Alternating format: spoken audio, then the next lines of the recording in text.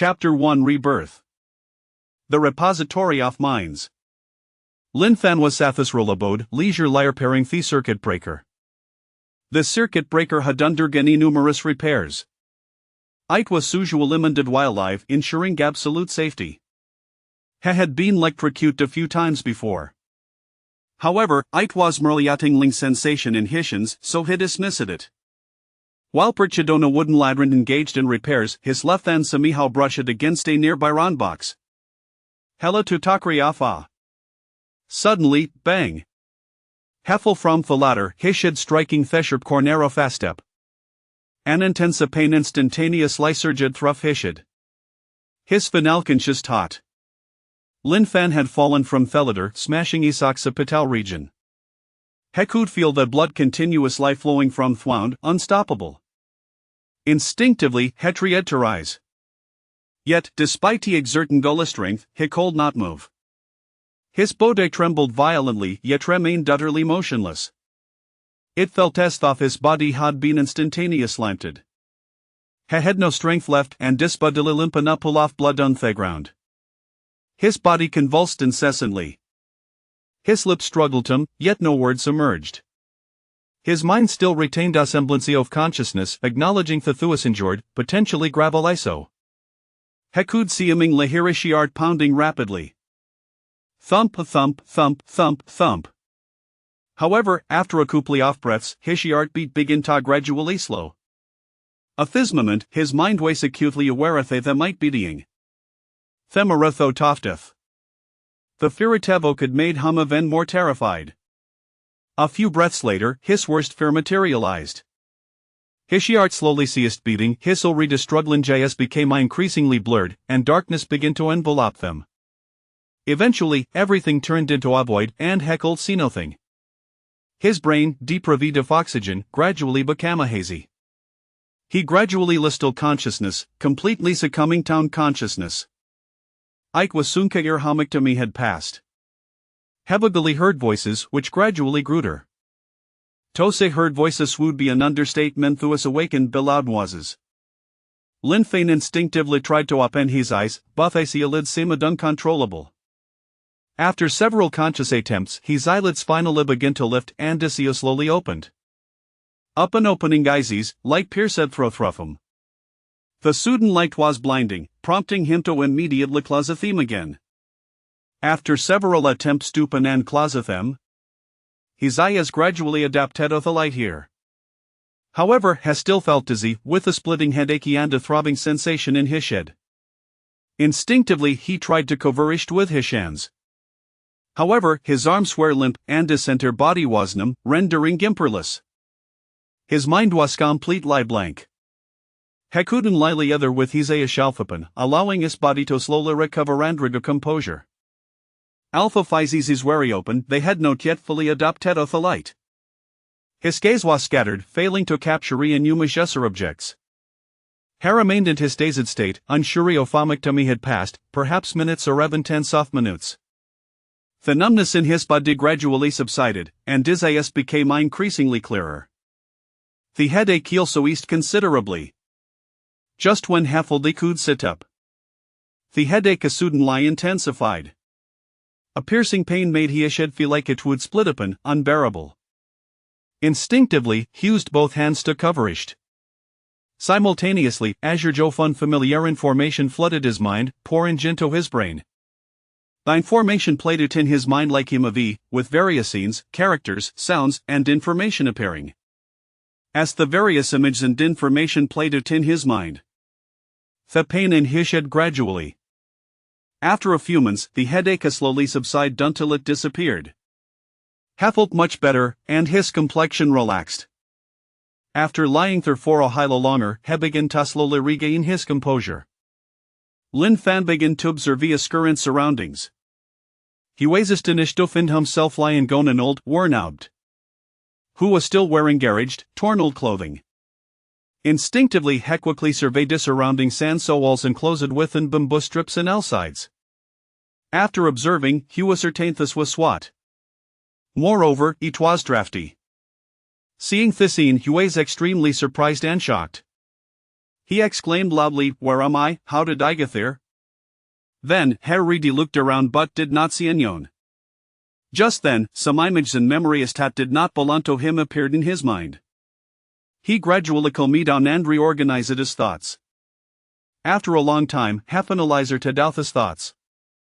It turned out that in his previous life he had fallen from a ladder, hit this occipital region, and died. Then, his consciousness had transferred to his body. The original owner of this body was an only killed and now a solitary orphan. In years when his parents were still alive, life was manageable, and his father Evans sent him to a private school in the town for education. However, fate was sunken, and good times did not last. 2 years ago, his father fell gravely ill for a boutir. It depleted the family savings and incurred heavy debts. Due to spending gal family, his father still passed away. His mother, grief-stricken and overly mourning his father, fell ill with various ailments and passed away half a year later. Orphaned and of 10 bullied, creditors frequently came to collect debts. Believing himself to be a scholar due to his 2 years of education, Hessian farming and labor, preferring to starve or authored hand to agricultural work. He harbored resentment towards societal injustices and dissatisfaction. Therefore, he consumed all the family grain. Having no more attachments to his world, he lay in bed awaiting death. And today, he had starved to death. Thus, his modern consciousness had traversed Tuan Habithai's original owner's body.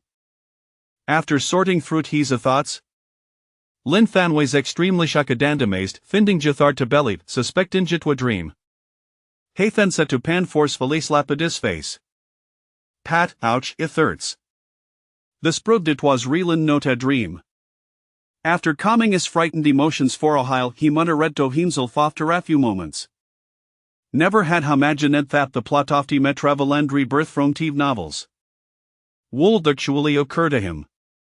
It was truly incredible. This bizarre event greatly startled him. He felt both tense and perplexed, utterly confused. After another period of adjustment, he gradually regained composure from his shock and amazement. He had indeed revealed through time being reborn. Moreover, he had inhabited the body of Simeoniel Sonam Linfan. It seemed this was fate, an arrangement destined by destiny. It appeared that this Linfan had become weary of the world and had no more attachments to it. Therefore, he would continue to live in this world in his behalf. After clarifying these thoughts, he immediately composed himself on side. Since it was for this arrangement, who would accept it and make the best of it? Chapter 2: The Government Offers Wives. Then, who was taken aback, recalling what he had read in television dramas and novels?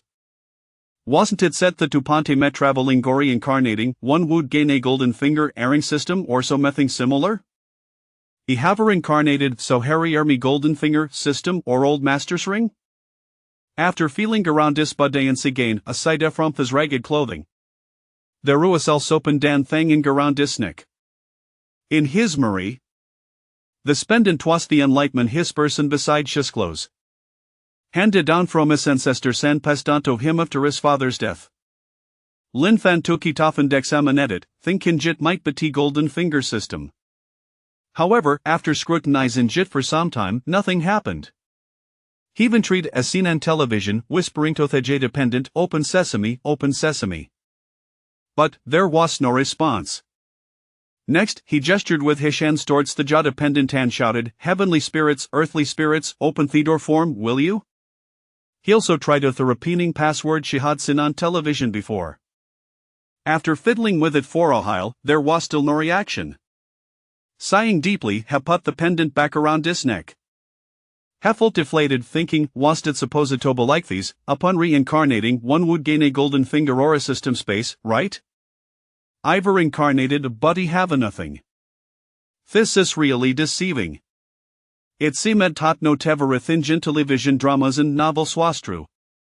Regaining his composure, he began to scrutinize his body carefully. He discovered that thighs was truly deceiving. It didn't matter they didn't have a golden finger, but he had been reincarnated into the body of such a poor person. Aside from his ragged clothing, gone dependent, had nothing. Moreover, he was so skinny, belonging to thunderweight category. It wouldn't be an exaggeration to say he was skin and bones. Fortunately, he wasn't too short, standing at around 1.7 meters. At this moment, a plain honest voice came from outside. Brother Fan, area still sleeping in? The government is giving away wives for free. Hurry up and get at the ancestral hall. Otherwise, all the good women will be picked be others. Mimo Thursday must be custodian. Otherwise, Shuan feed, the voice added. Upon hearing this familiar voice, Lin Fan immediately recognized it. It was his childhood friend and playmate, Lin Feng. After hesitating for a moment, he realized that the government was indeed giving away wives for free. Now under the people passing by earlier were so noisy. They were discussing how topic as their wife. Suddenly, Hebe Camille Tand realized that such a good opportunity shouldn't be missed. He responded to Lin Feng, okay, I'm coming. While jumping out of bed and running to the door, opening it, and rushing out. His voice reached Lin Feng's ears before his responded. Looking up, Lin Fan saw a tall and simple-looking Lin Feng waiting for him. Lin Fan walked up to Lin Feng and they chatted casually as they walked towards the ancestral hall. In your great Xia kingdom, there have been annual wars with foreign enemies. The Japanese separates, invading her borders, and the flames of war have eversist. Internally, there are bandits and mountain thieves who occupy mountains and claim themselves as kings. With external threats and internal chaos, the number of molesters in our great Xia kingdom has drastically decreased. Currently, there is a severe imbalance between men and women in our country, with a significant shortage of male labor. It is no one of more women than men. According to the current laws of Great Xia Kingdom, all citizens, men at 15 and women at 13, must marry and procreate. Those who hold a fifth Izerdir will face a head tax, year of non-compliance. Those who hold a fifth the order for 3 consecutive years will suffer imprisonment. Therefore, the government arranges a dinkaramon every year. Each village has an event where the government gives away wives for free. Today, it was Tao Yuan village Estern. As they chatted, they arrived at the square in front of the ancestral hall. The square was already decorated with villagers, gathered in small groups, chatting about various topics. The scene was bustling and lively. In the middle of the square stood government officials, with several women lined up beside them. Lin Fan approached and glanced at 8 women on the square. They were real burly, dark-skinned, and sturdy women. Lin Fan thought to himself, I can't keep this. Were Arima delicate and charming brides? A soul from the modern world, how could he accept such burly women? They were dark and sturdy, I thought he couldn't even entertain. Hammer me red to health, this is unacceptable. At this moment, a man with a crippled leg approached to choose wife. Who all kid Ford with a limp. A shepa said an empty spot, a woman with a little girl came out from behind the crowd and approached the crippled man. She begged, brother, please kusum. I'm smolandi at little, but I can do a lot of work. Theman looked on a woman and child with a high look on his face. He said proudly, with the our small stature and that you'll to take care of, any ono who takes you will be unlucky. Get lost. The woman said with some disappointment, this is my sister. Me Ohala family is just my sister and me. Please take him. I want be burden to you. You don't even have to take care of my sister. I'll work hard and want to go hungry. Just give him a sister and me a place to stay. The monster looked disdainful and said, get lost. Isn't an additional tax money? Who is right? The current tax in Great Xia Kingdom was 500 copper coins per person per year. For an ordinary villager, such a large amount was indeed unaffordable. Many people couldn't even afford food, let alone such a large additional expense. Most people were unwilling to bear such a large expenditure. Most of these women were here because they couldn't afford the head tax. And since they had reached the appropriate age, the government had directly seized them to distribute das wives. At this moment, the crippled man cast a lustful glance at the woman. He said in a loud tone, however, looking at our pretty little face, if I were a soul to a brothel I could help support our business. Yes, he was right. If a woman remained unmarried during Thuating Karamani, Harold Tamatifa Twud Bitoba sold Toa Brothelbathe government Tobi Komi a prostitute. Saying this, Hirochi Dado touched Thwoman's face.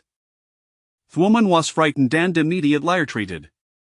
Just then, Lin Fan's reprimanding voice came, "Hey, what are you doing? I fay out and twander, don toucher. You want this woman?" The crippled man was start led bith this aden voice. He muttered, "Whoever taketh this woman will be unlucky. I fay a wander, take her." Thwoman was surprised to hear some own wanting her. She cautiously walked up to Lin Fan. She scatologian lion dearnessly, "Sir, are you really willing to take us?" Lin Fan replied unequivocally, "Yes, you want to." Upon hearing this, Thwoman was extremely surprised and delighted. She immediately knelt down and thanked Lin Fan. "Thank you, sir, for choosing. Although I have a mister with me, I won't be burden to you. You will work diligently and survey well. I won't add any burden to you or till you go hungry." Chapter 3 Marrying a bride. Upon witnessing the scene, Lin Fan promptly stepped forward to support the young woman, saying, "There is no need for such a formal bow." He then inquired, "Are you willing to become my wife?" The woman gently nodded, replying in a soft voice, "I am willing, as long as you accept both me and my sister. I vow to repay your kindness with unwavering devotion." After uttering these words, she attempted to kneel alongside her sister to express their gratitude for Lin Fan's benevolence. Hearing her words, Lin Fan felt a tumult of emotions within him. He understood that this woman had likely endured countless hardships in the past, which compelled her to plead for someone to take them both in. Perhaps it was her sister that others deemed a burden, leading to their reluctance to accept her. Once again, Lin Fan reached out to support her, saying, "If you choose to accompany me, you shall be my wife. As husband and wife, there is no need for such trivial formalities. Moreover, frequent kneeling is detrimental to one's knees." The woman immediately responded, "I am willing, and I thank you for agreeing to marry me." Lin Fan then asked, "My name is Lin Fan, what is yours? How old is your sister?" She replied, "In answer to your question, my name is Song Xiaoxue, and this is my sister, Song Xiaochao, who is 4 years old this year." At that moment, a man approached Lin Fan and softly remarked, "Fanner, why choose this woman, especially with a child? She may become a burden to you. The yearly head tax is a significant expense, not to mention the cost of food. Your family is already not well off, and I fear life may become increasingly difficult." Upon hearing the voice, Lin Fan turned to see it was Lin Dafu, the village head of Taoyuan village, and his uncle. Over the years, Lin Dafu had provided considerable assistance to Lin Fan's family. However, their relationship had not always been amicable, as Lin Fan had often uttered hurtful words, believing himself self-sufficient and rejecting his uncle's help. Now, as Lin Dafu cautiously approached, he sought to remind Lin Fan and solicit his opinion. Lin Fan turned respectfully and said, "Thank you for your concern, Uncle. I have made my choice." He added, "I will find a way to manage my affairs, so please do not worry." Hearing his nephew speak so courteously took Lin Dafu by surprise, but he quickly regained his composure and replied, "Very well, Fanner. Pursue what you wish, and I will support you." Lin Dafu had long hoped to strengthen his relationship with Lin Fan, as he was his dear nephew. Despite Lin Fan's past missteps and hurtful words, he had always chosen to overlook them. Today, witnessing Lin Fan's amiable demeanor, he was determined not to disrupt the harmonious atmosphere. Seeing Lin Fan's resolute answer, he chose not to press further. At that moment, all the participants had chosen their brides. With a resounding gong, the official proclaimed loudly, "The wedding procession concludes here today. Those who have taken brides, please come forth to sign and seal the contracts, and take your wives home." Upon hearing the official's announcement, everyone hurried to sign. Shortly, all who had acquired brides completed the signing and began their journey home, leading their wives along. Gradually, the crowd dispersed, and the officials, having fulfilled their duties, returned contentedly to report back. Failure to complete the task would have resulted in reprimands and penalties. Lin Fan cradled Song Xiaochao and walked toward home with his new bride. Song Xiaoxue watched with great joy as Lin Fan held her sister, feeling immensely grateful to have found someone willing to accept them both. Deep within, she vowed to work diligently, manage household chores, and spare no effort in serving Lin Gongzi well. Before long, they arrived at their humble abode. In their haste to leave, they had not taken stock of their home and yard. Upon reaching the entrance, Lin Fan was taken aback by the dilapidated state of his dwelling. He began to survey the premises more closely. The bamboo fence surrounding their yard had fallen in several places, leaving only the gate's adjacent section standing.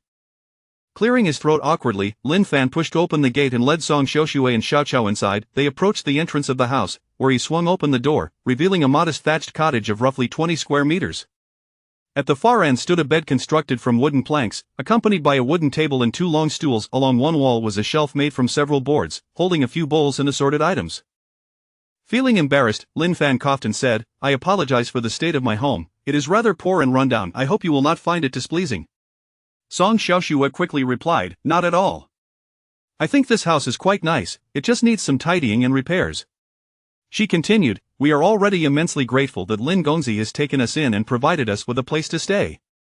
In her heart, Song Xiaoshui felt fortunate that Lin Gongzi had chosen her, sparing them both from a life of wandering or the misfortune of being sold into a brothel, which would have sealed their fates. Indeed, she had been sent to numerous destinations by the wedding procession, but others had shunned her due to her sister's presence, fearing the burden of caring for a child without labor potential. Many had urged her to abandon her sister to secure a marriage for herself, but she could not bear to do so. Xiao Qiao was her only family left in this world, and their parents had entrusted her with the responsibility of caring for her sister.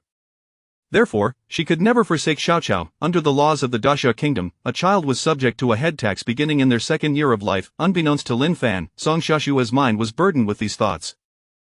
He carried Xiao Qiao into the house, gently setting her on a stool. As Song Xiaoshui entered, she promptly said, "Lin Gongzi, please rest with Xiao Qiao for a moment. I will go repair the fence outside." Lin Fan immediately responded, "What did you just call me? We are now officially married." Realizing her slip, Song Xiaoshui's face flushed crimson as she softly called out, "Husband," before hastily running outside to mend the fence. Lin Fan gazed at his bashful bride, finding her shyness endearing. The mere utterance of husband had turned her cheeks a deep shade of red. Ignoring her flustered demeanor, he began to play with Xiao Qiao inside the house. Chapter 4 The Child Fishing. After a brief period of play, Lin Fan cradled Xiao Qiao in his arms and retired to bed for a rest. He soon lay down beside her and, before he knew it, succumbed to slumber. Time slipped away unnoticed. Suddenly, a gentle voice reached his ears. "Husband, husband, have we run out of food?" Awakened by this tender call, Lin Fan slowly opened his eyes and quietly descended from the bed, mindful not to disturb Xiao Qiao. Taking hold of Song Xiaoshui's small hand, he stepped outside. Upon entering the adjacent kitchen, he glanced at the rice jar, only to find it contained but a few fragments of rice. Indeed, they had no rice left. Lin Fan pondered to himself, reflecting on the former owner of this body, Lin Fan, who had squandered resources to such an extent that he could be deemed a prodigal son of the highest order. It was truly remarkable to have consumed all provisions and awaited death. In his memories, after his parents' demise, there had been some assets and land remaining. However, most of these had been sold off, with a portion of the land relinquished as well. He truly epitomized a classic spendthrift.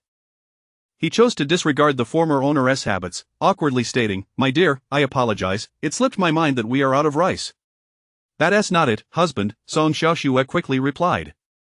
"It's my incompetence for not providing you with food. I shall venture into the wild immediately to see if I can find some wild vegetables to cook. Tomorrow, I promise to devise a way to procure food so that you will not go hungry." With that, she prepared to set off, as if the absence of food was solely her fault. Lin Fan promptly stepped forward to stop her, saying, "My dear, there is no need for you to go. Please stay at home and tend to Xiao Qiao and the household chores. The matter of finding food is a man's duty. Allow me to seek a solution." Without waiting for her response, he exited the courtyard. As he walked, he pondered how he might acquire sustenance. Strolling along the village path, he found himself at the edge of a picturesque brook. The stream was a vision of beauty, its crystal-clear waters revealing the pebbled bottom, where several children were swimming and catching fish. Having failed to devise a plan for obtaining food, he sat by the brook's edge, observing the children's fishing endeavors. He watched as the boys, armed with nets, darted about in the water, yet they barely caught a few small fish, the larger ones having escaped. Noticing Lin Fan seated there, one taller boy boasted, "Scholar, look, we've caught some fish. Can you fish as well? You, a learned man, surely know nothing of such things, only how to spout lofty phrases." Lin Fan shook his head and smiled lightly, choosing not to engage in conversation. He recognized that his predecessor had been much the same. Believing himself superior after merely 2 years of schooling, he had paraded around the village, flaunting his education. Consequently, both adults and children regarded him as a foolish scholar, and his temperament was unkind, often irascible. He seemed to think that his education entitled him to high office, replete with a generous salary, and he treated others with disdain, never hesitating to speak harshly. Thus, in the eyes of the villagers, Lin Fan was not well regarded. He was merely a subject of ridicule. They would say that he had read books, was eloquent, and destined for greatness, with hopes of him one day becoming a high official who might look after the impoverished. He had taken their jesting words to heart, and in arguments, he would declare, "Once I am an official, you shall see."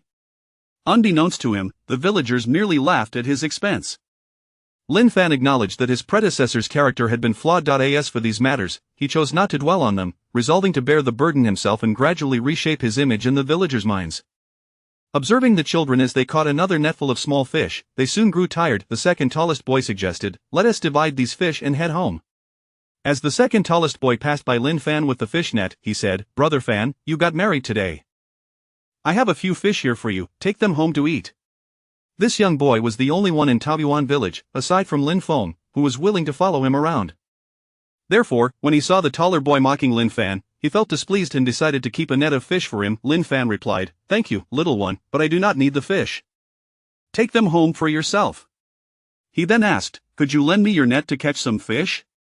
Without hesitation, the boy responded, "Sure, but do you know how to fish? Would you like me to teach you?" Lin Fan replied, "No need, I can manage. I will give it a try myself."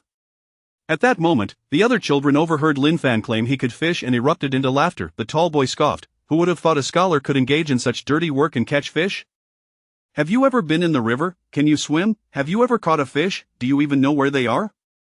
He bombarded Lin Fan with condescending questions. "If you go down there to fish, don't drown in the current. And if you manage to catch a fish, I will eat this net." Lin Fan chose to ignore the taunts of the children. The little boy said, "Brother Fan, don't mind them. If you need it, just take it. I'll head home now. If I don't come back later, you can return the net to your home, and I'll come get it when I have time." Lin Fan replied, "All right." The other boys, convinced that Lin Fan would surely fail at fishing, left without lingering to watch. Soon, only Lin Fan remained by the brook. He examined the fishing net and then gathered some long stones to weigh down the bottom of the net. The children's inefficiency in fishing stemmed from the net being too light, causing it to float. As a result, the fish would escape beneath it. Having secured the stones, he approached the brook and surveyed the area. The stream was quite narrow in some sections, measuring only a few meters across, while in others, it expanded to 30 or 40 meters. After wandering along the bank, he soon discovered a deeper section of water with a sufficiently wide surface. In the middle of the stream, there was a sandy area forming a channel between deep and shallow waters, resembling a trumpet shape. The deeper side had a larger surface area, making it an ideal spot for net fishing. Additionally, the area was overgrown with weeds, which fish often found appetizing. Thus, Lin Fan began gathering some wooden sticks, bamboo, and weeds along the brook's edge. Chapter 5. The Lin Fan's fishing with utmost caution. He stepped out from the shallow waters, carefully inserting sticks, bamboo, and weeds to obstruct the area, much like constructing a dam to encircle the end of the shallows. Subsequently, he crouched low and stealthily made his way from the beach's edge to its terminus. Upon reaching the end, he anchored one side of the net to the sandy shore, pulling the other side as he swam to the stream across the beach.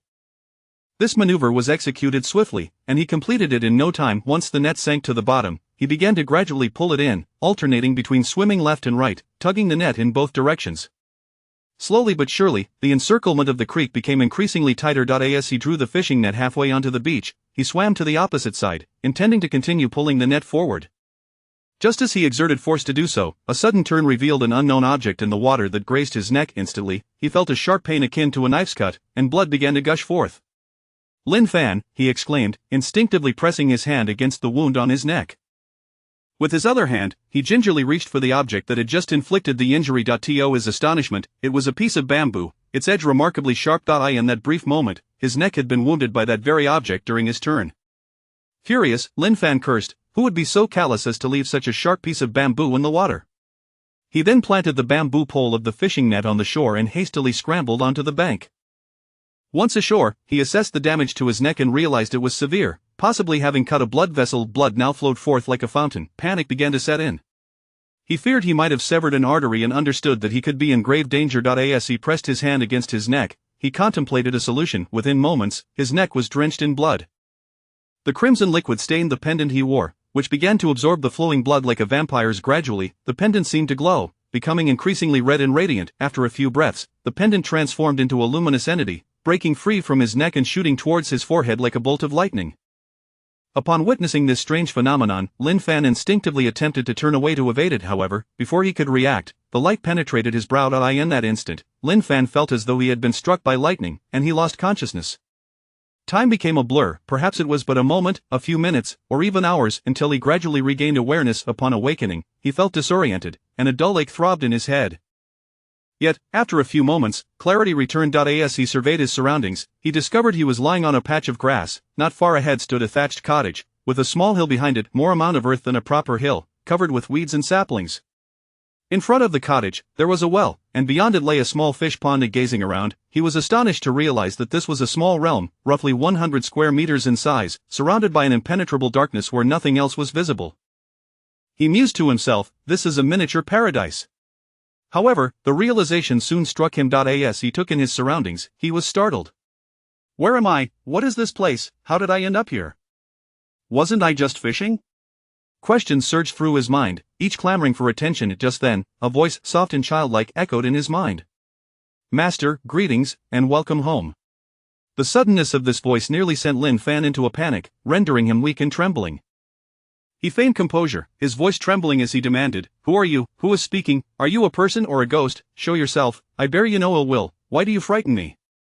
The voice, sweet and innocent, replied, Master, do not be afraid. Do not panic. I am not a person, nor a ghost. I am a spatial spirit, an entity within your space.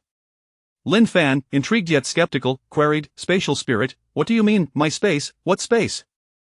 Where is it? The girl responded, This is your space, you are currently within your own realm. Lin Fan was taken aback. What, I am in my space, how did I come to possess this space? The girl explained, Indeed, you are within your own space. Your space resides within your mind, at the very crown of your being. You and I are currently within this mental realm. Do you recall, when you were fishing, the bamboo cut your neck, and your blood dripped onto the pendant? The pendant you wear is a spatial pendant, and your blood has recognized it as yours. Thus, it transformed into a luminous spirit that entered your brow and concealed itself in your mind. Once you have claimed the pendant, it will remain with you eternally, only reverting to its original form upon your death, awaiting the next fated individual to discover it. Yet, you are remarkably fortunate. The previous owner of this pendant had generations of lineage, and none were able to claim it. On your very first day on this planet, you became its master. It appears your cosmic fortune is indeed splendid. This is a destined occurrence. Only the chosen ones and those with affinity can attain this spatial system. To be the master of a spatial spirit such as myself, you must be an extraordinary individual blessed with remarkable luck. As the girl spoke, Lin Fan began to entertain the possibility of this spatial system's existence. He marveled, You mentioned that this world is not Earth, where, then, am I? The girl continued, Master, the world you inhabit now is not the Earth you once knew, this is another planet within the cosmic expanse. Lin Fan was taken aback, utterly astonished. He had believed he had been reborn in ancient Earth, only to discover he was on a different planet altogether. He pressed further, Which planet is this? The girl replied, This is an ancient planet in the cosmic realm. As for its name, I do not yet know, for I have only just awakened and have little understanding of the outside world and the stars. Once I grow and explore, I shall inform you. Lin Fan pondered this revelation, considering the girl's youthful voice, which seemed to belong to a child of no more than 5 or 6 years. It was reasonable that she, too, was newly awakened and unaware. He decided not to press further on this matter. Chapter 6 Acquiring the Spatial System. Then, he inquired, You claim that I am the chosen one, extraordinarily fortunate to have received this space. So, is this space truly remarkable? Is it powerful? How will it assist me? The little girl, undeterred by the complexity of the questions, continued to elucidate, This space is indeed extraordinary and will significantly benefit you. Upon acquiring this system, your physical form will undergo immediate transformation, becoming far more formidable than before. Moreover, this space is imbued with spiritual energy, unlike the outside world which lacks it. If you cultivate plants within this space, they will flourish at 3 times the rate of those in the outside realm. In other words, plants that take a month to mature outside will only require 10 days here. Time flows differently as well. 3 days in here equates to merely 1 day outside. Additionally, consuming the produce grown within this space can prolong life, enhance physique, and alter one's constitution. With long-term consumption, it can even increase lifespan. Lin Fan, upon hearing this, exclaimed, Wow, is it really that wonderful? With so many functions, does that mean that acquiring this spatial system is akin to obtaining a miniature realm for accelerated growth? This is truly a treasure. The little girl replied, Indeed. She continued, However, Master, you are currently far too weak. Even with your enhanced physique, you remain insufficiently strong. You are merely an ordinary person, slightly stronger than the average individual. As the chosen one in this world, there are numerous tasks awaiting your fulfillment. Your current frailty is unacceptable. Should you encounter a master, you may find yourself in peril without even the chance to escape. If you do not strive to cultivate your strength, you may not survive to see 50,000 characters. I say 50,000 as a compliment. I am the thatched cottage. There exists a tome of cultivation techniques focused on the heart.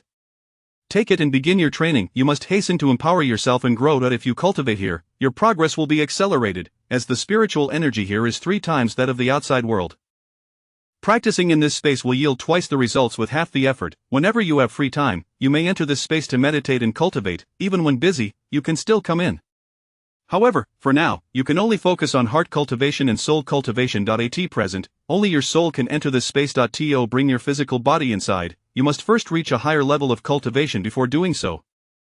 If your physical body enters for cultivation, the effects will be even more pronounced. Lin Fan was astonished by these revelations. He suddenly realized that his conversations with the little girl had all been conducted in his soul form. He marveled at the fact that humans indeed possess souls. Souls can move, converse, and even cultivate. The wonders of the world are boundless. It seems that the concept of cultivation truly exists. However, considering that he had traversed from Earth to be reborn, it was not surprising that cultivation could also be a reality. This world and universe are profoundly mysterious, beyond imagination. Yet, he could not help but feel that he was exceedingly weak, especially in the case of his original body, which was frail and slender. If confronted with danger, he would truly struggle to cope. He nodded in agreement, resolving, I will diligently cultivate from now on. He then asked, how do I enter and exit this space in the future? The little girl explained, it is quite simple, this is your space. You merely need to use your soul's intent and imagination. When you wish to leave, think of exiting, and you shall do so. To enter, simply envision entering the space, and you will be within. Lin Fan acknowledged her words and then recalled, by the way, we've been conversing for so long, yet I do not know your name. Given your voice, you must still be a little girl, correct? He introduced himself, I am Lin Fan. The little girl responded, greetings, Master Lin Fan. My name is Dai Ling, and I am currently 6 years old, though I will soon grow up. Lin Fan remarked, Dai Ling, is it? Since you are still a little girl, I shall call you Linger from now on. Dai Ling replied, thank you, Master, for bestowing me with a new name. Lin Fan further inquired, you mentioned that you reside within my space, yet why can I not see you? Linger replied, I have only just awakened, and I possess but a fragment of soul energy here.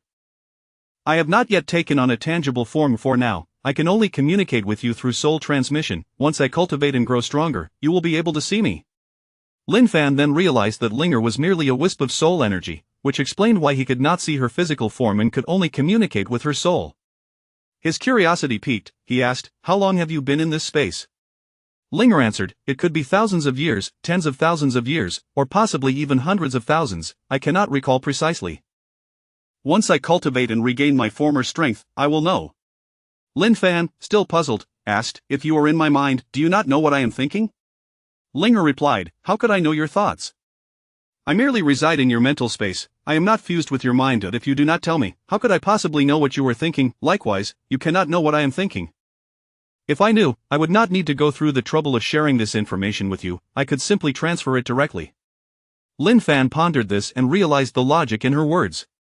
He thought, if Linger could know his every thought, then any mischievous ideas he had regarding his little companion would be as if someone was watching him. Hearing Linger's explanation, he finally felt reassured. Linger continued, I am currently but a wisp of soul energy, and after our lengthy conversation, my spiritual power is nearly depleted. My soul is now quite weak, and I must go to cultivate. Otherwise, I risk dissipating. You should take your time to digest this information. With that, without waiting for Lin Fan's response, she directly commenced her cultivation. Soon after, Linger's voice faded away. Lin Fan remained, calling out, Linger, Linger, as he still had numerous questions he wished to ask her. However, after several calls, he received no response. He inwardly muttered, such a little girl, with such an attitude. She claims to be my master yet does not heed my words. Nonetheless, reflecting on her nature as a spatial spirit, he acknowledged her capabilities and accepted her demeanor. After a few more internal grumblings, he decided to let it go, resolving to seek clarity the next time he encountered Linger. Lin Fan then began to reassess his newly acquired space. Chapter 7 Acquiring the Heritage. Lin Fan admired the scenery around him, contemplating that although it was somewhat small, the view was quite delightful, a veritable earthly paradise. With mountains, water, and houses, he leisurely strolled towards the dwelling while taking in the picturesque surroundings. As he passed by a well, he could not resist glancing into it and was pleasantly surprised to discover a small spring at the bottom, continuously gushing water. The well's water was crystal clear, and once the well was filled, the spring water flowed over the edge and into a small ditch that led directly to a fish pond. Upon witnessing such pristine spring water, he felt an immediate thirst. Nearby, there was a small bucket, which Lin Fan promptly filled with half a bucket of water. He then raised the bucket to his lips and drank heartily. The moment the spring water touched his tongue, a refreshing and sweet sensation enveloped him. In one go, he finished the small bucket of spring water and patted his belly, exclaiming, "Comfortable, refreshing." After quenching his thirst, he approached the door of the thatched cottage. Upon opening it, he found the interior to be approximately 10 square meters, furnished quite simply. Inside, there was a bed constructed of bamboo, next to which sat a wooden box. Opposite the bed stood a bamboo cabinet containing several bowls and a clay pot. Against the wall leaned a backpack, and the floor was clean and tidy, suggesting recent habitation. Paying little heed to these details, Lin Fan walked straight to the bed and opened the box. To his delight, he found a book inside, which he pulled out to examine. It was a manual on inner cultivation titled 9 Heavens Divine Dragon Art, focusing on mental and internal training.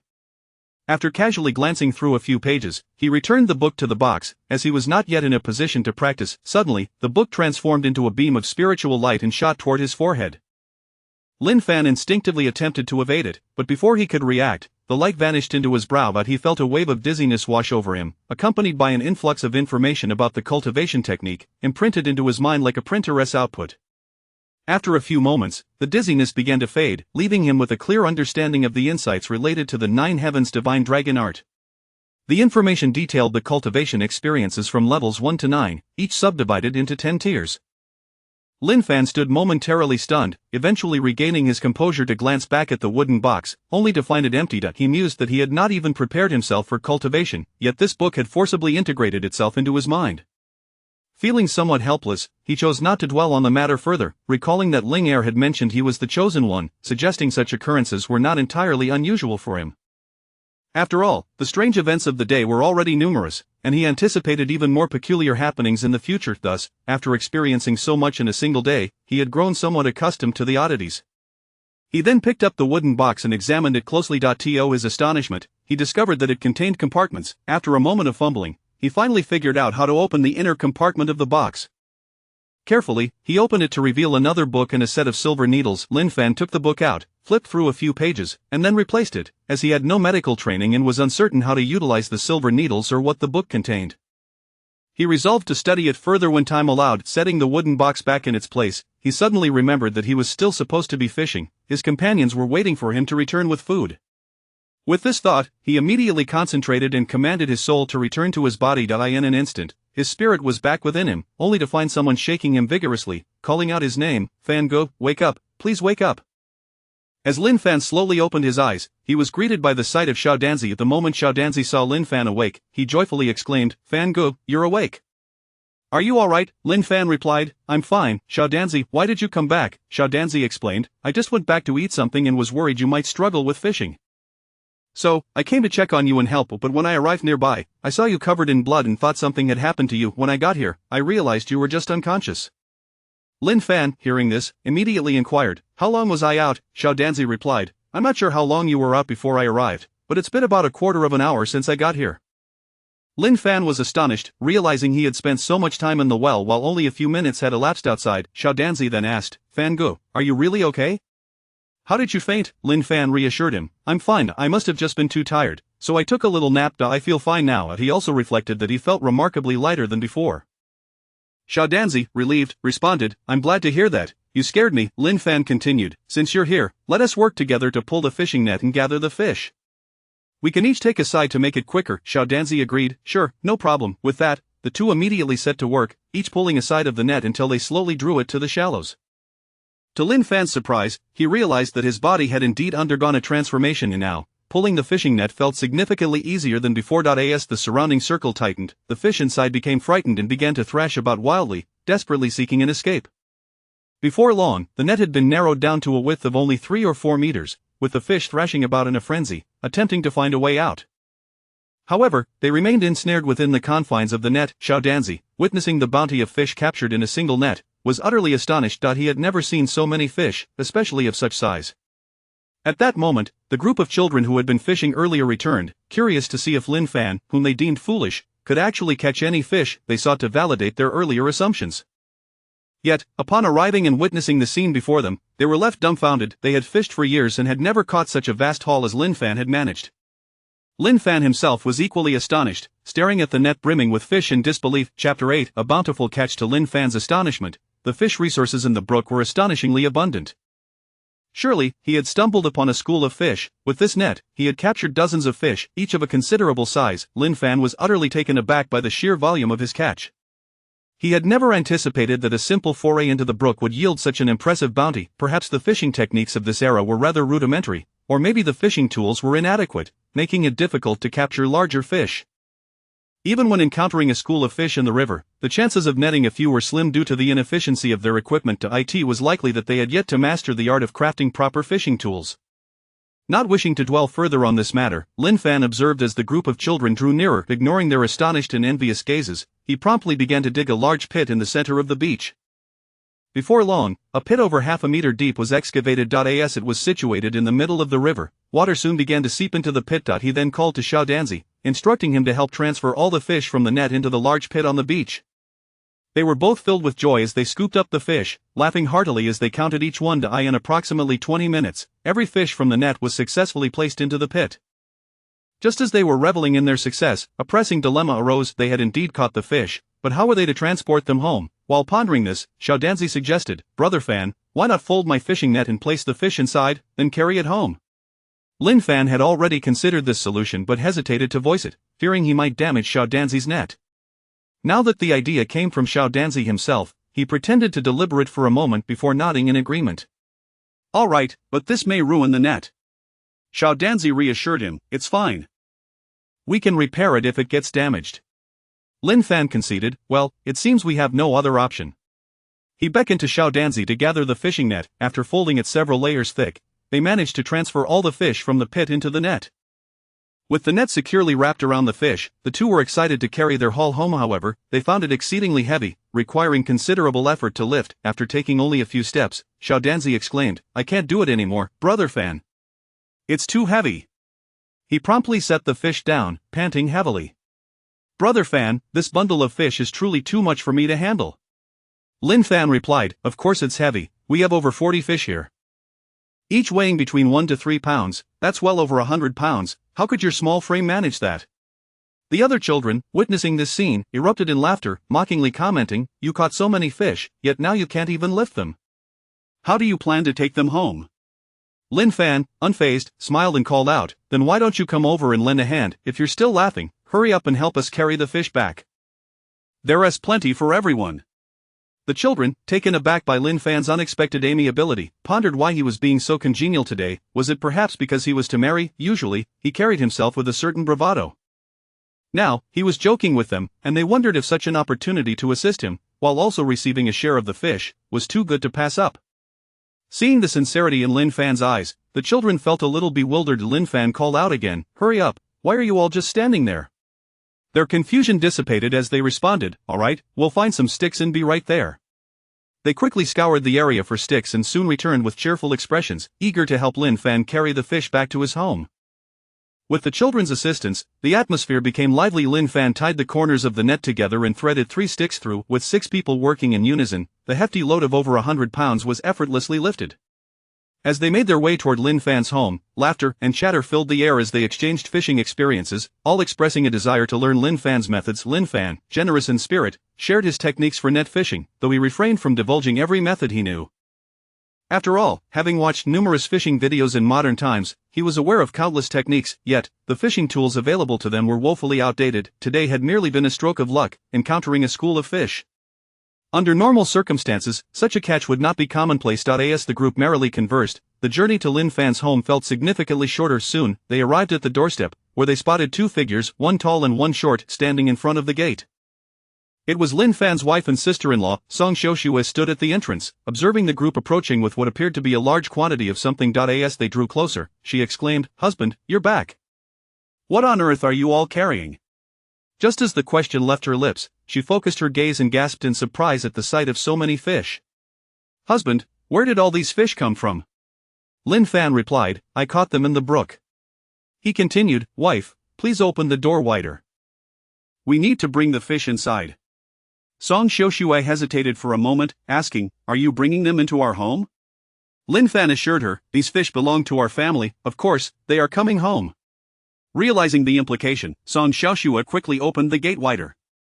The group heaved the fish into the yard and finally took a moment to catch their breath. They had been so caught up in their excitement that they had carried the fish all the way from the brook to Lin Fan's home without a pause. As soon as they set the fish down, Song Xiaoxue, accompanied by her sister, approached Lin Fan, her eyes wide with disbelief. "Husband, are all these fish truly ours?" Lin Fan affirmed with certainty, "Yes." Upon hearing this, Song Xiaoxue was not only astonished but utterly astounded. She could hardly believe that her husband had managed to catch such an impressive haul in just a couple of hours. In her heart, she silently acknowledged her good fortune in having such a capable husband, one who could provide for her sister and secure such an abundance of food. Indeed, it seemed that fortune favored those who worked diligently, and she felt a glimmer of hope for their future. Chapter 9 Distributing Fish. Xiao, upon seeing the multitude of fish, clapped her hands joyfully and exclaimed, "Wow! So many fish, such large fish!" Lin Fan gently patted Xiaocao's head and replied, "Good girl, Xiaocao, tonight, we shall feast on fish." After spending the morning together, the two had grown somewhat familiar with one another. The prospect of a fish dinner made Xiaocao even more elated, causing her to whirl around in the courtyard, shouting, "Hooray, hooray, we have fish to eat." Lin Fan called out, "Darling, please bring out all the containers we have to store the fish." Song Xiaoxue promptly responded, "Yes, my husband." She hurried into the kitchen and fetched the only wooden barrel and a basin they possessed. The group worked together to fill the barrel and basin with fish. Before long, both containers were overflowing. However, there were still plenty of fish left, most of which were still alive. Lin Fan pondered the situation. With so many fish, it was impossible to consume them all at once. In this weather, they would spoil by morning. How should he handle this? Perhaps he could take some fish to the market tomorrow and sell them for a bit of silver. Considering this, Lin Fan decided to gather all the live fish and place them in a water tank for safekeeping. He quickly rallied a few people to assist him in transferring all the live fish into the large tank. After a rough count, he estimated there were about 30 live fish. Once they were settled in the tank, the fish soon revived, and Lin Fan felt a sense of relief wash over him. Returning to the courtyard, Lin Fan pointed to the dozen or so fish still in the basin and said, "Thank you all for your hard work in helping me bring the fish back. Please take one fish each to enjoy." The boys, upon hearing Lin Fan's words, looked at him in disbelief. After a moment, they waved their hands, saying, "No, it's not necessary. We didn't help you catch the fish. Earlier, we even said that if you couldn't catch any, we wouldn't take any." They felt embarrassed to accept the fish. One boy added, "We're all from the same village, so helping you carry the fish back is just a normal thing. You needn't take it to heart."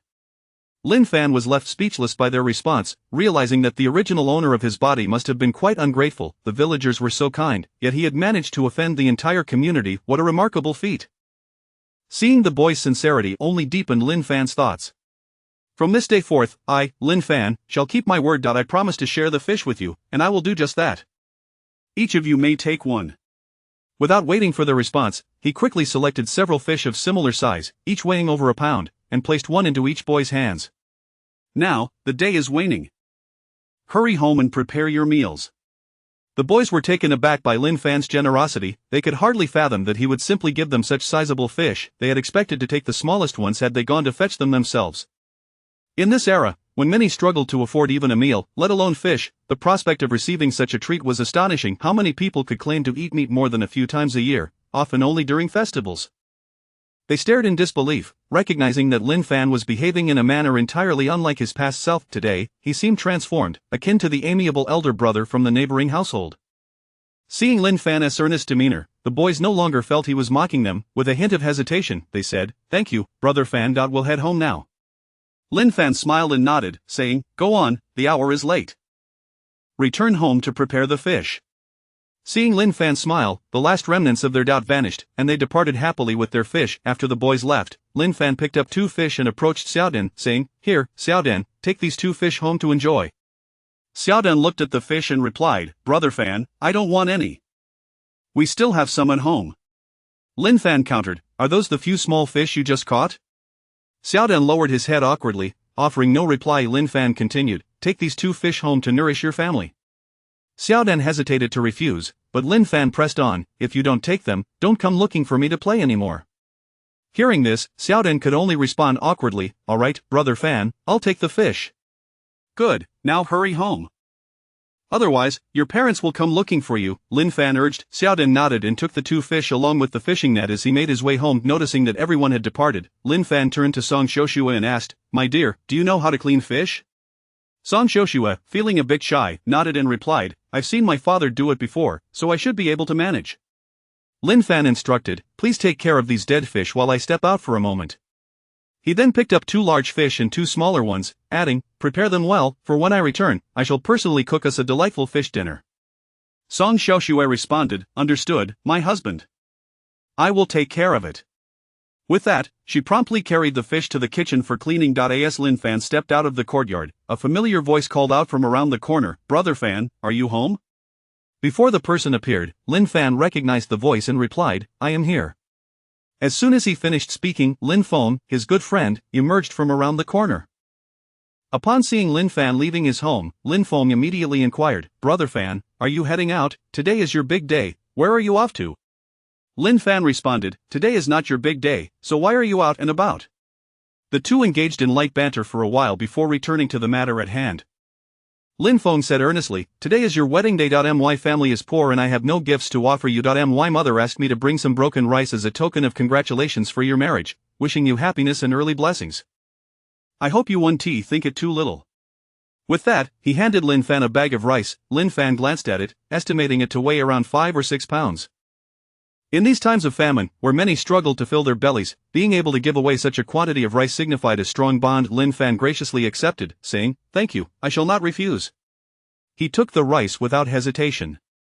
Chapter 10 Delivering Fish. Lin Fan pondered to himself, pondering the unfortunate circumstance that his household was devoid of rice, making him fret over the necessity of venturing out to procure some. To his astonishment, at that moment, someone arrived to offer assistance. It seemed that just as one desires to take a nap, a pillow was conveniently provided. He then spoke to Lin Feng, saying, "Today is also a momentous occasion for you. My family, though humble, has no gifts to offer. Fortunately, I caught some fish this afternoon, so allow me to present you with 2 of them. I hope you won't find them lacking." He continued, "I wish you a joyous marriage, may you soon be blessed with offspring, and may you have abundance every year." Upon seeing the 2 fish, Lin Feng immediately waved his hands in protest, exclaiming, "No, no, that is far too generous a gift for me to accept.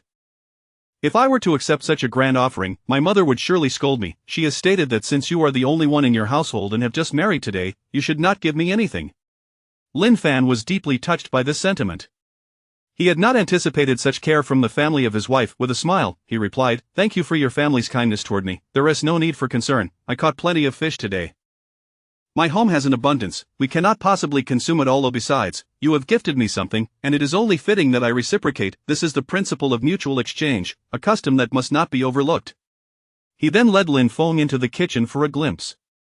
As they entered, Lin Feng spotted a petite lady busily preparing fish, a large basin filled with the catch before her. Upon noticing her, Lin Feng promptly greeted her, "Sister-in-law, greetings, are you preparing a meal?"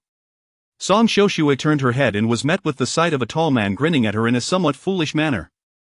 She remained silent, shifting her gaze to Lin Fan. Lin Fan introduced, "Dear, this is my childhood companion, Lin Feng. His home is just a stone's throw away from ours, and he has come to congratulate us with rice." With a smile, Song Xiuxue responded, "Hello, thank you for your gift." She continued, "Indeed, my husband has returned with a substantial catch today, and I am in the process of preparing these fish." Lin Fan gestured toward the water tank, inviting Lin Feng to take a look. Approaching the tank with a puzzled expression, Lin Feng leaned in and was astonished to find it brimming with fish, the bottom completely obscured. Despite being mentally prepared, the sheer number of fish left him speechless, his emotions overwhelming him as he exclaimed, "Wow, so many fish!" He had never witnessed such a bounty before. It was unprecedented in their village. In disbelief, he asked, "Brother Fan, did you catch all these fish today? How are you so skilled as to procure such a haul?" Lin Fan replied, "I went fishing at the creek today. Luck was on my side as I stumbled upon a school of fish, resulting in a bountiful catch. So, rest assured, you can take some home, your mother will not scold you. If she doubts it, simply invite her to visit and see for herself." Song Xiuxue chimed in politely, "If my husband insists, please do take them home." Lin Feng, at a loss for what to do, scratched his head awkwardly, unsure of how to respond. Lin Fan continued, "Today is your wedding day, it is your wife's first visit to your home. Surely, you cannot let her have a meal devoid of meat." With that, he placed the 2 fish into Lin Feng's hands, urging, "Hurry home and prepare a meal. Your wife is waiting for you." He then gently pushed Lin Feng out the door, adding, quickly take them back and treat your wife to a hearty meal. After a moment of reflection, Lin Feng realized there was merit in Lin Fan's words. Today marked a joyous occasion, and it would indeed be inappropriate to offer his wife a meal without meat. Conceding, he said, "All right, then I shall graciously accept your offering, these fish shall be taken home." Lin Fan responded, "That's the spirit. We are good friends, no need for such formalities. I accepted your gift without hesitation, and so you may accept mine without reservation, that is how true friends behave." Lin Feng smiled foolishly, agreeing, "You are right, good friend." His reluctance stemmed from the fact that fish is far more valuable than mere broken rice. He then remarked to Lin Fan, "Your roof has multiple large holes. If it rains, you will certainly be drenched like a drowned rat. I shall come by tomorrow to help you repair it." Lin Fan, acknowledging the truth in this, replied, "I would be much obliged, Brother Feng." The two often referred to one another as brothers. After exchanging a few more casual words, Lin Feng took his leave, carrying the fish back home. Once Lin Feng departed, Lin Fan exited with the two fish in hand, meandering down the village path for about 3 to 5 minutes until he arrived at a particular courtyard. Approaching the entrance, he called out, "Uncle, are you home?" Soon, a middle-aged voice responded from within, "Ah, it's you, Fanner, what brings you here?" As the voice called out, the door creaked open, and within a few swift steps, the village chief, Lin Dafu, who was also Lin Fan's uncle, appeared at the entrance. As Lin Fan entered the courtyard, he said, "Uncle, today I caught some fish at the creek and thought of you and Auntie, so I brought 2 over for you to nourish your health." With that, he handed the fish to him. Upon hearing that his nephew wished to bestow fish upon him, Lin Dafu was taken aback and filled with joy. Has my nephew fallen ill, or has he experienced a change of heart and decided to mend his ways? Ever since he took a wife today, he seems like a different person. Could it be that marriage has softened his disposition? He was perplexed previously, his nephew had never spoken to him so kindly, let alone offered food. Yet, witnessing Lin Fan's sincere demeanor, he sensed that this was not merely a jest. Therefore, he welcomed the change, happy to see his nephew so amiable that he did not dwell on other thoughts. Maintaining a good relationship with his nephew and being regarded as family was one of his lifelong wishes. Thus, he smiled and replied, "Fanner, today is your wedding day, you have taken a wife. Your household may not be abundant, and you must ensure that you and your little wife live well together. It would be best if you kept the fish for yourselves. In the future, living expenses will be numerous, and if you find yourself in need, do not hesitate to come to your uncle. I shall assist you. This fish is better suited for you to enjoy with your wife, especially since she is so petite and has a younger sister to nourish." Chapter 11. Lin Fan has changed. Upon hearing his uncle's heartfelt words, Lin Fan was deeply touched and immensely gratified. It seemed that his uncle had not yet given up on him. He pondered how such a wonderful uncle could have been offended by the original owner in the past. A sense of confusion washed over him. He truly could not comprehend the nature of the former owner. Alas, it mattered little now. From this point forward, he would endeavor to mend the ties of human sentiment and restore harmony. Lin Fan spoke up to his uncle, "Uncle, please accept this fish. I was fortunate today and encountered a school of fish in the creek, catching quite a number. Thus, I have brought these fish as a token of filial piety for you and Auntie, so you may nourish yourselves. I implore you not to refuse. If you doubt my words, you are welcome to visit my home, where you will find many more fish. We simply cannot consume them all, otherwise, they will spoil by tomorrow, and I hope you will not turn your nose up at them." Lin Dafu, hearing his nephew speak with such warmth and politeness, felt a swell of joy in his heart. His expression betrayed no hint of deceit, and he became increasingly elated and excited. It seemed that his nephew had indeed transformed into a different person. As the ancient saying goes, marriage can alter one's character. Could this truly be the case? Yet, it had not even been a day. Regardless of its veracity, with his decades of experience, he could discern sincerity in Lin Fan's demeanor. Upon hearing Lin Fan's words, his smile broadened even further. Since Lin Fan had entered the courtyard, he had not ceased smiling, his eyes squinting with joy. It had been a long time since he had felt such genuine happiness, for this was the essence of familial affection. He said with heartfelt warmth, "Fanner, you have married and truly grown up. Your uncle is exceedingly happy and gratified. Your parents in the heavens can now rest in peace." Then, stepping before Lin Fan, he embraced his shoulders and earnestly declared, "Your uncle is overwhelmed with joy today, so I cannot simply refuse your kindness." "Very well, I shall gladly accept what you have brought."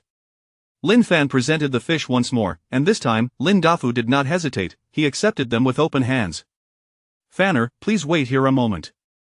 Today marks your wedding day, and I have something for you as well." With that, he carried the fish inside the house. Before long, he emerged alongside Auntie, both carrying a bag of items. Upon seeing Auntie, Lin Fan promptly greeted her. Auntie, too, noticed the change in Lin Fan, It was utterly inconceivable that he would have initiated a greeting before just moments ago. She had heard her husband remark on Lin Fan's transformation, and seeing it firsthand, she began to believe it might indeed be true. Although it was merely a simple greeting, it was evident that he had become an entirely different person. Lin Dafu approached Lin Fan and said, "In these times, we are all impoverished, and your uncle has little of value to offer. This is but a small token of our affection. Take it home and enjoy it with your wife." Seeing his uncle and aunt so joyful as they presented him with a bag of items, Lin Fan felt no inclination to adopt the haughty demeanor of the former owner. He extended his hand to receive it, saying, "Thank you, uncle and auntie." The elderly couple, witnessing Lin Fan's politeness and courtesy, felt a deep sense of joy and satisfaction. "Now that evening has fallen, you should return home and prepare dinner with your wife," they advised. Lin Fan, without hesitation, replied, "Thank you, uncle and auntie. I shall take my leave now." With that, he exited the courtyard and made his way home. The elderly couple watched as Lin Fan walked further away until he was out of sight before closing the courtyard gate. They chatted merrily about happy matters as they strolled back inside their home. Soon, Lin Fan returned home. Upon entering the yard, Xiao Qiao rushed toward him, taking his hand and pulling him toward the kitchen, babbling in childlike speech, "Hurry and cook the fish. I want to eat fish, I've never had any before." Lin Fan regarded the little one, finding her familiarity both amusing and endearing. In less than a day, she had become so comfortable with him. Indeed, it seemed that in this society, both adults and children were refreshingly genuine. A little kindness could dissolve any sense of wariness. Moreover, these children were quite understanding, though it could be argued they were merely adapting to their circumstances. Many children grew up without parents and began to fend for themselves at a tender age. In this society, both adults and children faced hunger, and many were grateful for even a morsel of food, which could sometimes mean the difference between life and death. However, the people here were decidedly more innocent and straightforward. Unlike the modern world, where one might fear being deceived, the constant scheming and backstabbing of contemporary life was exhausting. The only advantage of modern society was that as long as one worked, starvation could be avoided. Lin Fan did not dwell on comparisons between the modern and ancient worlds. He was soon pulled into the kitchen by Xiao Qiao. Upon seeing them, Song Xiushui inquired, "Husband, you are back?" Lin Fan replied, "Yes, my dear, I have returned." He then asked, "Have the fish been prepared?" Song Xiushui responded, "They are all ready." "Ah, splendid. I shall cook the fish shortly," he said.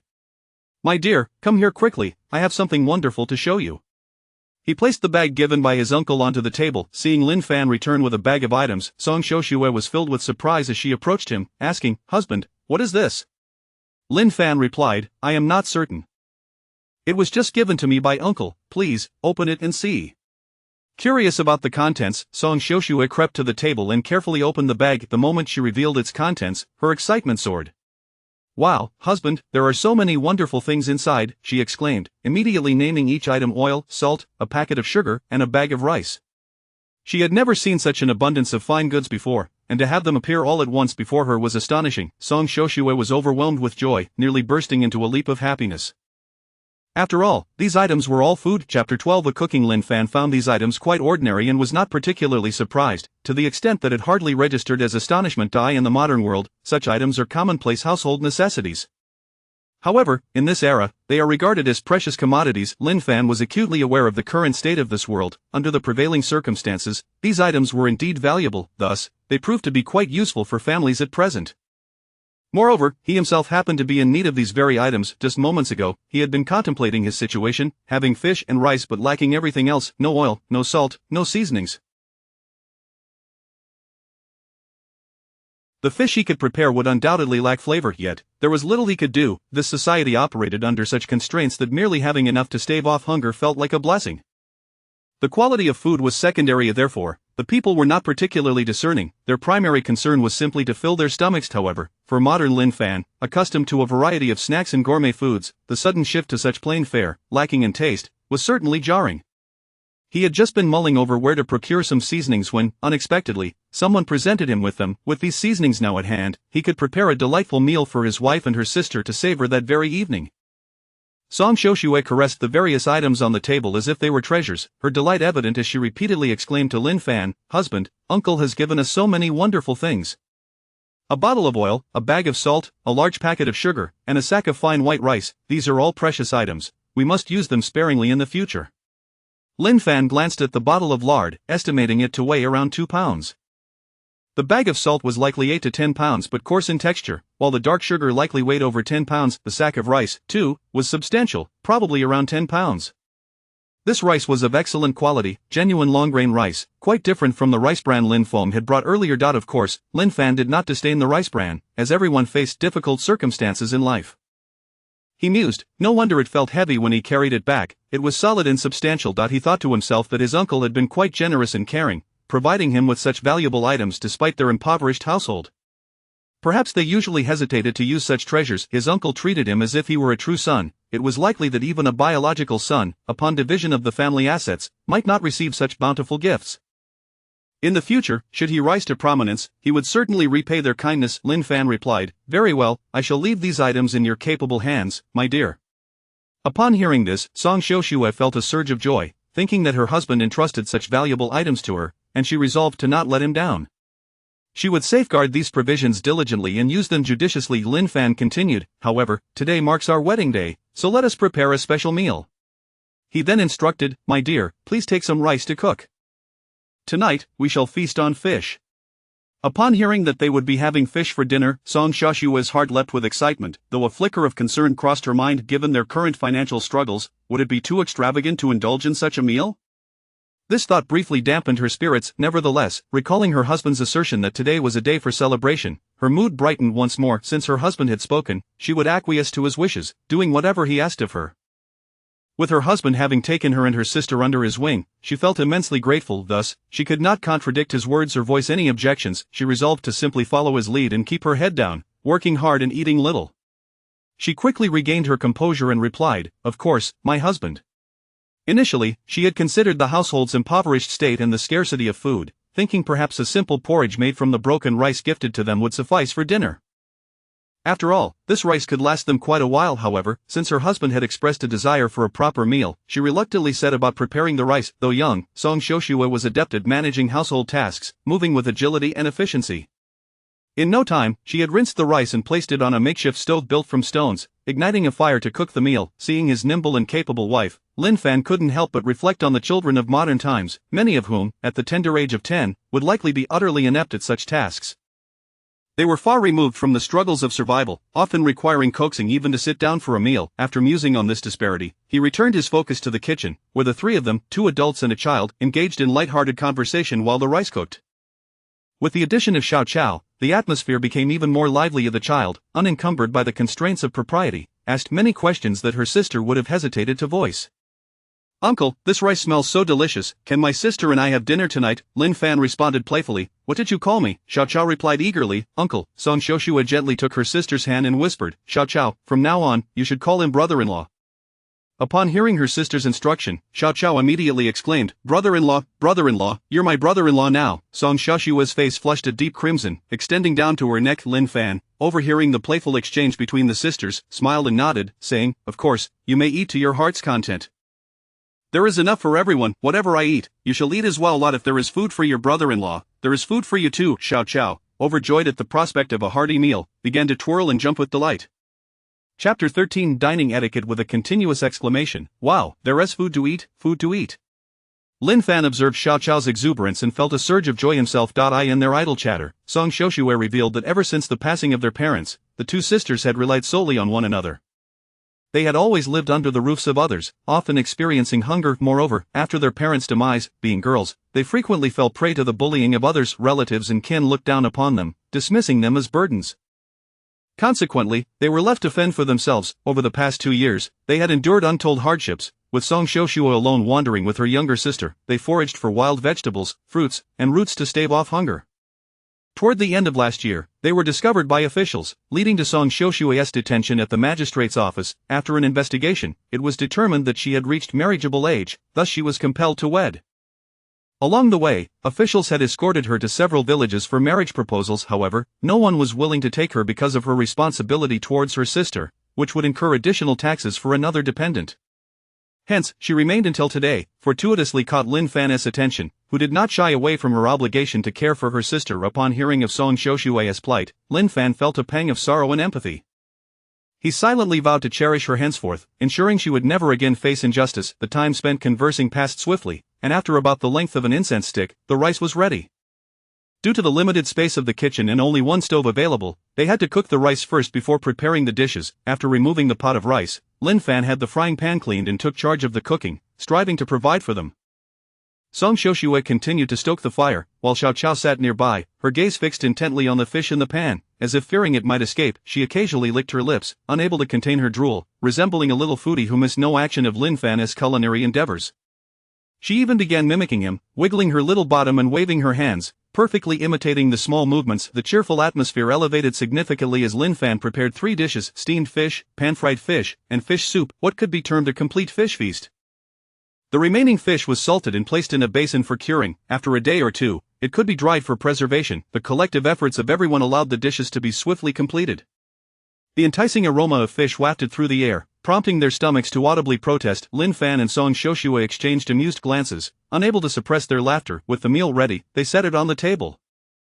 Song Xiuxue, a diligent little housewife, quickly served the rice. After Lin Fan washed the pot, he approached and saw Song Xiuxue holding Xiao Chao's hand. Standing there, he casually called out, "My dear, Xiao Chao, come, let us begin our meal."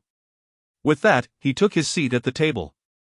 Once seated, he noticed they remained standing, motionless. He called out again, "Come and sit down to eat." Xiao Chao immediately attempted to break free from her sister's grasp to join the meal, but her sister held on tightly, using all her strength to keep her from escaping. Lin Fan, puzzled, inquired, "The food is ready, why aren't you coming to eat?"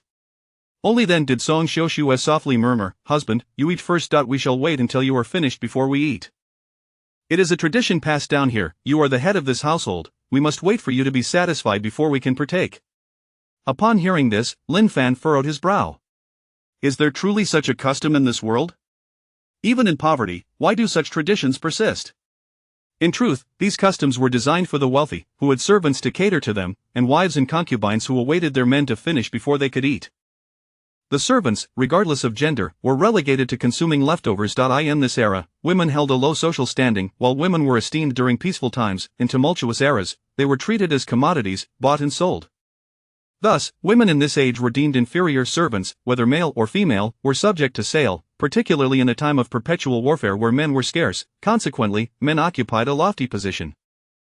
Lin Fan, bewildered, asked, "Is there really such a rule? How was I unaware of it? And even if such customs exist, in our own home, we shall not adhere to them. We are now a family, equal in status, irrespective of gender.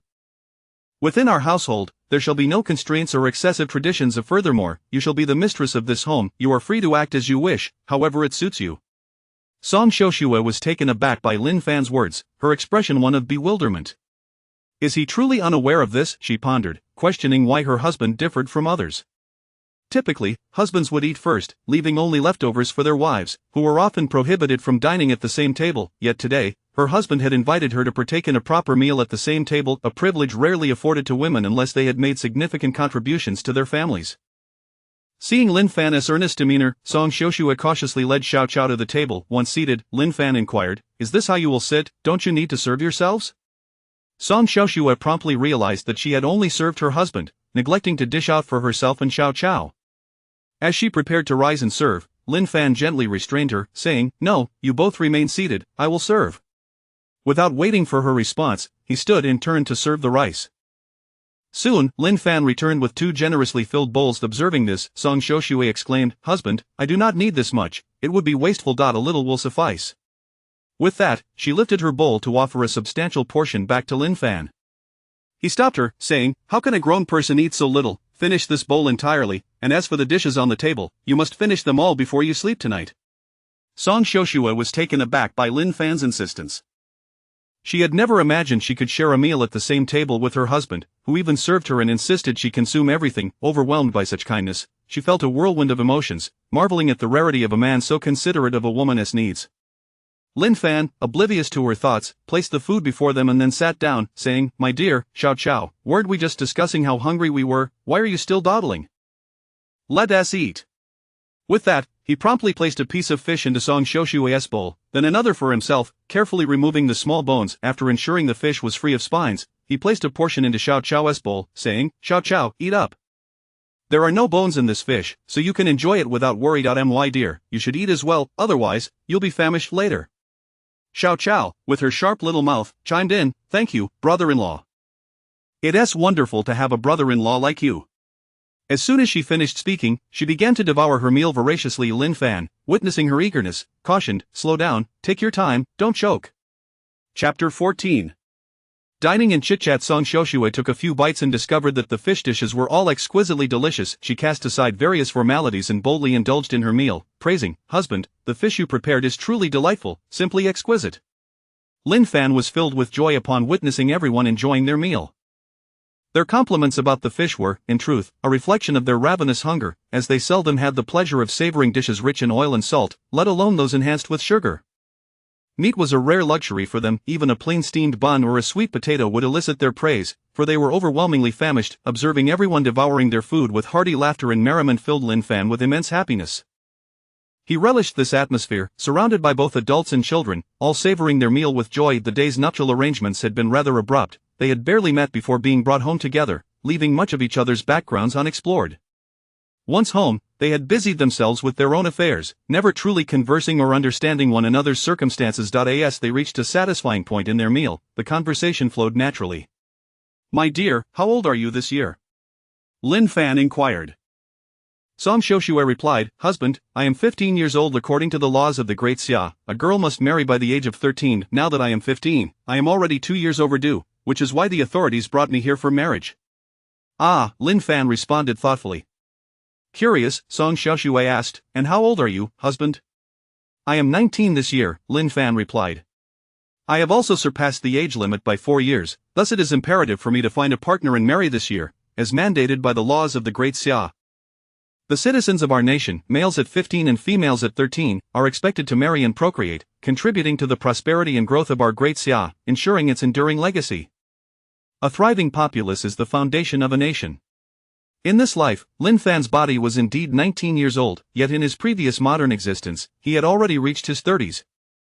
He had never anticipated that he would find himself in the body of a 19-year-old youth, possessing the mindset and social experience of someone much older. Thus, when he arrived in this era, he felt no trepidation.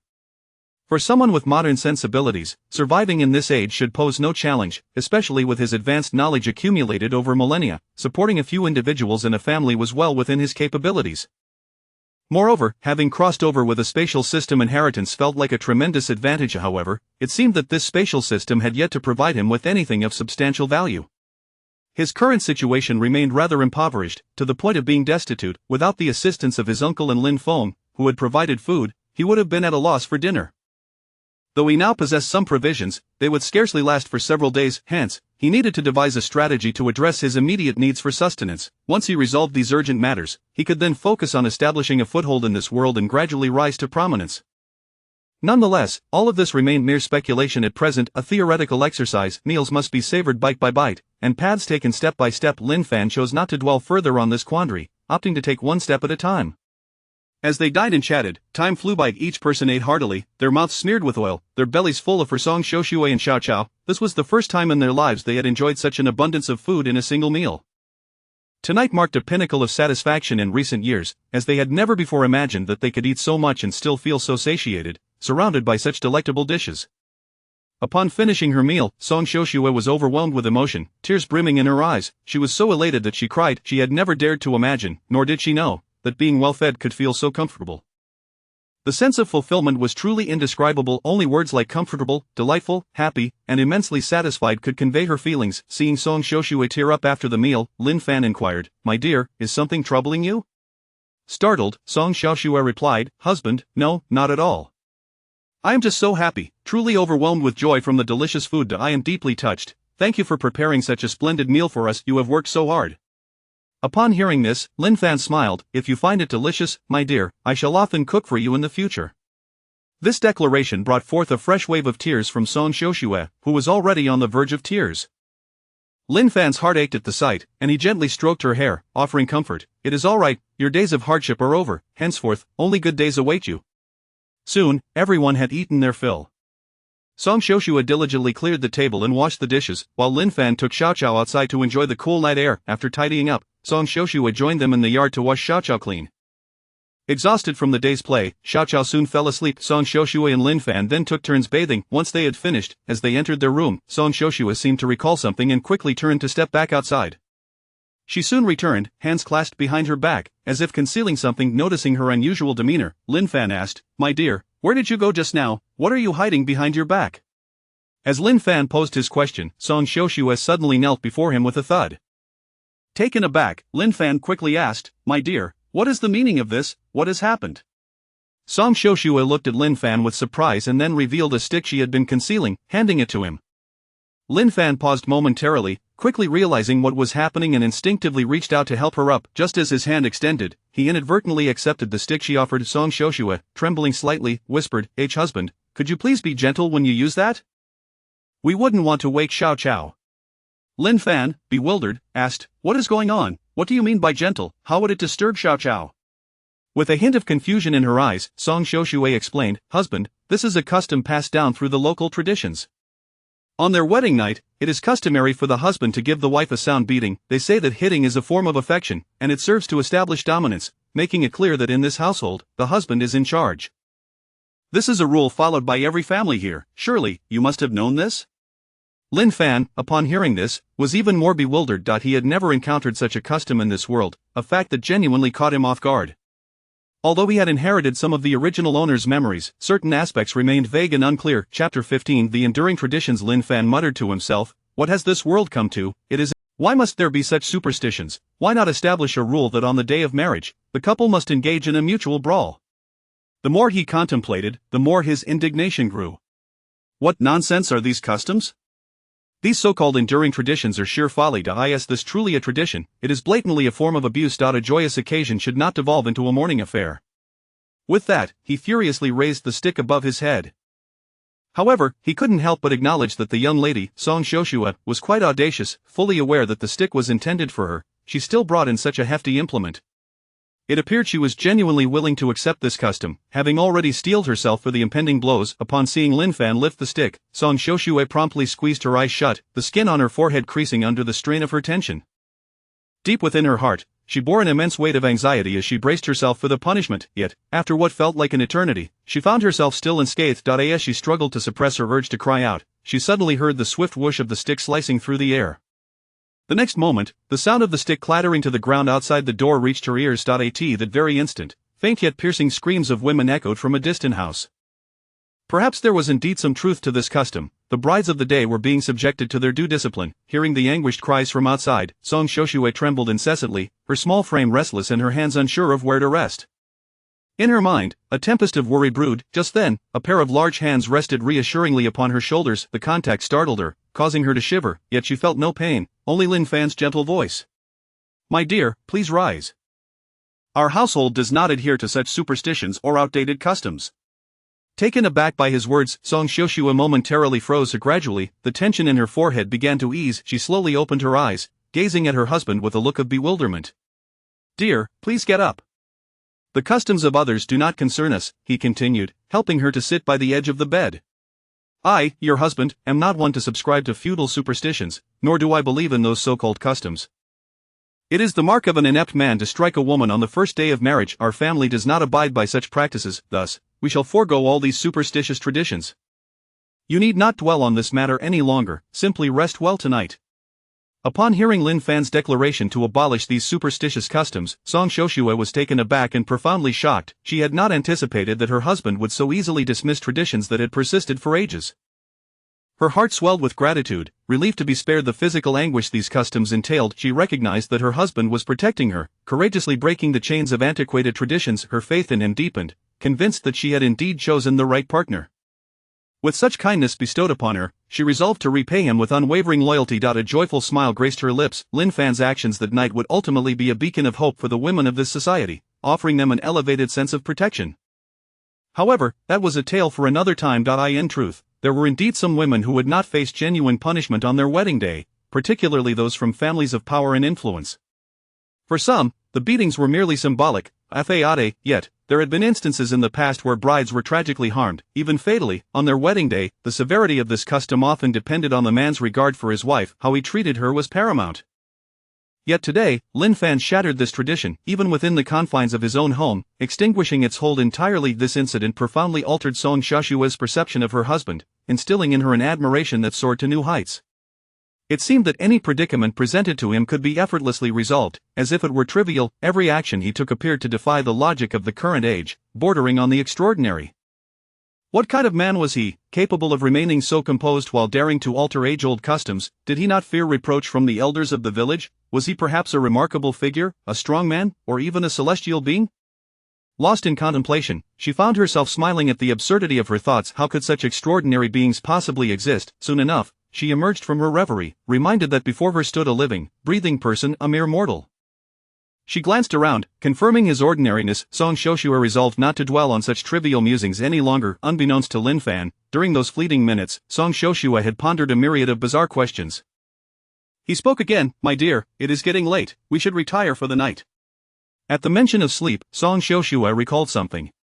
"Oh right, we must share a bed, only by doing so can we conceive children. After all, marriage is about starting a family." She remembered hearing tales of couples in the village who, after years of marriage, remained childless. She wondered how long she and Lin Fan would need to share a bed before they would be blessed with children. "Very well, my husband, let us sleep." With that, she climbed onto the bed, settling down beside the patch of grass.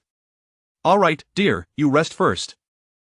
"I will close the door," Lin Fan replied, moving towards the entrance. As he reached the door, he noticed that the entire village had gradually quieted. The inhabitants were already fast asleep. In this world, people retired early, as there was little else to occupy their evenings. In this era, devoid of electricity or other forms of entertainment, the village plunged into darkness each night, with only the occasional flicker of a torch illuminating the path for those traveling after dark. The villagers had little concept of nightlife. Typically, after dinner, they would turn in for the night as soon as darkness fell. Chapter 16 Confirmation of the Spatial System. Lin Fan found himself in a rural village, a rarity to witness such tranquility at this hour.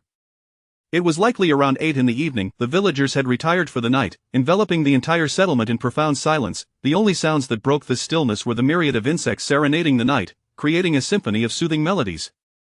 Standing at the threshold, Lin Fan savored this enchanting music, reflecting on how this free gift from nature was utterly captivating, allowing one to unwind and relish in peace. After basking in the serene sounds, he secured the door and returned to bed. Not long after lying down, he heard the faint breaths of 2 young girls drifting into slumber. Perhaps they were simply exhausted from the day's events, or maybe it was the first time they had eaten their fill and secured a place to rest, no longer fearing the perils of the wilderness. Now, they had a sanctuary to call their own, a true home. Consequently, Song Shoshua quickly succumbed to a deep sleep. Lin Fan, however, found himself restless in bed, tossing and turning.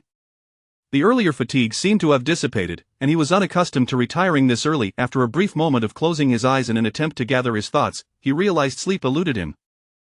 He rose and sat at the table, taking a sip of water while pondering the events of the day. It appeared as though he had inherited a spatial legacy, but he was unsure if it was reality or mere fantasy. Perhaps he should explore the space once more. With this thought firmly in mind, he immediately took action, moving the stool aside and placing some items on the ground before settling into a meditative posture. He recalled the method taught by Linger in his dream, mentally reciting the incantation to enter the space. In an instant, his soul detached and he found himself within the realm. Upon entering, Lin Fan was overjoyed to discover that he was indeed not dreaming. Today's events were undeniably real. He finally accepted that he had truly acquired a spatial legacy, a remarkable treasure. As soon as he arrived in the space, he called out, "Linger, Linger, are you there? Come forth quickly." No sooner had he spoken than he received a cheerful response from Linger, "Master, you've come. Why the rush? Is there something you need?" With Linger's reply, his belief in the authenticity of his experience solidified, and he no longer doubted. He directly inquired, "Why did you leave in such haste last time?" "I have many questions for you," Linger, with a look of disdain, replied. "Is that all?" Lin Fan retorted. "What else could it be?" Linger, exasperated, said, "Very well, ask away." "I shall answer all that I know without hesitation," Lin Fan queried. "You mentioned that the planet I'm on is not Earth yet. Why can I understand their speech, and they understand mine?"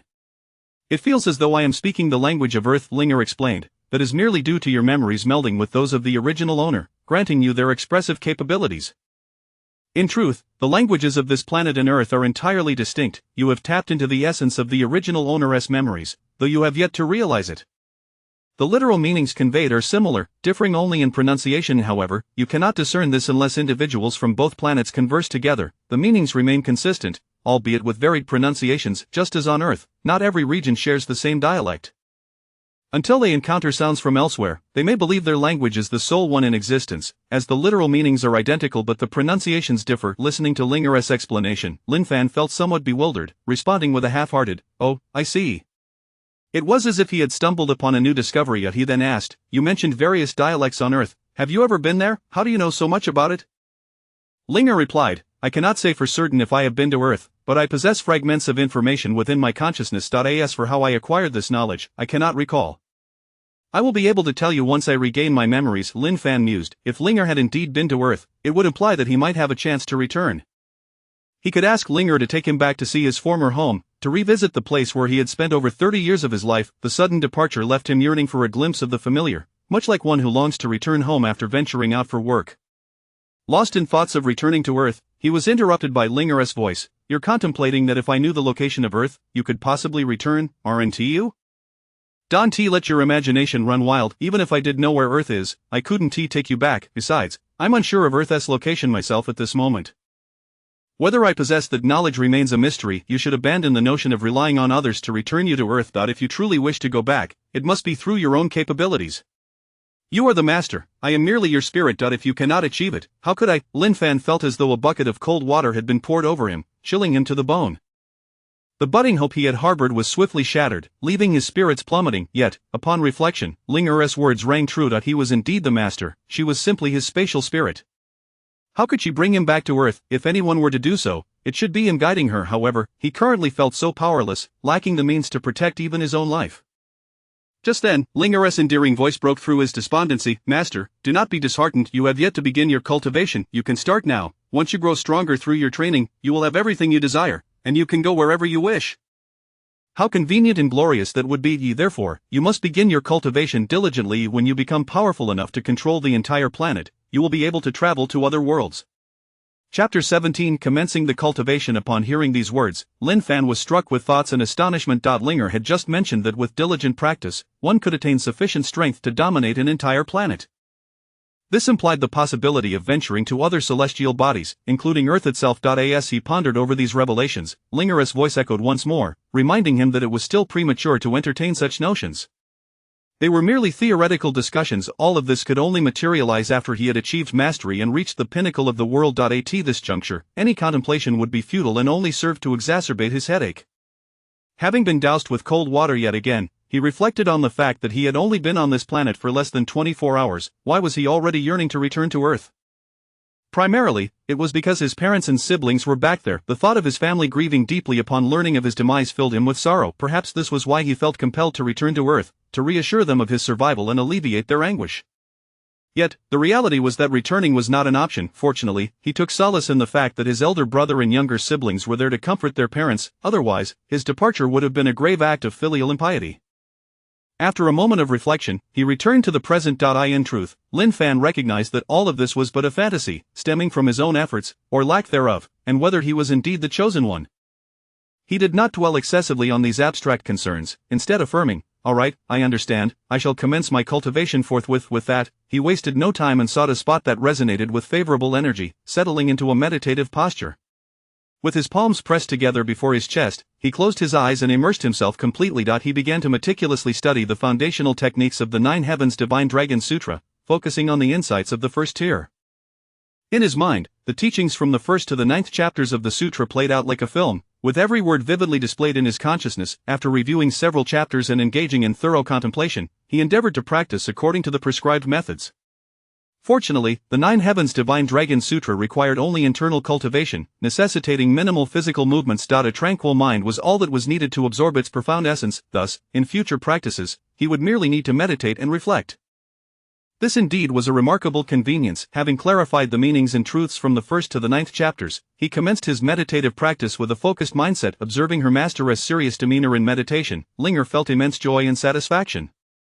She refrained from interrupting his cultivation and began her own practice as well. Since it was Lin Fan's first experience with meditation, he attempted several times but made no discernible progress.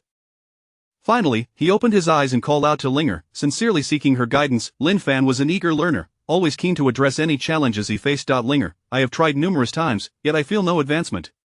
What could be the reason for this? Swiftly, Linger responded, expressing no annoyance at his inquiries. With patience, she elucidated the various challenges one might encounter in cultivation. Cultivation is a lengthy and often tedious endeavor. It is fundamentally the refinement of the heart. One cannot rush the process, for true mastery requires a calm and steady approach. Moreover, cultivation is no simple task. If it were, everyone would achieve it effortlessly. It demands patience and perseverance. The distance you can traverse on this path depends on your resolve and determination. It also hinges on your innate talent and affinity for cultivation. Furthermore, you have only just begun your practice. Do you expect to master it so swiftly? Such feats are rarely so straightforward, even for the most extraordinary of chosen ones. Therefore, take your time and make several attempts. Once you grasp the foundational principles, it will become more manageable, as you will understand the rules and meanings behind the practice. However, be mindful that the path is filled with complexities that one must gradually comprehend. Advancing in cultivation is arduous and distant, contingent upon your attitude towards the journey. After this, Linger continued to observe Lin Fan's practice without complaint. Although Lin Fan could not perceive her presence, she could see him clearly. With Linger watching over him, Lin Fan resumed his meditation. With her attentive guidance and patient instruction, he soon began to discern the essentials of the introductory chapter of the Nine Heavens Divine Dragon Sutra. Under Linger's constant encouragement, after a considerable time, Lin Fan finally succeeded in entering the introductory chapter of the first tier of the Nine Heavens Divine Dragon Sutra. Linger beamed with delight upon witnessing her master achieve this milestone with such apparent ease. Indeed, you are a remarkable being, a prodigy of extraordinary caliber. As the chosen one, your fortune is truly unparalleled, your innate talents are exceptional. It is no surprise that my master has accomplished the introductory chapter in such a brief period. Having just completed the introductory chapter, Lin Fan focused on solidifying his foundation. While Linger instructed him on how to reinforce his base, she quietly marveled at the promising future ahead. It seemed that the world was on the brink of transformation with the emergence of such a prodigious talent, destined to bring about monumental changes. After a considerable duration, Lin Fan concluded his session and slowly opened his eyes. Immediately, he was met with Linger's congratulatory voice. "Congratulations, Master, you have successfully cultivated the introductory chapter of the first tier of the Nine Heavens Divine Dragon Sutra. This is indeed a momentous achievement. Going forward, continue your cultivation following this method to advance further. With your innate gifts, you are bound to grow rapidly. Such extraordinary talent deserves to be my master. I always knew you were destined for greatness," Linger added. Lin Fan, filled with surprise, inquired, "Have I truly mastered the introductory chapter?" "It seems quite simple," Linger replied. "For a genius like you, it may appear simple, yet, for the average individual, it could take 5, 10, 20, or even 30 years to achieve such a feat." Chapter 18. The Dantian. Lin Fan was somewhat taken aback upon hearing this. "What, does the introductory section require such an extensive amount of practice?" Linger replied, "Indeed, for those who lack affinity and talent, it often necessitates prolonged cultivation. Moreover, success is not guaranteed." Lin Fan was elated. This merely affirmed his connection with the Nine Heavens Divine Dragon technique. Linger continued, "However, mere affinity is insufficient. One must also possess the requisite talent." Lin Fan remarked, "Then it seems I am truly fortunate." Linger cautioned, "Master, take a moment to assess your body and discern if there is any discomfort or notable change." Heeding Linger's advice, Lin Fan began to attune himself to his body. Upon closer examination, he suddenly realized that there seemed to be an additional entity within his abdomen, located just a tad below his navel. He sensed it was approximately the size of a mung bean and occasionally emitted a warm aura. He expressed his astonishment to Linger. Linger once more bowed respectfully and said, "Congratulations, Master, you have successfully cultivated your Dantian, you now possess one." Lin Fan inquired, "What exactly is the Dantian?" Linger explained, "The Dantian is a repository for gathering energy, akin to a container specifically designed to store your vital force. The energy within the Dantian resembles a liquid. Even a minuscule drop can sustain you in combat for an extended duration. As you mentioned, your Dantian is currently the size of a mung bean. However, within this diminutive Dantian, you have at most 0.1 units of energy. Should you fill this mung bean-sized Dantian with spiritual energy, it could unleash a cataclysm capable of obliterating an entire city. Additionally, the energy you refine during your practice is collected within the Dantian, and any spiritual energy you absorb will also be stored therein, gradually disseminating throughout your body, allowing your meridians, muscles, and bones to absorb it slowly. It can also be concentrated in a specific area, such as your fist, enabling you to deliver an incredibly powerful blow. However, such feats are only attainable once you reach a certain level of strength to wield it effectively. As of now, you are merely a novice. Your abilities are only slightly superior to those of an ordinary person. Your strength, reflexes, and constitution are somewhat enhanced. Therefore, tread carefully in the outside world. Do not recklessly court danger. Do not assume that your cultivation renders you invincible. Even with the legacy of the spatial system, one can still perish if attacked. I merely wish to remind you to be prudent. If you encounter insurmountable odds, retreat swiftly and wisely. Linger felt it necessary to impart this caution to Lin Fan, for if he were to perish, she too would cease to exist. She had awaited so long for a fated individual to revive her, and she certainly did not wish to be extinguished so soon after her resurrection, only to await the next chance encounter, which was unpredictable. Thus, it was imperative for her to advise Lin Fan to safeguard his life. Linger continued, the path of cultivation is arduous and lengthy, you must dedicate ample time to your practice to expedite your progress. Lin Fan, understanding the benefits of cultivation, agreed, very well, I shall diligently practice. The time spent in cultivation and conversation passed swiftly.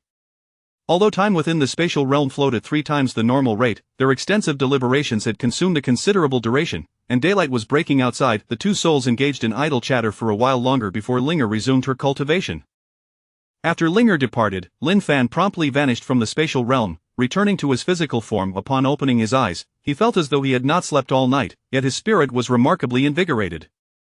It appeared that meditative practice could indeed serve as a form of rest. Lin Fan rose quietly and stealthily approached the bedside. Lying down gently, he closed his eyes, allowing his spirit to rejuvenate. After approximately an hour, Song Xiuxue was awakened by the crowing of a rooster from the neighboring house. Rubbing her sleepy eyes, she groggily opened them and slowly got up, making her way to the ground quietly.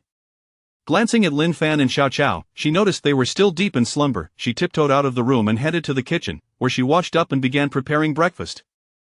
After toiling in the kitchen for a while, the dawn gradually brightened. Before long, breakfast was ready. The first rays of sunlight streamed into the room, landing squarely on Lin Fan's face. Having dozed off again, the sunlight pierced his eyes, rousing him from his slumber. As he blinked awake, the door creaked open, and a gentle voice called out, "Darling, breakfast is ready. Please rise and eat." Hearing the soft voice of his beloved, Lin Fan replied, "All right, I shall get up now." Wishing to avoid disturbing Xiao Qiao, he rose quietly. After washing up, he joined his beloved for breakfast.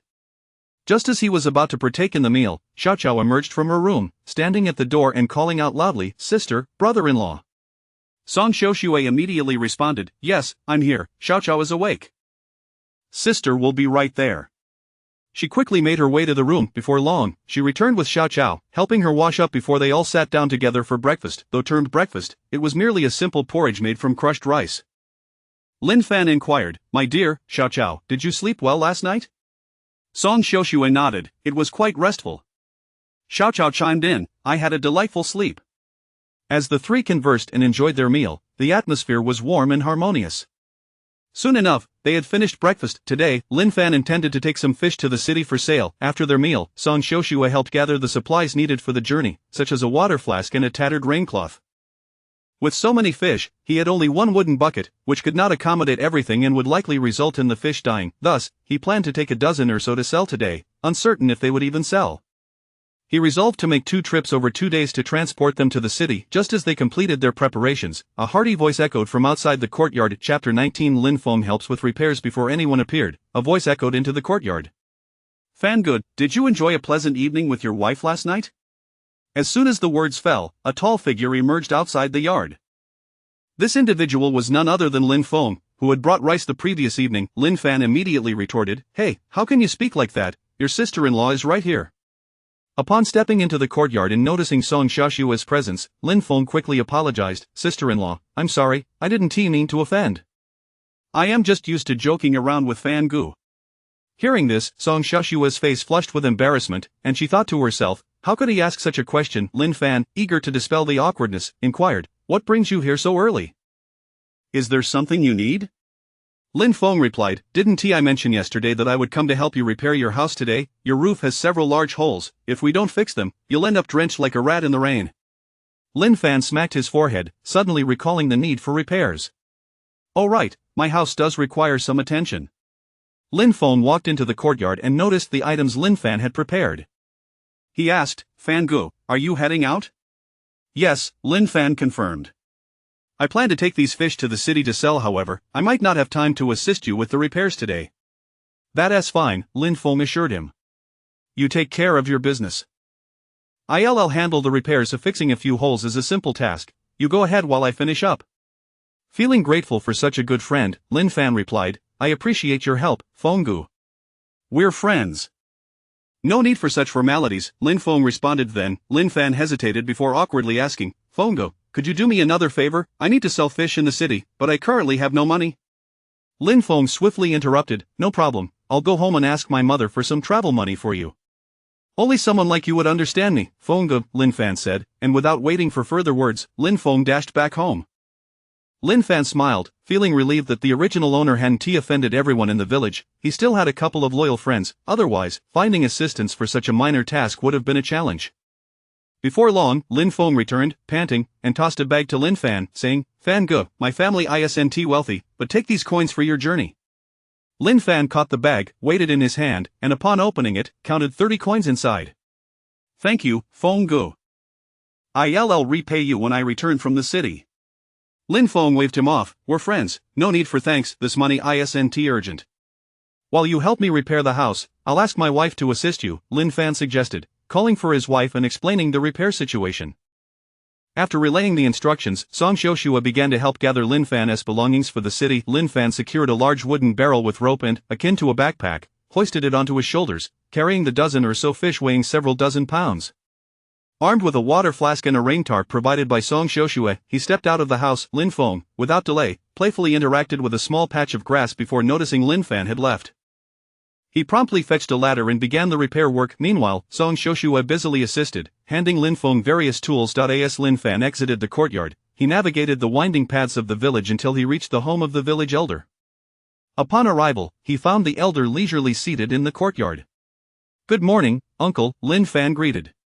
Have you had breakfast? I'm heading to the city to sell fish, could you help me with a travel permit? Lin Dafu turned at the sound of his voice and, spotting Lin Fan with the barrel on his back, rose to meet him. Upon closer inspection of the barrel, he was taken aback, realizing just how many fish Lin Fan had caught. Alright, I'll help you with a travel permit right away, he replied. Lin Fan smiled, this is just half, I have more at home, I'm taking this barrel to the city to test the waters.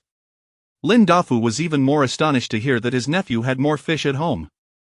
Truly, Lin Fan was remarkable, to catch so many fish in a day and sell them for profit was indeed an impressive feat. The maturity and steadiness that came with having a wife were evident, and he felt a deep sense of pride and happiness.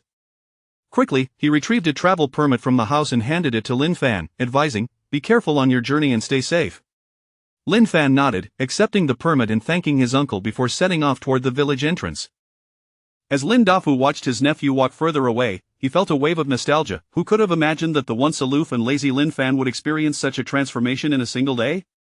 He had become diligent, grounded, and capable indeed. One should not judge a book by its cover, appearances can be deceiving. Before long, Lin Fan reached the village entrance, where a peach grove was in full bloom, filling the air with a light, fresh fragrance. A gentle breeze wafted through, carrying the delightful scent of blossoms. Breathing in the free fragrance, Lin Fan felt invigorated and mentally alert. Drawing upon the original owner's memories, he began to plan his route to the city. According to those memories, the journey from Taoyuan village to the city took approximately 2 hours on foot. Soon, he passed through the peach grove, solidifying his route to the city, ensuring he chose the right path. Along the way, the melodious songs of birds and the vibrant beauty of nature surrounded him. The untouched wilderness, unmarred by modern technology, was truly breathtaking. In the distance, towering mountains encompassed the landscape, blanketed in lush, primitive forests. Wildflowers bloomed on either side of the path, where butterflies danced gracefully. The gentle breeze carried a medley of floral scents that tantalized Lin Fan's senses, offering a delightful olfactory experience.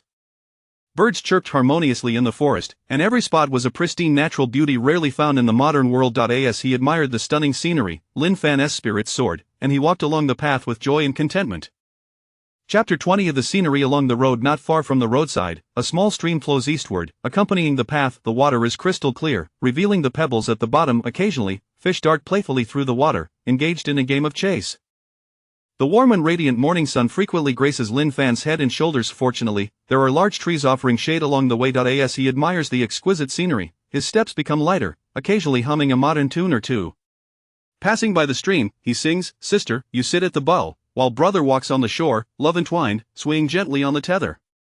When climbing uphill, he croons, "The sun has risen, I ascend the slope, upon reaching the summit, I long to sing, letting my voice drift to my sister, upon hearing the melody, I smile." However, as time gradually slips away, his steps grow more distant. After walking for about an hour, even the most beautiful sights lose their charm. The joyful singing has long ceased. The further he goes, the more people he encounters on the road. The bucket of fish on his shoulder feels increasingly burdensome. He begins to feel breathless, drenched in sweat, his legs growing weak. Just as Lin Fan is on the verge of exhaustion, he spots a shop flag not far ahead, with the character 4T inscribed upon it. This must be the place where the original owner once rested with his parents on their journey to the city. Lin Fan quickens his pace and soon arrives at a table by the tea shop, setting down the fish and taking a few deep breaths. The attendant, noticing the arrival of a customer, promptly approaches, inquiring, "Greetings, esteemed guest, may I ask what you would like to eat? Our establishment offers tea, herbal tea, buns, steamed bread, rice porridge, pickles, sunflower seeds, and red dates. What would you like?" Lin Fan is somewhat taken aback. He hadn't anticipated such a variety from this modest establishment. After sitting down and pondering for a moment, he replies, "Please bring me a pot of herbal tea." The attendant responds, "Certainly, esteemed guest." He then raises his voice, calling out, "1 pot of herbal tea for table 2. After that, the attendant busies himself with other tasks. Before long, he returns with a pot of herbal tea, placing a large bowl on the table and saying, "Esteemed guest, your herbal tea has arrived, please enjoy." Lin Fan nods and replies, "Thank you." The attendant then resumes his work. Although his wife had prepared a water jug for him, that water was reserved for the journey. The reason Lin Fan opts for herbal tea is due to the sweltering heat of the season. By 9 o'clock, it becomes unbearable, and he wishes to avoid heatstroke. Herbal tea can detoxify and cool the body. Without hesitation, Lin Fan pours himself a bowl of herbal tea and savors it slowly, aware that he has been engaging in strenuous activity. Drinking too quickly could lead to discomfort. This establishment is conveniently situated beside the stream. The owner has ingeniously utilized this natural resource, filling large barrels with stream water to brew the herbal tea. As it is steeped in stream water, the tea is exceptionally refreshing. The moment it touches his lips, it feels like a long-awaited dew after a drought, soothing his throat and tantalizing every taste bud.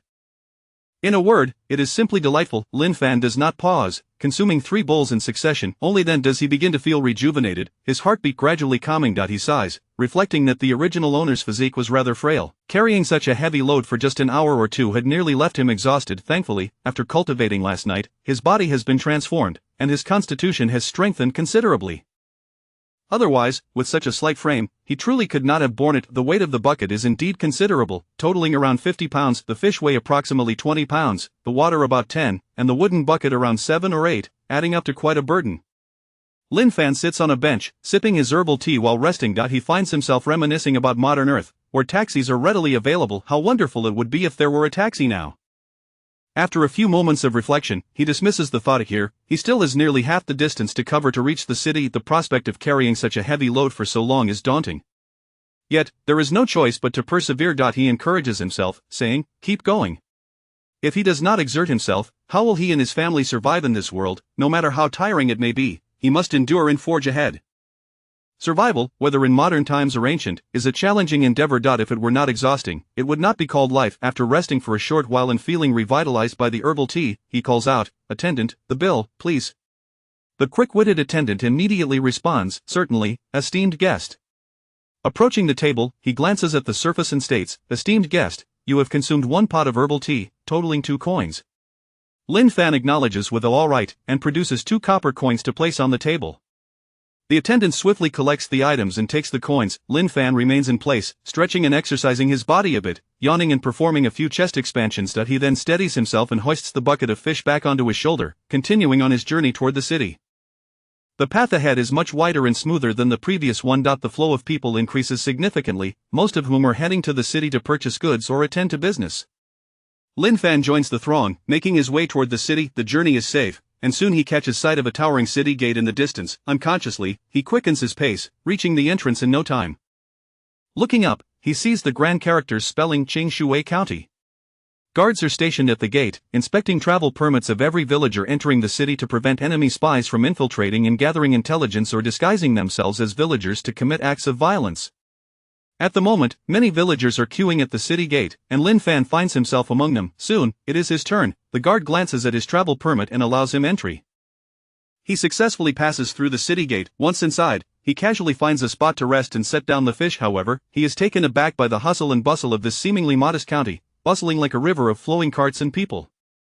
He ponders where to sell the fish. After a brief rest, relying on the original owner's memories, he finds the route to the market. Ultimately, he decides to head there first. He quickly hoists the fish onto his back and navigates the winding streets of the city toward the market.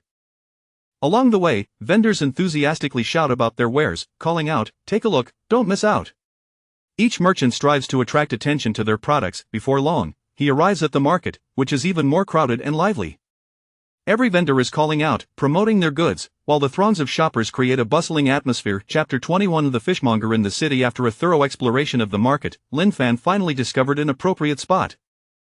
He promptly set down his bucket of fish and rolled up his sleeves, emulating the nearby vendors, calling out, "Fresh fish for sale, fresh fish, delightful stream fish, large and delicious, with tender, sweet flesh." He continued to chant this refrain, repeating it tirelessly. Before long, a curious passerby approached him, inquiring, "Young man, where did you catch these fish? How much do they cost each?"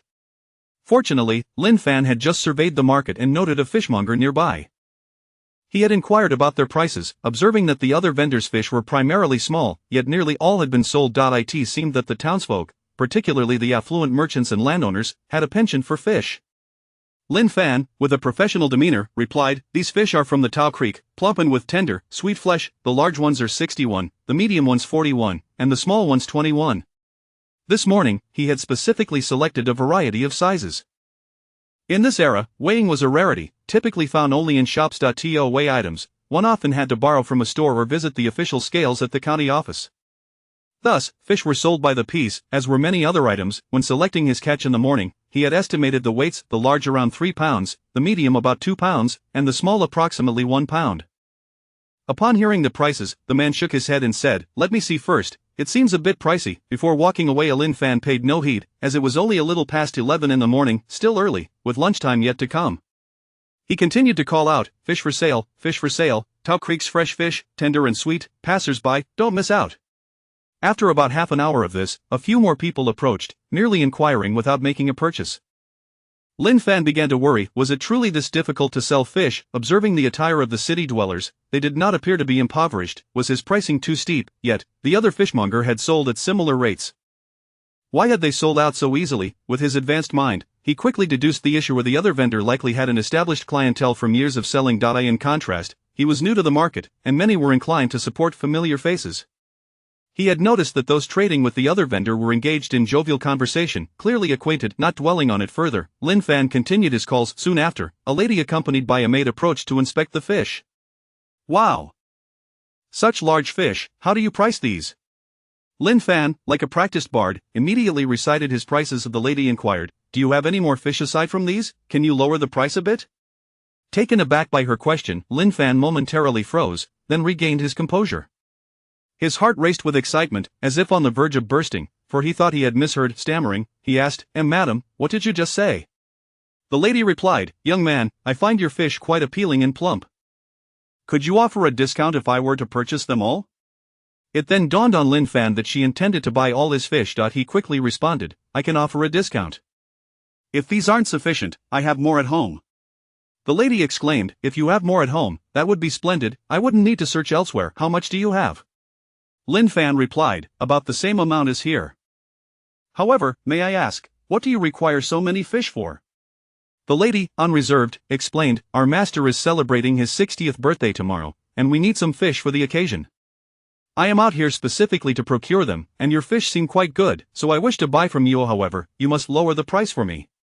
Hearing this, Lin Fan recognized it as a significant order. He thought to himself how fortunate he was to potentially sell all his fish at once. A slight discount was a small price to pay compared to the uncertainty of remaining at the stall. He promptly replied, "Certainly, madam, I can lower the price. However, I only have half here, the other half is at home. Would you like them now or later?" The lady stated, "I need the fish today, as they will be needed tomorrow morning." Lin Fan assured her, "No problem. I will deliver these fish to your residence right away. This afternoon, I will bring the remaining half. Does that sound agreeable?"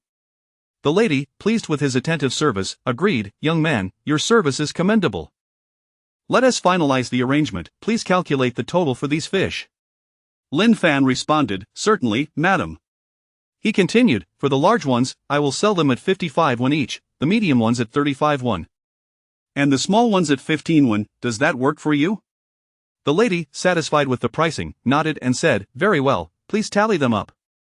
Lin Fan promptly began counting the fish for large ones at 55 won each, totaling 221. 5 medium ones at 35 when totaling 175 won, and 8 small ones at 15 when totaling 120 WE&I in total. He had 18 fish, amounting to 515 when the lady, a generous person, immediately produced the payment for Lin Fan. She remarked, "Young man, just deliver the fish to the Lu residence, and for the fish you bring this afternoon, we can settle the payment then." Lin Fan replied, "Of course, thank you, madam." The transaction was settled on the spot.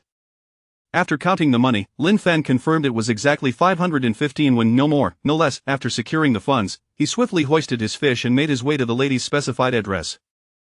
He was eager to make haste, as he needed to return home to fetch more fish for her. After navigating the winding streets of the city for approximately 10 minutes, he soon arrived at the Lu residence. Lin Fan handed the fish over to the household servants and, with his wooden bucket on his back, headed straight for the city gates. Upon exiting the city, he noticed horses and carriages available for rent.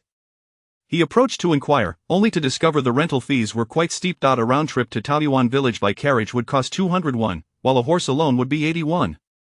The carriage, being able to carry goods, was more expensive, whereas a horse, being quicker for a single trip, was relatively cheaper. Chapter 22. Delivering fish to the door. Lin Fan did not hesitate. He promptly rented a horse. Walking was simply too slow, and he felt both weary and drowsy. As a modern individual, he would not choose to walk if given any alternative. However, renting a horse did not mean he could simply ride off.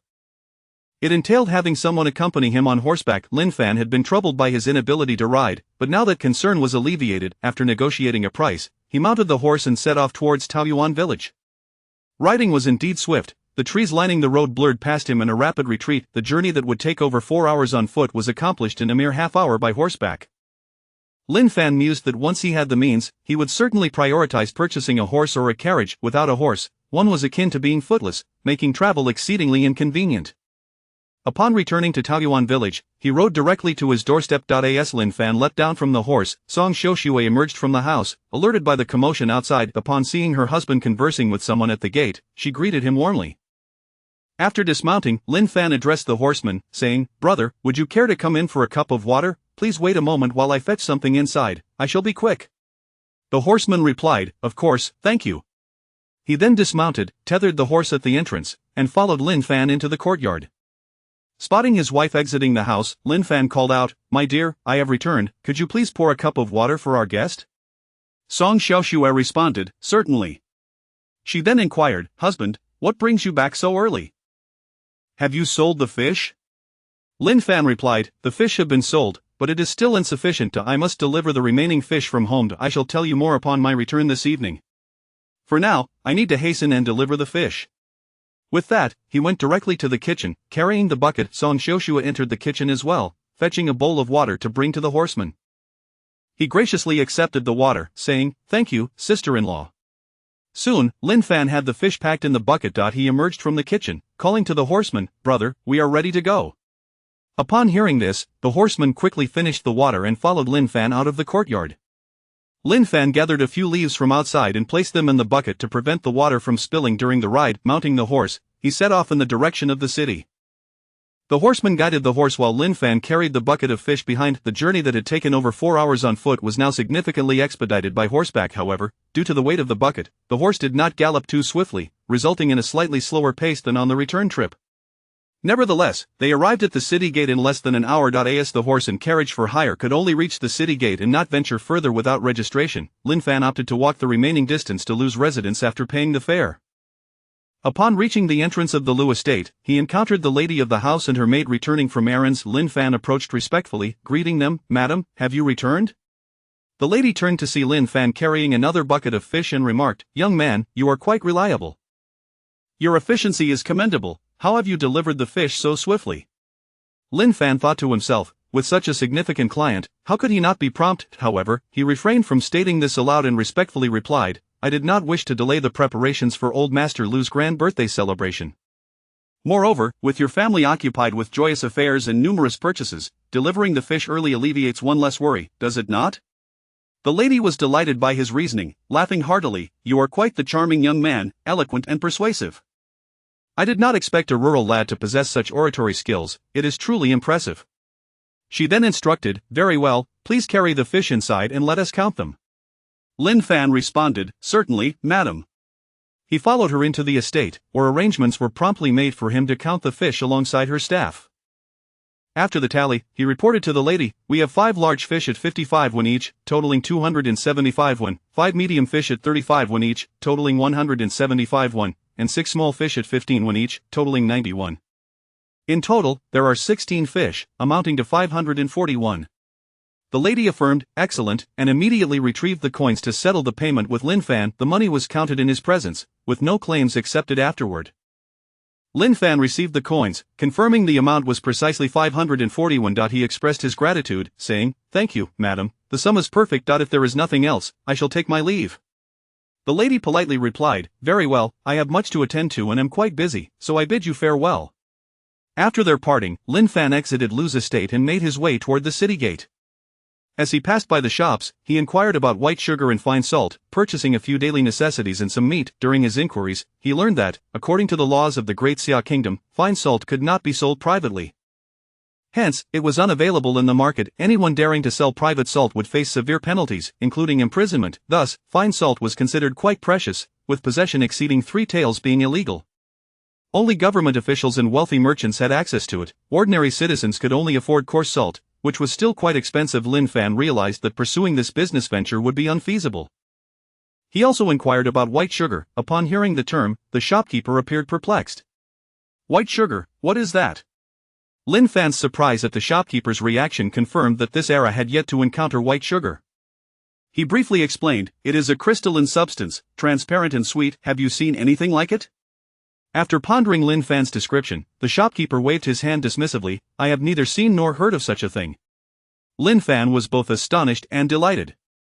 He was certain that white sugar had not yet emerged in this time. If he could return and produce white sugar, it would undoubtedly become a popular commodity, yielding considerable profit. Observing the sugars in the shop, he noted they were all dark and impure. Even the finest sugar was a mottled brown, laden with impurities. He recalled the bag of sugar given to him by his uncle, which was similarly dark. Inquiring about the price of the dark sugar, he found it to be 6 won per pound, despite its numerous impurities. Chapter 23, I have never handled money. If I can produce white sugar, the price will undoubtedly be considerable. My heart is filled with joy. Having arrived in this world, I have finally conceived a means of livelihood. In truth, there are numerous ways to make a living, yet being new to this realm, I lack familiarity with the surroundings and find resources somewhat scarce. I have contemplated making a living solely by fishing. However, overfishing would deplete the small stream's fish population. Thus, I must devise a means to sustain myself and my family. At last, I have thought of a plan. I shall return and attempt it. Subsequently, I purchased 20 pounds of brown sugar, combining it with the 10 or so pounds I already had at home for experimentation. I also remembered that within my space, there exists land that promotes threefold growth. Yet, at present, I only possess about 100 square feet, and aside from the house and fish pond, there is little available space. I can only randomly select a couple of seeds to experiment with. After completing my purchases, Lin Fan directly walked out of the city gates, heading towards Taoyuan village. There was no other choice. Having toiled all day, I had earned merely 1 or 2 taels of silver. Money is exceedingly scarce now, so I must walk back. It is now around 2 in the afternoon, lacking a clock to tell the time. I can only rely on my estimation. As I walked along the return journey home, it seemed to progress more swiftly. Perhaps it is the eagerness to return home that has lightened my steps. The journey was safe, and I reached Taoyuan village in just over 3 hours, feeling less fatigued than when I had left that morning. Perhaps it is a psychological effect. Having earned a bit of money, I feel a sense of accomplishment. Humans are curious creatures. When one's efforts yield some reward, the burden feels considerably lighter. Approaching the village entrance, I made my way to my home. Before I could reach the door, I spotted a large figure and a small one waiting for me, gazing down the road for my return. A wave of happiness washed over me. To be missed and awaited by others is a profoundly blissful experience, filling my heart with warmth. This is the essence of having a home. As they noticed my return, they stood at the entrance waving. I quickened my pace and soon arrived at my doorstep. Song Xiaoxua and Song Xiaochao stepped forward to greet me. Upon seeing me, Xiaochao exclaimed joyfully, "Brother-in-law is back." "Brother-in-law is back." When I approached, Song Xiaoxua gently asked, "My dear, you have returned?" She immediately stepped forward to assist me in setting down the bucket. I replied, "Yes, my dear, Xiaochao, I have returned." After placing the bucket down, I embraced Song Xiaoxua. Startled by the sudden embrace, she stood frozen, blushing deeply. Witnessing her sister being embraced, Xiaochao eagerly shouted, "I want a hug too, I want a hug too." Hearing Xiaocao's words, I released Song Xiaoxua and promptly lifted Xiaochao, twirling her in delight. Xiao Chao laughed joyously. Ha, this is so much fun, so much fun. The cheerful atmosphere influenced Song Xiuxue, and her earlier surprise and shyness quickly dissipated, replaced by laughter. After playing for a while, Song Xiuxue helped me carry the bucket into the courtyard. I handed everything from the bucket to her upon seeing the contents, which included daily necessities, some seeds, and a large bag of sugar. She inquired, "My dear, don't we already have sugar at home? Why did you buy so much more?" I explained, "This sugar is for experimentation. If I succeed, we will have a path to earn a living. I intend to turn this sugar into white sugar." Song Xiuxue asked, "White sugar? What is white sugar?" I teased, "I cannot explain it now, you will understand once it is made. I promise you a surprise." She looked a bit puzzled but nodded nonetheless. Since yesterday, my husband had been somewhat mysterious, and every action he took had reshaped her understanding, leaving her astonished. She believed that if her husband promised a surprise, it would undoubtedly materialize. All she needed to do was wait patiently. Not wishing to press further on the matter, she organized the items before returning to the courtyard. I returned the wooden bucket to the kitchen and rejoined her in the courtyard. Seeing her emerge, I approached and handed her a bag of items. Song Xiuxue casually took the bag, asking, "My dear, what is this?" I replied, "Open it and see for yourself." She opened the bag slowly, and upon seeing it filled with copper coins, she was taken aback, her hands trembling slightly. "My dear, how is there so much money?" I explained, "This money is what I earned from selling fish today. I made a total of 1055 won from selling fish, plus the 31 I borrowed from Lin Feng this morning, which totals 1085 won. However, I spent 288 won on daily necessities and sugar, 2 won on the way here, and 81 for renting a horse at noon. Therefore, I should have 715 won remaining. I need to return 31 to Lin Feng." I then counted out 30 copper coins, placing them in my hand. "What remains should be 685 won. My dear, you shall be in charge of this money from now on." Song Xiuxue gazed at the pile of copper coins, feeling somewhat at a loss. Nervously, she stammered, "My dear, this is so much money, I have never handled money, let alone this amount." Indeed, she spoke the truth, she had never managed money before. In her family, there had been some money, but it was always her mother who handled it. After her parents fell ill, the little money they had quickly dwindled following their passing. She had rarely encountered any money since her anxiety stemmed from the difficulty of earning money in this society. For instance, in ordinary agricultural work, one might earn 10 to 15 won a day. For menial labor, it ranges from 15 to 21, while construction work pays between 20 to 31. Skilled laborers earn between 30 to 61, depending on the master's expertise. Her accountants and shopkeepers typically earn at least 35 won, with higher wages reaching into the hundreds. Thus, her husband earning over 1000 won in a single day is no small sum. In this society, it is sufficient to cover the tax for 2 individuals. She hesitated before saying, "My dear, I have never managed money, nor have I ever hidden it. I do not know how to manage it or where to keep it." Chapter 24. Delivering the meat, Lin Fan spoke, "There's no need to worry, you are the mistress of this household henceforth. These finances will be under your stewardship. Should you require guidance, your husband shall be more than willing to teach you." He then gently pulled her into the room, revealing a hole beneath the bed. "You may conceal the money there. Take out only what you need when the time comes. I have faith in you, you are capable. Go ahead. Also, please count the money and verify the amount. This will allow us to ascertain our available funds for future transactions." With that, he stepped outside to attend to some matters and returned the funds to Lin Feng. He picked up 2 pieces of freshly purchased meat and 30 copper coins before exiting. Song Xiuxue felt a twinge of anxiety within her. Nevertheless, her husband had expressed his trust in her ability to manage the finances. She resolved not to disappoint him and to handle this matter with utmost diligence. Upon seeing Lin Fan preparing to leave, Xiao Chao exclaimed in baby talk, "Brother-in-law, where are you going to play? Take me with you, I want to go too." She then dashed over and clung to Lin Fan's leg, unable to resist her charm. Lin Fan chuckled, "Very well, I shall take you alone. Now, let go." He handed her the meat to hold, then lifted her onto his shoulder as they made their way out of the courtyard. Along the path, Xiao Chao babbled incessantly in her infantile dialect, bringing great joy to Lin Fan. As they meandered through the village, turning left and right, they soon arrived at Lin Feng's gate. Upon reaching the courtyard, Lin Fan called out, "Brother Feng, are you home?" Barely had his voice echoed than Lin Feng responded from within, "Yes, I am here."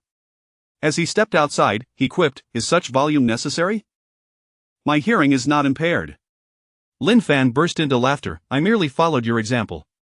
The two exchanged playful banter in the courtyard, with Xiao Chao's presence tipping the scales in Lin Fan's favor. After their light-hearted sparring, they returned to the matter at hand. Lin Fan tossed a small pouch to Lin Feng, saying, "Brother Feng, here is the money I borrowed from you this morning, now returned. He then offered him a piece of meat. This is for you as well. Since it was wrapped in oil paper, Lin Feng could not discern its contents and accepted it. What is this? He inquired. Lin Fan merely smiled in response. Puzzled, Lin Feng unwrapped the paper to discover a sizable piece of meat, exclaiming, Brother Fan, what does this mean? Such a large piece of meat, I cannot accept this. If I do, my mother will surely be furious with me. Lin Fan reassured him, do not fret, it will be fine. Not if your mother questions you, simply tell her that I earned some money from selling fish today. Given how well your family has treated me, I thought to buy some meat for her to help her health. Just say it is my intention, and if she doubts you, invite her to speak with me. Now that the purchase is made, I have more at home, so please take it and enjoy it. We are brothers, there is no need for such formality. Excessive politeness creates distance between us. Lin Feng found himself bewildered by Lin Fan's reasoning, which somehow seemed quite sensible. Scratching his head, he acquiesced, then I shall accept it, thank you, Brother Fan. After exchanging a few more words, Lin Fan shouldered Xiao Qiao and headed towards his uncle's house. They navigated the village path, turning right and left, until they arrived outside his uncle's courtyard. From a distance, Lin Fan spotted his uncle sitting in the yard, enjoying the shade. He approached and inquired, Uncle, have you started the fire yet? Lin Dafu turned to see Lin Fan with a small girl on his back. Ah, Fanner has arrived. Your aunt is inside preparing dinner. Lin Fan nodded, saying, I sold all the fish today and brought back some meat. Here is a piece for you and aunt to nourish yourselves. He handed over the meat. Initially, Lin Dafu intended to decline the offering, but as the words formed on his lips, he swallowed them back. Recalling their conversation from the previous evening, he understood Lin Fan's steadfast nature and did not wish to jeopardize their amicable relationship. With a warm smile, he accepted. Very well, Fanner, your kindness is appreciated. He then affectionately ruffled Xiao Qiao's hair, remarking, this little girl is quite adorable. Hearing this, Lin Fan felt a shift in perception.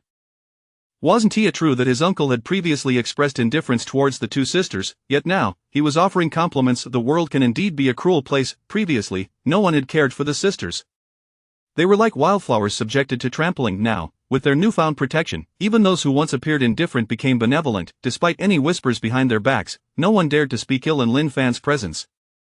Having lived several decades in his previous life, Lin Fan had long since discerned the intricacies of human nature and chose not to dwell on such matters. Xiao Qiao, sensing the old man's kindness, sweetly began to call him grandpa repeatedly. In truth, as the village chief, Lin Dafu did not harbor any animosity towards the sisters. He merely worried that they might impose undue burdens on Lin Fan. Moreover, he feared that the frail elder sister would be of little assistance to him. However, now that matters had unfolded as they did, he had no choice but to accept the reality of their situation. Thus, as he endeavored to please Lin Fan, he also sought to win over those around him. In this world, there was no precedent for an uncle to curry favor with his nephew, yet in their case, it had become a necessity. After all, the previous incarnation of the original character had been rather despicable. Now, with this family enjoying a rare closeness, Lin Dafu wished to maintain it. Thus, he found himself compelled to make certain sacrifices. Little did he know that the nephew before him was no longer the same person he once knew. He had undergone a transformation. After sharing a few light-hearted exchanges, Lin Fan took Xiao Qiao and returned home. Upon entering, he found Song Xiuxue still seated inside. My dear, we have returned. Have you counted the money? He inquired. Song Xiuxue replied apologetically, forgive me, my husband, I am not well educated and can only count to 100. I have counted, but I am unsure if it is correct. There are 6 piles of 100 coins and 85 coins. Lin Fan glanced at the table and confirmed that indeed, there were 7 small mounds of copper coins neatly arranged, each tied in bundles of 100. This amounts to exactly 1 tael of currency, he praised. My dear, you are remarkably clever and have demonstrated a natural aptitude for financial management. Chapter 25. Song Xiuxue manages the finances then, with a warm tone, she said, it's alright. 600 coins and 85 coins total to 685 coins, you have done remarkably well in counting so clearly. As for reading and writing, my dear husband will gradually teach you in due time.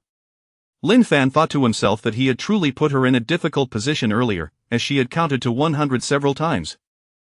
Receiving her husband's praise, Song Xiuxue felt a surge of confidence. Filled with determination, she silently vowed to assist her husband in managing their finances meticulously. She then took the money and securely hid it away. At that moment, a fierce voice suddenly rang out from outside. Lin Fan, pay up, you owe me money, return it to me immediately. Startled by this menacing voice, Song Xiuxue and Xiao Qiao jumped in shock. Lin Fan gently patted Song Xiuxue's shoulder, signaling her to stay inside and keep an eye on Xiao Qiao. He then confidently walked to the yard and stood at the entrance. As he reached the doorway, the intimidating figure, accompanied by 2 lackeys, approached the entrance.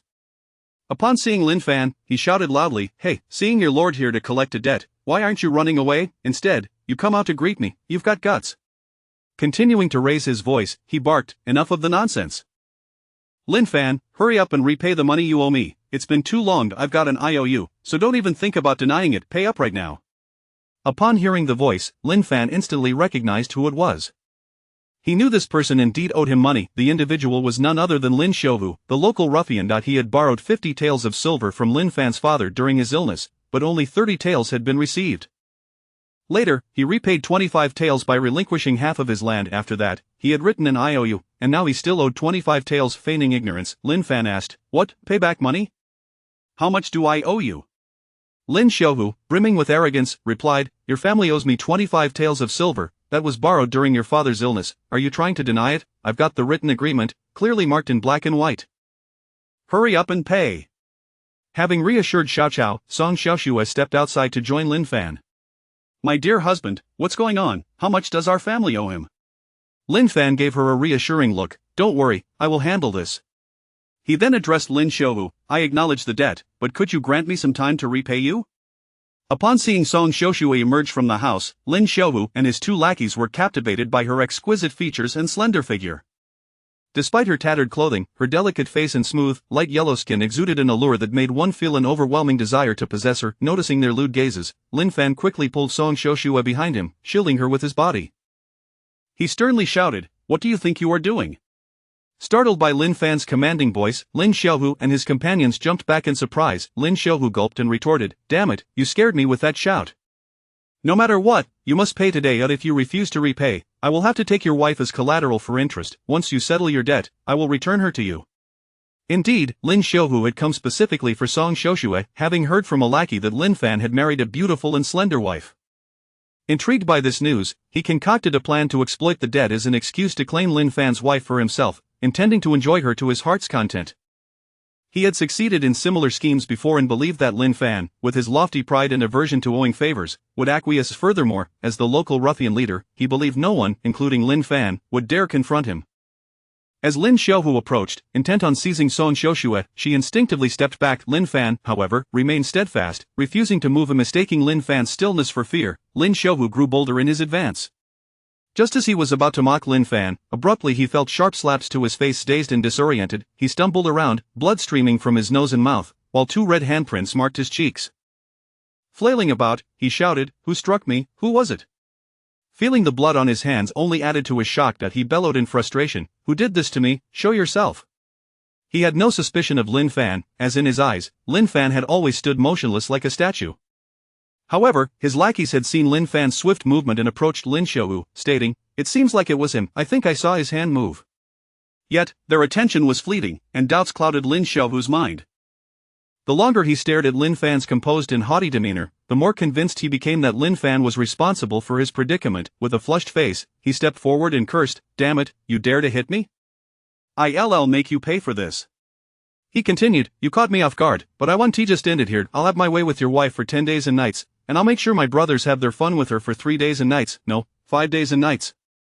Lin Xiaohu's tirade grew increasingly brazen, as if he were already having his way with Song Xiaoxue. Lin Fan remained silent, casually digging at his ear with a pinky finger. In a flash, he lunged forward, delivering a powerful kick to Lin Xiaohu's abdomen. Like a cannonball, Lin Xiaohu doubled over and flew backward, crashing into his 2 lackeys, who toppled over from the force of the impact. Clutching his stomach, Lin Xiaohu curled up on the ground like a shrimp, gasping for breath, as if only exhaling without inhaling. After a prolonged struggle, he managed to catch a few breaths before continuing to pant heavily. After a moment, his 2 lackeys slowly helped him to his feet. Chapter 26 Lin Xiaohu's debt collection. At this moment, the 2 lackeys continued to support him, afraid to let go. The instant they released their grip, Lin Xiaohu would collapse, unable to stand upright. After standing there and calming his breath for a few moments, Lin Xiaohu, now more astute and composed, refrained from making any foolish remarks or boasting.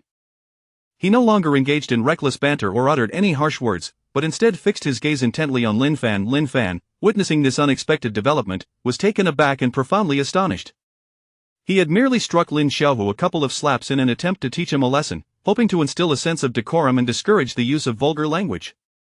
To his surprise, those seemingly casual strikes had proven to be so potent, he had indeed exerted too much force. The subsequent kick, which he believed would have little impact given Lin Xiaohu's imposing stature, unexpectedly sent him flying. It seemed that his training had genuinely altered his physique, enhancing his physical capabilities. Lin Fan felt a rush of exhilaration, astonished by the remarkable effects that had manifested so soon after commencing his training. It was clear that he must dedicate himself to further cultivation. Linger had indeed spoken the truth. His abilities had experienced a significant surge. Lin Xiaohu's mind was in turmoil. He could hardly fathom that the timid, easily bullied individual he had once tormented would dare to strike him today, and without any prior warning, no less.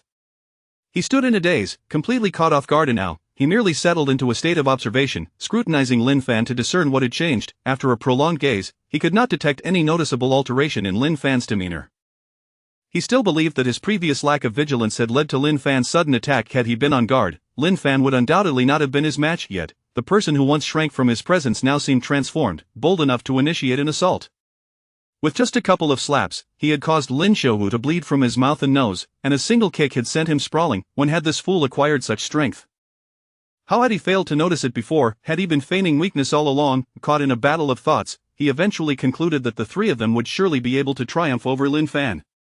Moreover, he was determined to avenge the humiliation of the earlier slaps and kick. Otherwise, how could he maintain his standing in the village? After a lengthy pause, he gradually regained his composure. Noticing that Lin Fan remained silent and still, Lin Xiaohu wiped the blood from his mouth and nose with his sleeve. Preparing for both offense and defense, he declared, "Lin Fan, I have tolerated you for far too long. Today, I shall break your limbs and render you powerless, and then I will make you watch as I take your wife before your very eyes. I swear I shall not be merciful." Upon hearing this, Lin Fan thought to himself, "You are courting death. How can your words be so vile? Do you not understand that trouble often arises from the tongue?" Infuriated, he felt compelled to retaliate. Just as they were about to strike, a stern voice rang out from outside the courtyard.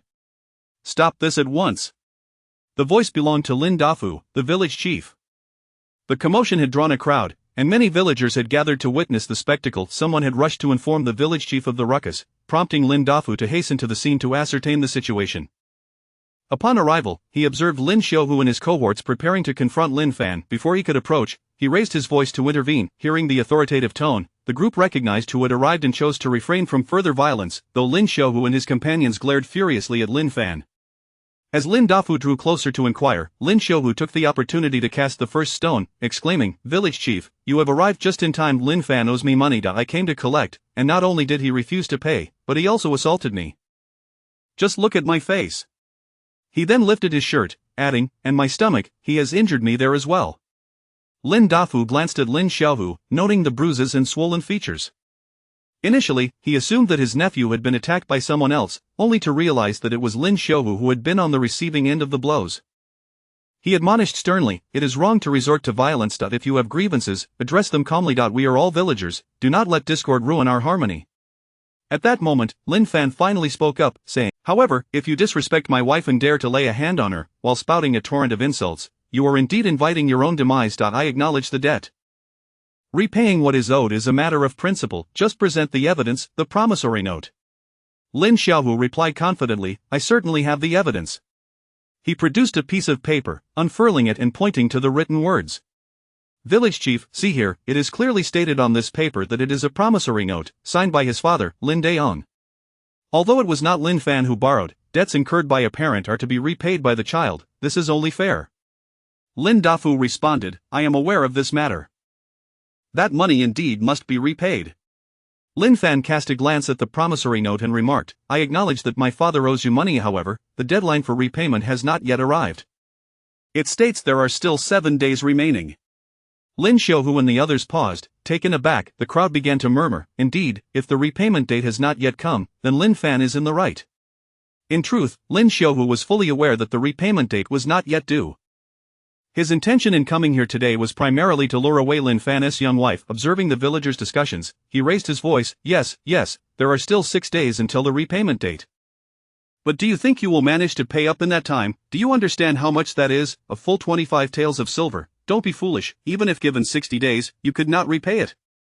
Lin Fan declared, "After 6 days, I will return the money. Please do not disturb me during this time, or do not blame me for being unkind." Upon hearing this, Lin Xiaohu burst into laughter, nearly losing his teeth. Lin Fan, are you truly this foolish? Do you have any idea how much 25 taels of silver is? You dare to claim you will repay me in 6 days? Are you planning to sell yourself, or perhaps send your wife to do so? Let me tell you, even if you sold both of you, it would not suffice to cover that amount. Then, in a fit of rage, he continued, fine, you say you will pay in 6 days.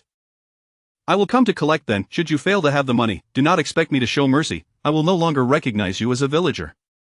Chapter 27 of the Village Chief Mediates. Today, I shall show you leniency solely in consideration of the village chief's reputation. If the money does not arrive within 6 days, not even a deity can save you. Lin Fan was momentarily taken aback by these words. It felt as though he had been struck himself. Unable to suppress a chuckle, he nearly choked on his own saliva. Lin Xiaohu, irritated, exclaimed, "You think this is amusing? What are you laughing at?" He then pointed at Lin Fan and declared loudly, "Let me make this clear. If I do not receive the money in 6 days, all your fields and houses will belong to me, and as for your wife, I shall take her as well. The little one will be left for you to raise, so you may marry her in the future, ha ha ha." Lin Fan rolled up his sleeves, feigning readiness to fight. Lin Xiaohu, having been caught off guard twice already, instinctively recoiled at Lin Fan's gesture. Lin Dafu swiftly intervened, saying, "Fanner, do not act impulsively." Lin Fan retorted, "If you continue to run your mouth, do not blame me for being rude. You are not welcome here, leave at once." Lin Xiaohu understood that, with so many witnesses present, even if a fight broke out, help would surely come, and no one would sustain any serious injury. Thus, he planned to exact his revenge once Lin Fan failed to pay up in a few days, unleashing all his pent-up rage upon Lin Fan's wife. Instead, after hurling a couple of threats, he swaggered off with his 2 lackeys. In the village, Lin Xiaohu was notoriously arrogant and feared by many, primarily due to his father, the wealthiest man in Taoyuan village. His father had once been a minor thug in the village, but after a brawl in the city, he caught the attention of a local gangster, who took him under his wing. Through unwavering loyalty and dangerous undertakings, he earned the gang leader's favor and eventually ventured into business, amassing his fortune. Having spent most of his time away from home, Lin Xiaohu's father wielded considerable influence at home, allowing his son to act without restraint. This affluence enabled him to recruit a band of idle ruffians to carry out petty crimes. The villagers despised this gang for their idle and nefarious activities, yet they remained silent out of fear of retaliation.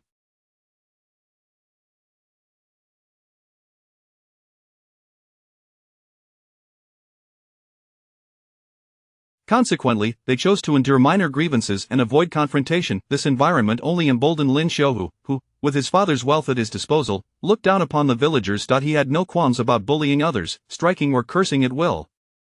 His only hesitation towards Lin Dafu stemmed from the occasional need to seek the village chief's assistance. Their departure did not arise from fear of Lin Fan, but rather out of respect for Lin Dafu, given that Lin Fan was his nephew. However, should Lin Fan fail to repay the debt in 6 days, Lin Xiaohu would not hesitate to act, regardless of Lin Dafu's presence. Never before had he felt so humiliated, nor had he ever suffered such a beating.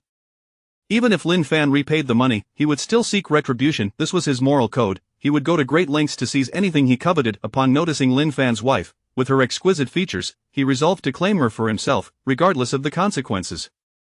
Anyone who dared to stand against him would face dire repercussions. After Lin Xiaohu and his companions departed, Lin Dafu called out, "There is nothing more to see here, the sun is setting. Everyone should return home to prepare dinner, disperse and hurry along." Upon hearing the village chief's words, the crowd gradually dispersed, returning to their homes. Once the area cleared, Lin Dafu turned to Lin Fan and said, "Fanner, your family has faced numerous difficulties in recent years. As your uncle, I am but a poor man and cannot offer much help. You have angered Lin Xiaohu. He is a petty and vindictive individual, capable of underhanded tactics. Exercise caution in the days to come." Lin Fan replied, "Thank you for your concern, uncle. I will handle this matter myself." After offering a few more words of advice, Lin Dafu returned home. Song Shoshue approached Lin Fan, circling him as she scrutinized her husband from head to toe. She was bewildered, never having expected her seemingly slight partner to possess such strength and agility, dispatching Lin Xiaohu with such ease. What manner of man was he? Could he truly be some sort of sage or deity? Lost in her musings, she finally exclaimed, "Wow, husband, you are incredible, so majestic, I truly admire you." Lin Fan was taken aback by Song Shoshua's sudden admiration. How had she transformed into a mature woman, expressing such romantic sentiments that could enchant any man?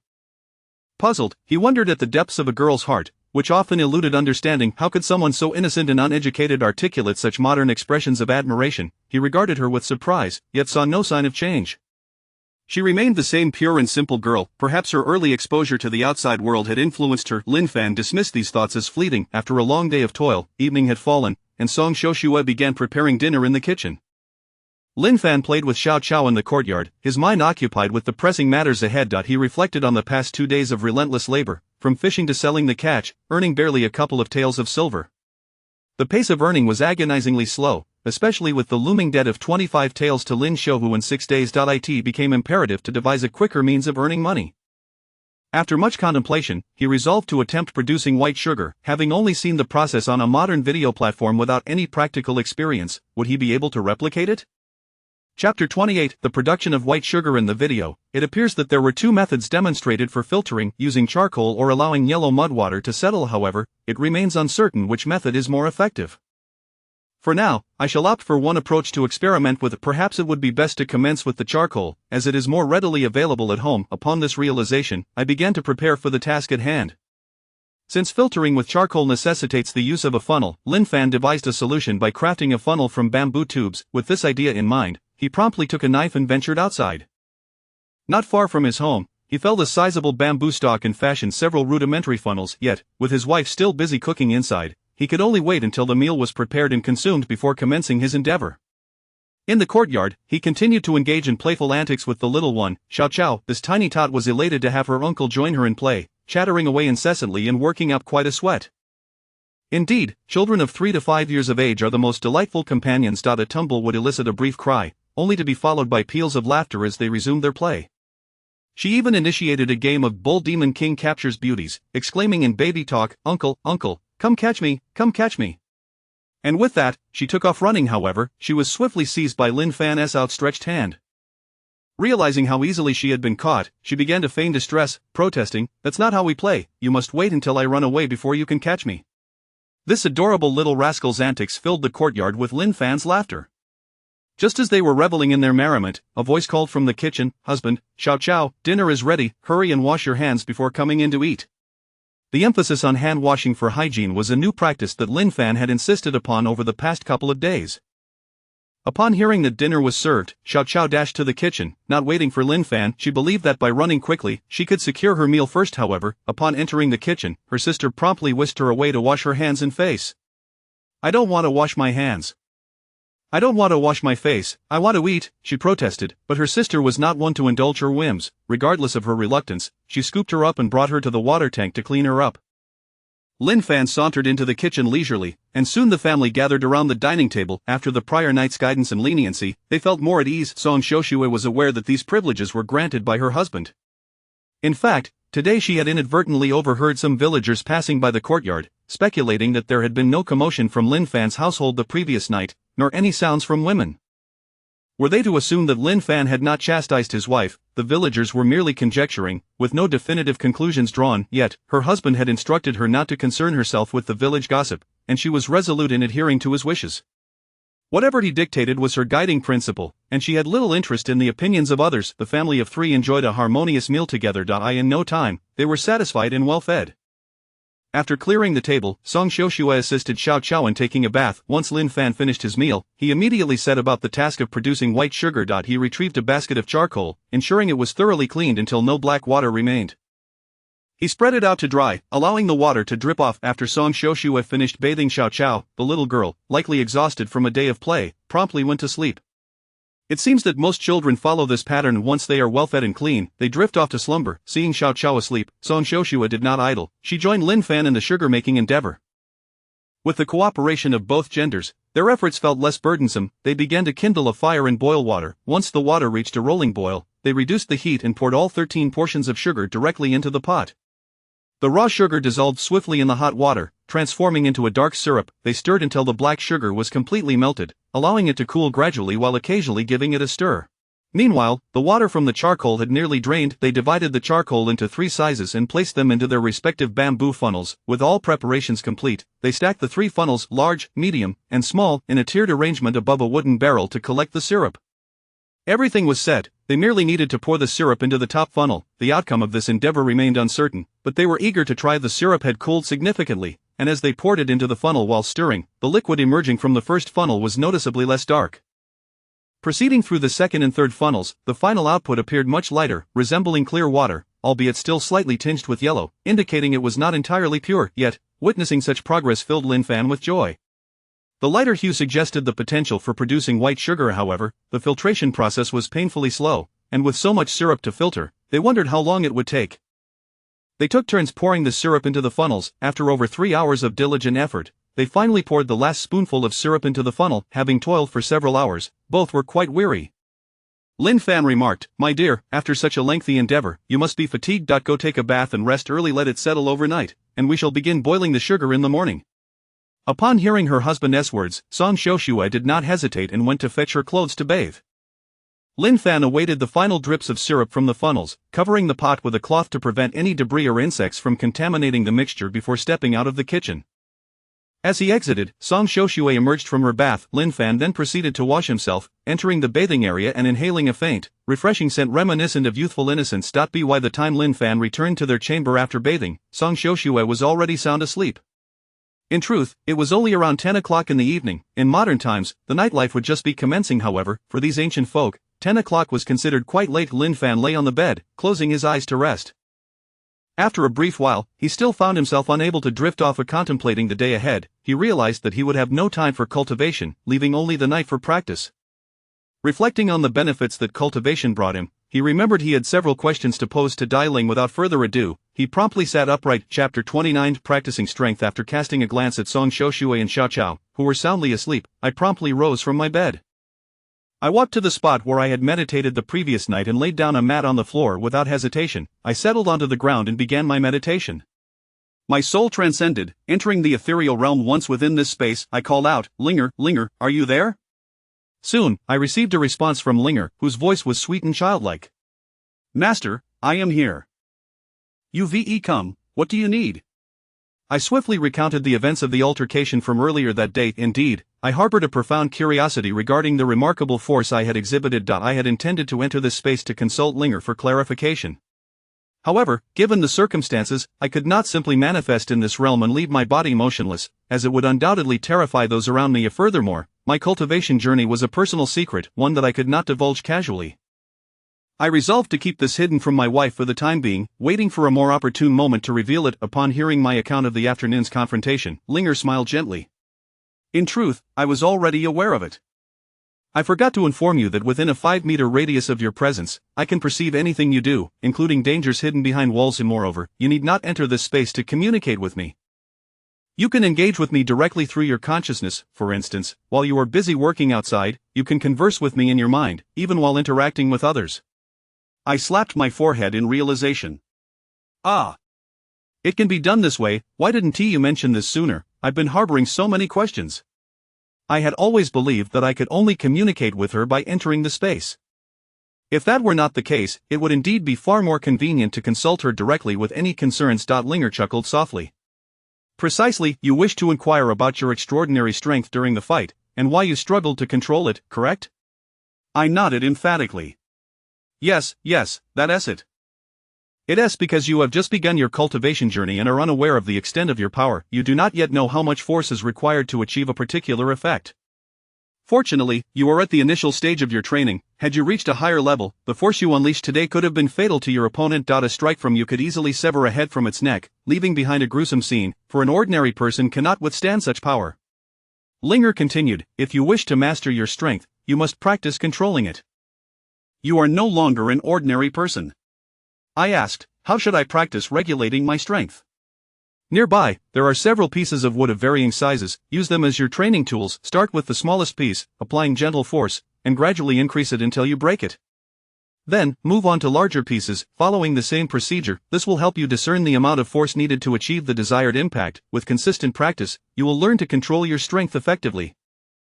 Otherwise, if you strike too lightly, your efforts will be futile, while striking too hard could result in dire consequences." I was astounded. I had no idea that fighting involved such intricate nuances, and that regulating one's strength required dedicated practice. This revelation truly reshaped my understanding. I agreed, "All right, I shall practice." I certainly did not wish to become a ruthless killer, inadvertently causing harm while merely intending to teach others a lesson.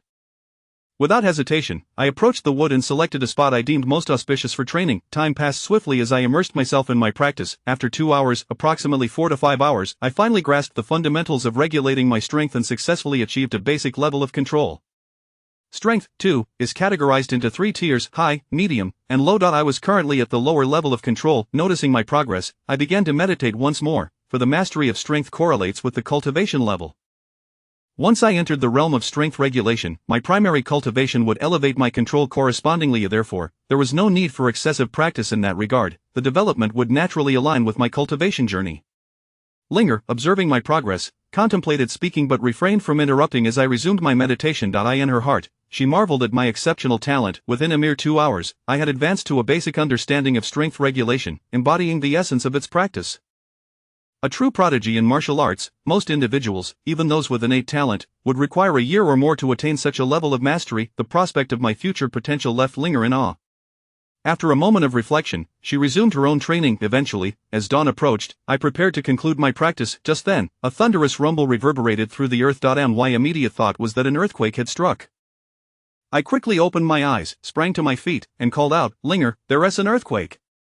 Linger's voice reassured me, "Do not be afraid, master, this is not an earthquake."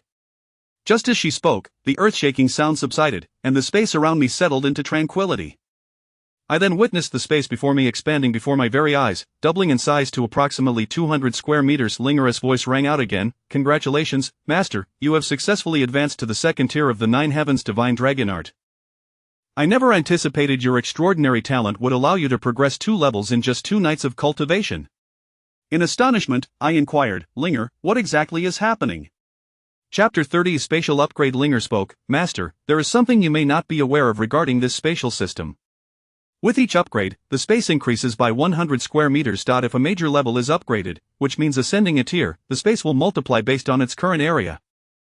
Each tier follows this pattern. The time dilation and speed within the space are similarly affected. However, the time dilation and speed will only align with your cultivation progression after you reach the 3rd upgrade, reflecting the number of upgrades and tiers you have achieved.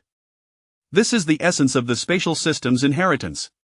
Lin Fan exclaimed with delight, "So, this means I have upgraded again and my abilities have strengthened." Linger nodded enthusiastically and replied, "Indeed, master, congratulations, master." Subsequently, Lin Fan began to admire the changes within the space, noting that it had expanded. The open area had grown larger, the small fish pond had increased in size, and the little hill behind the thatched cottage had also expanded. However, upon closer inspection, he felt that the thatched cottage and the well showed no signs of change. He curiously inquired, "Linger, I have noticed that everything else has enlarged, why do the thatched cottage and the well seem unchanged?"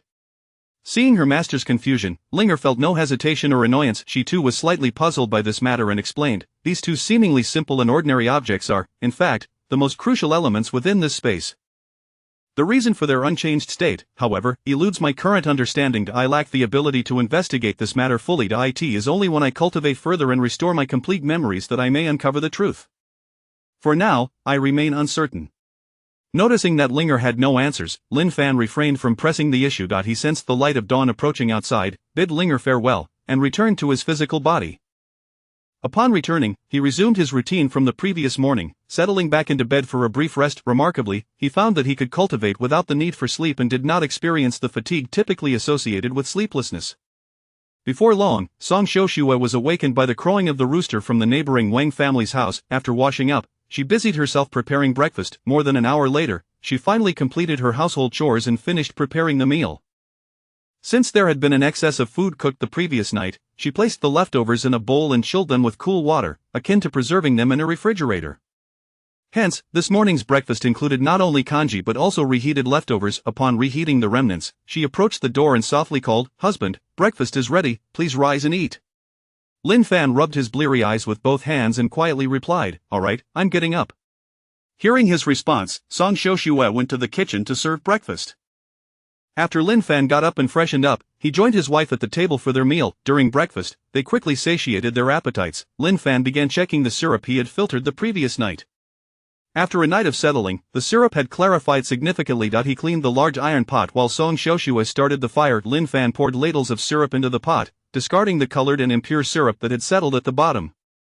With the man and woman working in harmony, Song Xiaoxue continued to add kindling to the fire while Lin Fan stirred the syrup with a spatula. The process of boiling such a large quantity of syrup was time-consuming and laborious. After a short while, Xiao Xiao woke up and made her way to the kitchen door, calling in baby-like language, "Sister, brother-in-law, I'm awake, I got up by myself. I didn't cry or fuss. Am I amazing? Am I great?" Upon hearing Xiao Xiao's voice, both adults turned to look and immediately praised her. "Yes, Xiao Xiao is incredible, you are truly wonderful. Come here, darling, let your sister help you wash your hands and face so you can have breakfast." Xiao Xiao replied in a sweet voice, "Okay. I want to wash my hands, I want to wash my face, I want to eat breakfast." Song Xiaoxue, being the epitome of a caring sister, tended to Xiao Xiao with great thoughtfulness. After attending to her, Song Xiaoxue returned to her post, resuming her role as the firekeeper. Watching the syrup in the pot, they noted how the liquid gradually evaporated, leading to a decrease in volume. After more than 2 hours of their combined efforts, the syrup had nearly reached the desired consistency, revealing a translucent liquid. However, it still retained a slight yellow hue. After another 10 minutes of gentle simmering, the moisture had evaporated just right. Lin Fan called out, "Wife, it's done, you can extinguish the fire now." Song Xiaoxue extinguished the flames, while Lin Fan continued to stir, mindful of the residual heat to prevent burning. After an additional 10 minutes of stirring, the syrup had reached the perfect consistency. He scooped the sugar from the pot into a pre-prepared bowl and cleaned the pot thoroughly. The sugar oil was set aside to cool and crystallize naturally. Upon seeing this translucent crystalline substance, Song Xiaoxue and Xiao Xiao stared in awe, especially as the sweet aroma of sugar wafted through the air, causing their mouths to water. Lin Fan fetched 2 pairs of chopsticks and, using them, poked at the crystalline sugar, retrieving a piece and offering it to both sisters. "Here, try this, but be careful, it's still very hot, so blow on it first." Xiao Xiao eagerly accepted her piece, blowing on the sugar with her tiny mouth. Song Xiaoxue took hers as well, marveling at the exquisite clarity of the sugar. Utterly amazed and delighted, she had never encountered such beautiful sugar before and curiously asked, "Husband, is this what they call white sugar?" Lin Fan confirmed, "Yes." Song Xiaoxue pondered, recalling how the sugars of the past had always been dark and murky. How had they transformed into this stunningly clear form under her husband's skillful hands? While admiring it, she blew on the sugar to cool it down. Once cooled, she tentatively extended her little tongue to taste the sugar on her chopsticks. The next moment, her eyes widened in shock. It was sweet, exceedingly sweet. At that moment, Xiao Xiao exclaimed with joy, "Wow, so sweet, it's delicious, really delicious." Both sisters were astonished by the honey-like sweetness of the white sugar. Song Xiaoxue, equally taken aback, exclaimed, "Sweet, so sweet, it's simply too sweet, I've never tasted such sweet sugar before." Lin Fan observed the astonishment of the 2 sisters and smiled faintly. Once the sugar cooled down completely, it could be removed and allowed to dry out properly. Chapter 31 Transforming Image. 2 little gluttons, wielding their chopsticks, slowly licked their sugary treats as if they were savoring lollipops. As they indulged, they showered praises, exclaiming, "Delicious, delightful, so sweet, utterly scrumptious."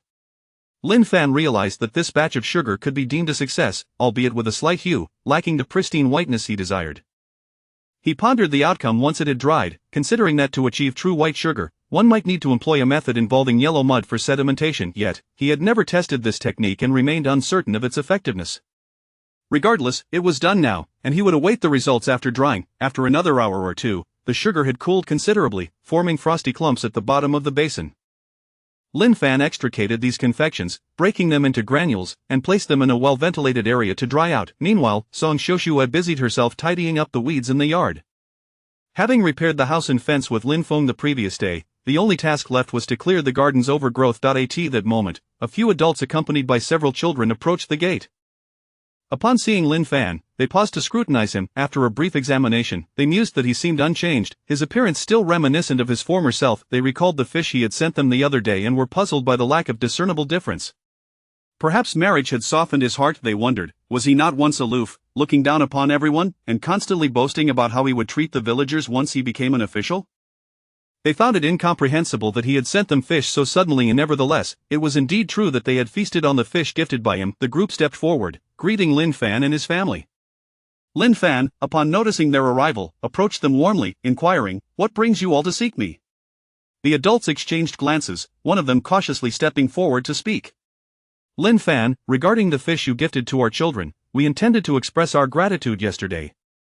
However, we were quite occupied and, upon passing your home, discovered you were not present. We have come today specifically to thank you for your generosity.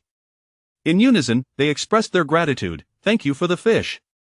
Lin Fan, realizing the reason for their visit, waved his hand dismissively, saying, we are all neighbors in this village. There is no need for such formality. It was merely a few fish, hardly worth mentioning. He had anticipated their connection to the fish upon seeing the children. Their astonishment grew at Lin Fan's humble demeanor. It seemed that he had genuinely transformed, becoming a kind and generous individual. They had initially worried about how to broach the subject, fearing he might look down on them or scold them. Prepared for the worst, they had steeled themselves against any ridicule, for after all, they were receiving fish, true sustenance, far more precious than rice, with some having gone nearly a year without meat. They were taken aback by Lin Fan's newfound amicability, prompting them to regard him with newfound respect. Lin Fan continued, it was just a few fish, nothing remarkable. Besides, your children helped carry them back for me, so this is merely a token of appreciation. There's no need to dwell on it. They nodded in agreement, smiling politely as they replied, then we shall not be modest. Thank you sincerely. Should you ever need assistance, do not hesitate to call upon us. Lin Fan readily affirmed, of course, no problem at all. We are neighbors, and we should lend each other a hand. They all chuckled, praising, a scholar indeed understands the greater principles of life. After exchanging a few casual remarks in the yard, they bid farewell to Lin Fan and his family, waving as they departed. Watching their retreating figures, Lin Fan felt assured that he had left a positive impression, having successfully altered their perception of him. At that moment, Song Xiaoshui approached Lin Fan, saying, my dear husband, yesterday, a few of them passed by and inquired if you were home. I informed them you were not, but they remained silent regarding their intentions upon learning you were absent. They left. I had so much on my mind yesterday that I forgot to mention it to you. Lin Fan responded, oh, it's nothing. After a brief exchange, Song Xiaoshui returned to her domestic duties. Lin Fan contemplated drying the sugar today, with plans to inquire in the city tomorrow if anyone would be interested in purchasing it. He glanced upwards. It was nearly noon. He recalled that the creek still teemed with fish and realized that the villagers lacked fishing skills.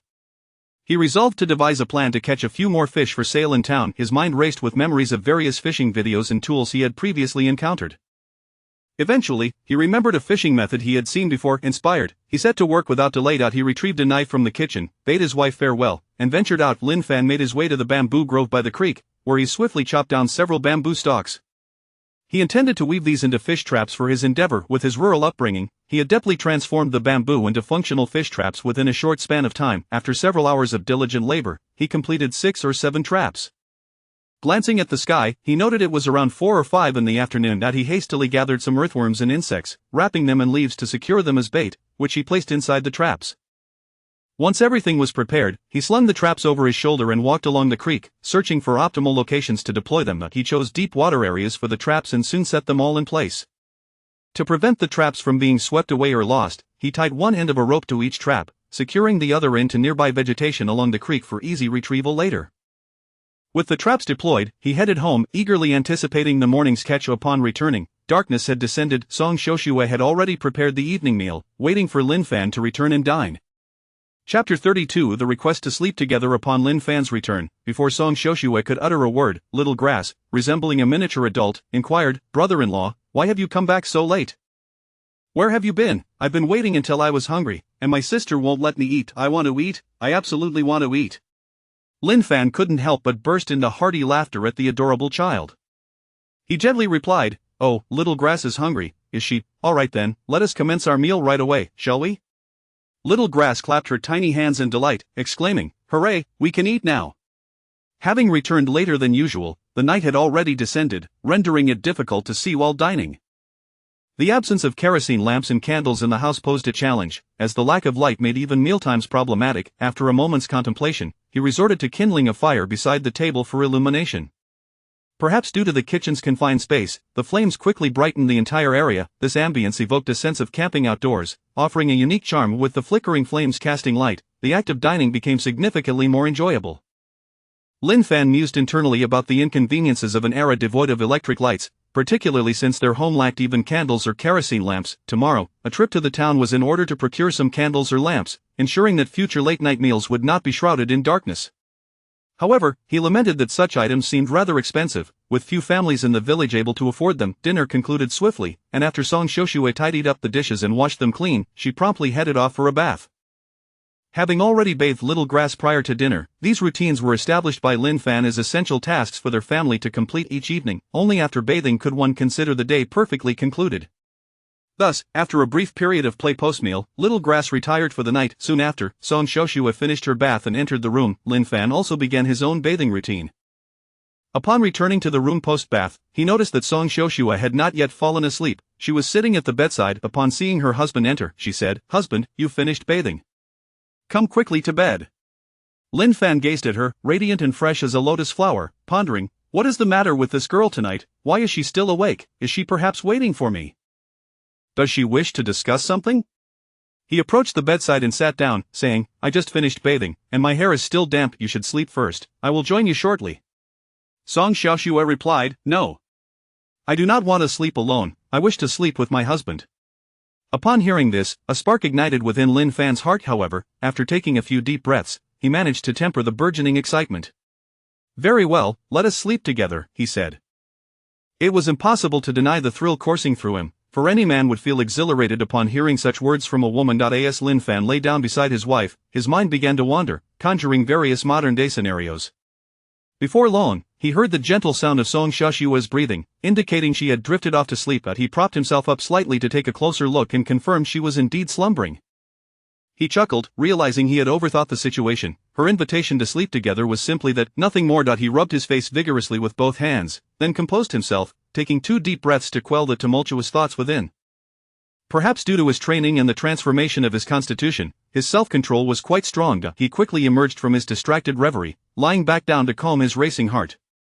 He redirected his thoughts to the tasks awaiting him the following day. First, he would rise early to gather fish, and once he returned, he would take the fish along with some white sugar to sell in the town. This diversion of thought proved effective, as his emotions soon stabilized. Glancing at Song Xiaoxue, who had fallen into a deep sleep so swiftly, he felt a pang of sympathy. She must have been quite exhausted from the past few days. It seemed imperative for him to strive harder to improve their family's circumstances so that they might enjoy a more stable life, alleviating the pressures that weighed upon them. Lying in bed, Lin Fan's mind was filled with. After more than an hour of restless contemplation, he sat up, observing the 2 young girls sleeping soundly beside him. Shaking his head with a gentle smile, he rose and moved to the spot where he typically meditated at night.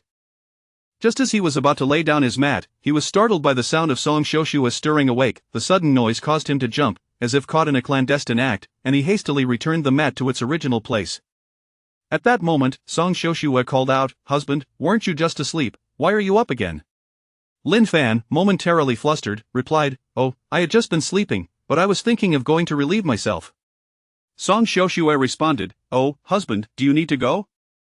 I was also awakened by the urge to relieve myself. Let's go together." With that, she promptly rose from the bed and approached Lin Fan. "Come on, husband, let's go." He acquiesced with a nod, steeling himself to accompany her outside.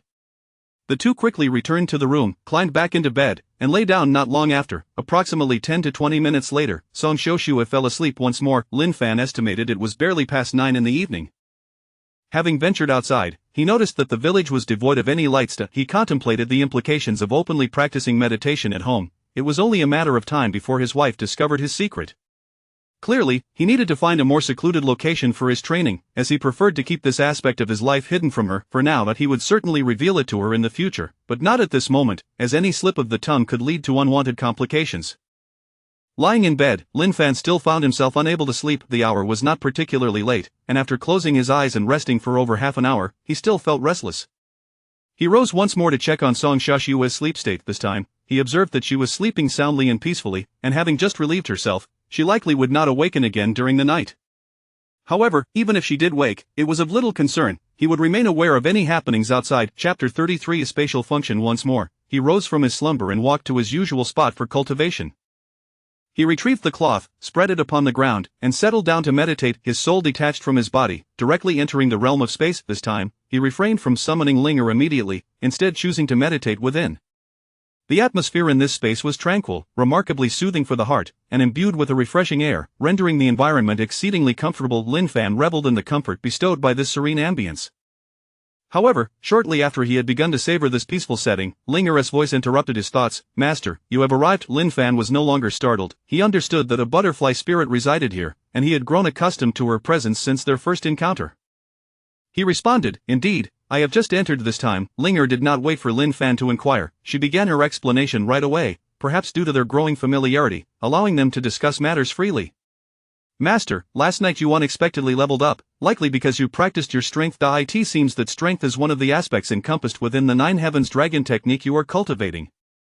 Therefore, by honing your strength, you have also progressed in one of its chapters. You had already mastered the introductory chapter, and just as you were preparing to advance to the second chapter, you fortuitously practiced your strength, resulting in your sudden upgrade.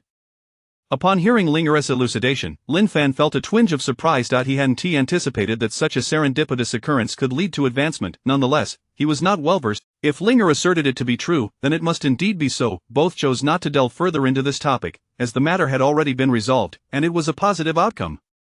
Lin Fan inquired, Linger, the area here has expanded significantly, may I plant something within? Linger replied, this is your space, you may cultivate whatever you desire without needing my permission. She thought to herself that if he were to plant, she would not have to do it herself, which would be quite advantageous. After all, when the time came for any valuable harvest, he could still utilize it as needed. Linger was quite willing to seize a little benefit from such unearned gains. Lin Fan clarified, that is not my intention, I meant to ask if I could plant some external flora within? Linger explained, currently, external items cannot be brought in. To cultivate anything from outside, you must reach the third chapter. Only when the growth rate of everything in this space synchronizes with the flow of time can you introduce external items. She continued, when you venture out, carrying items will no longer be a cumbersome task, just as you did when you purchased goods in the city, you can directly place them into the space and retrieve them upon your return home. Doesn't that simplify matters considerably? The process of storing and retrieving items will be as effortless as guiding your soul in and out of this realm. Moreover, placing items in this space will not add any weight to your person, making it feel as though you carry nothing at all.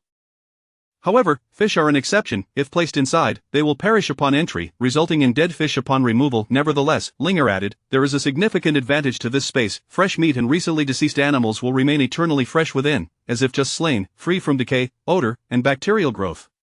It far surpasses any refrigerator you used on Earth, offering a permanent preservation time, ready for use at any moment. Therefore, reaching the third chapter brings numerous benefits and convenience. However, only inanimate objects and plants can be introduced.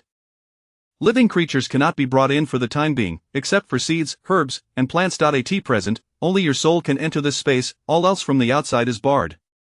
If you truly wish to cultivate something, you could search for items within to plant. However, everything that naturally grows inside is already present, making it unnecessary to plant anew. The areas behind the house and surrounding mountains may yield unique plants and treasures.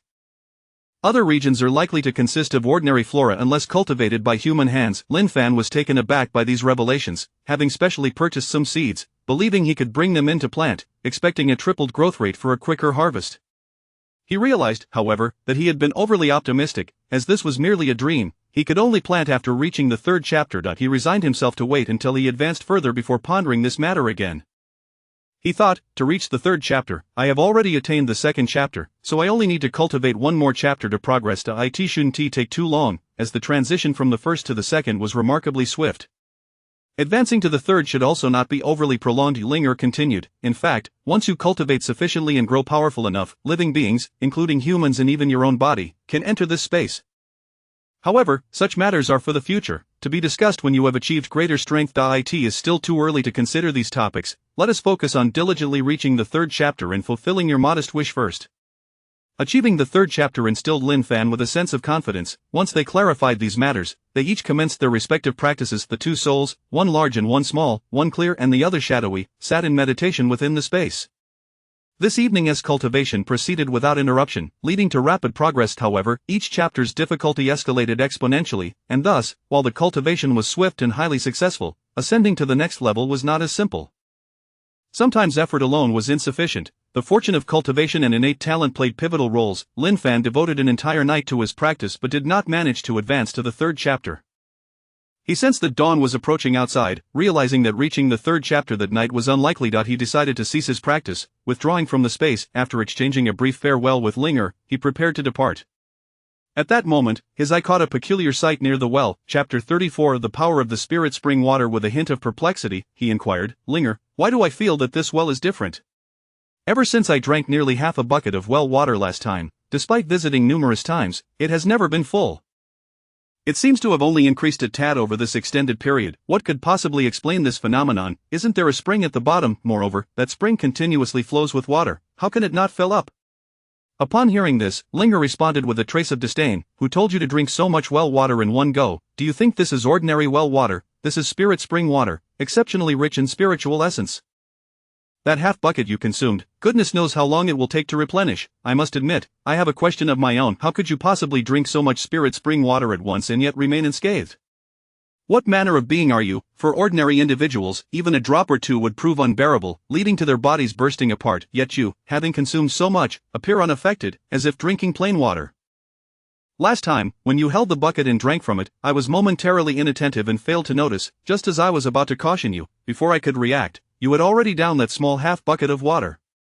Witnessing that event left me utterly astonished. I watched for a considerable time, expecting you to explode at any moment. Therefore, I kept observing you, remaining silent. When I saw you drink such an abundance of spirit water without any ill effects, I thought I would wait until you composed yourself before approaching you.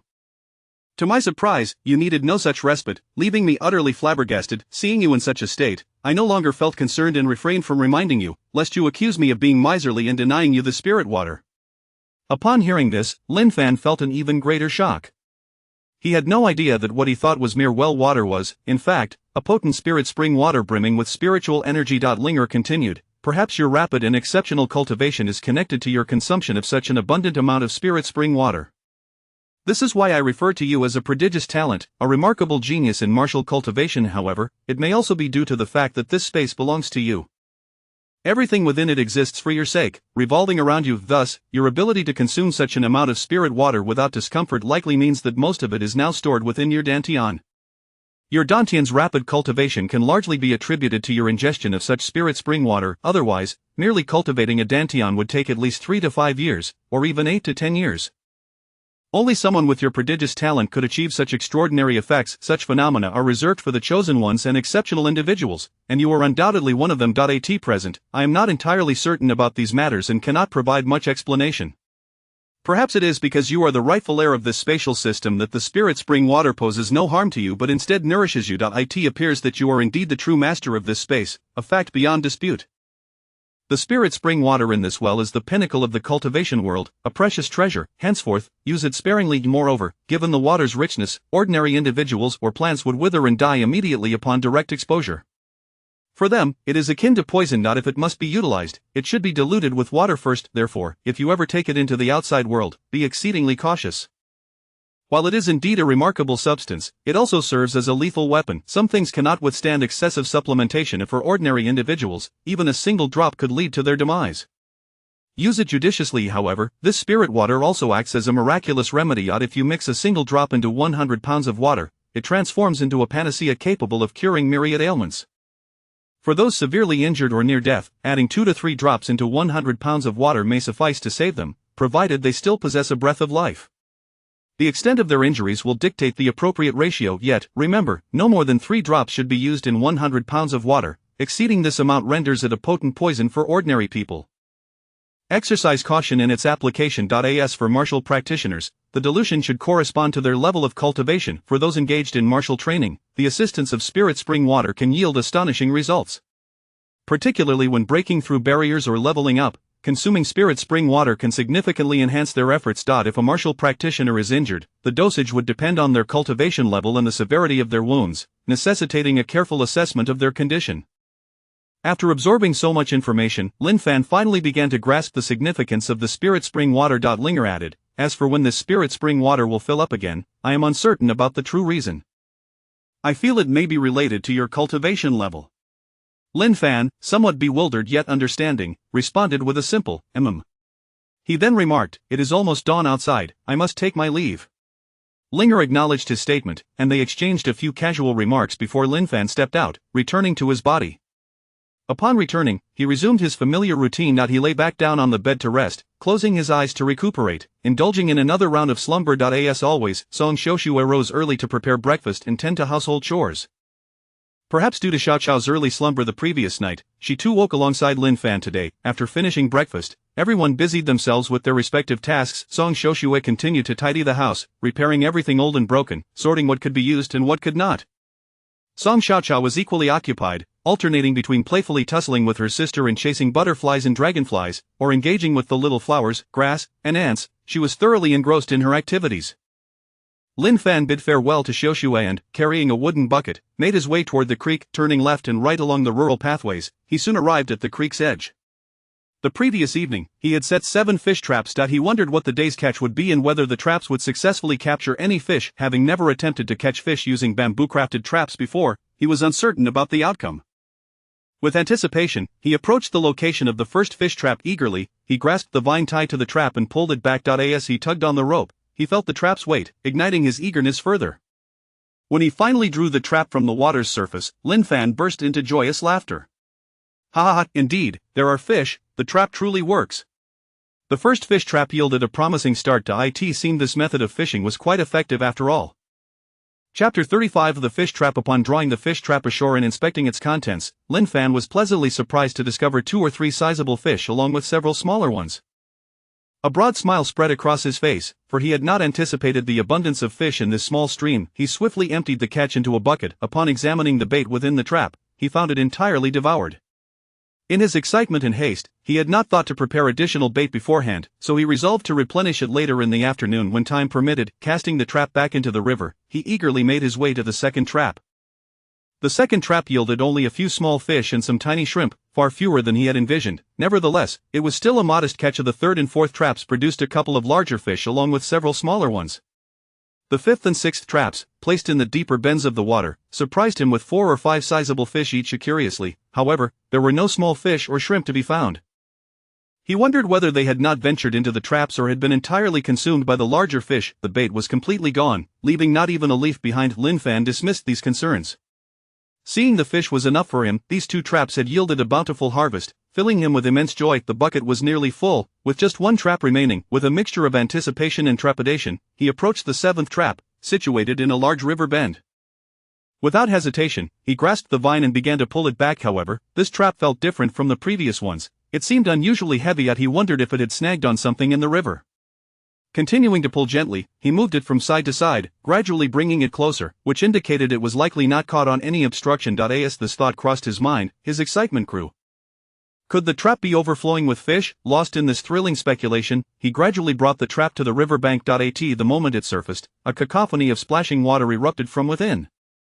To his delight, he found the trap indeed crammed with fish, at least half a trap's worth. The sight made Lin Fan beam with joy. Just as he was about to lift the trap from the water, the vine snapped with a crack.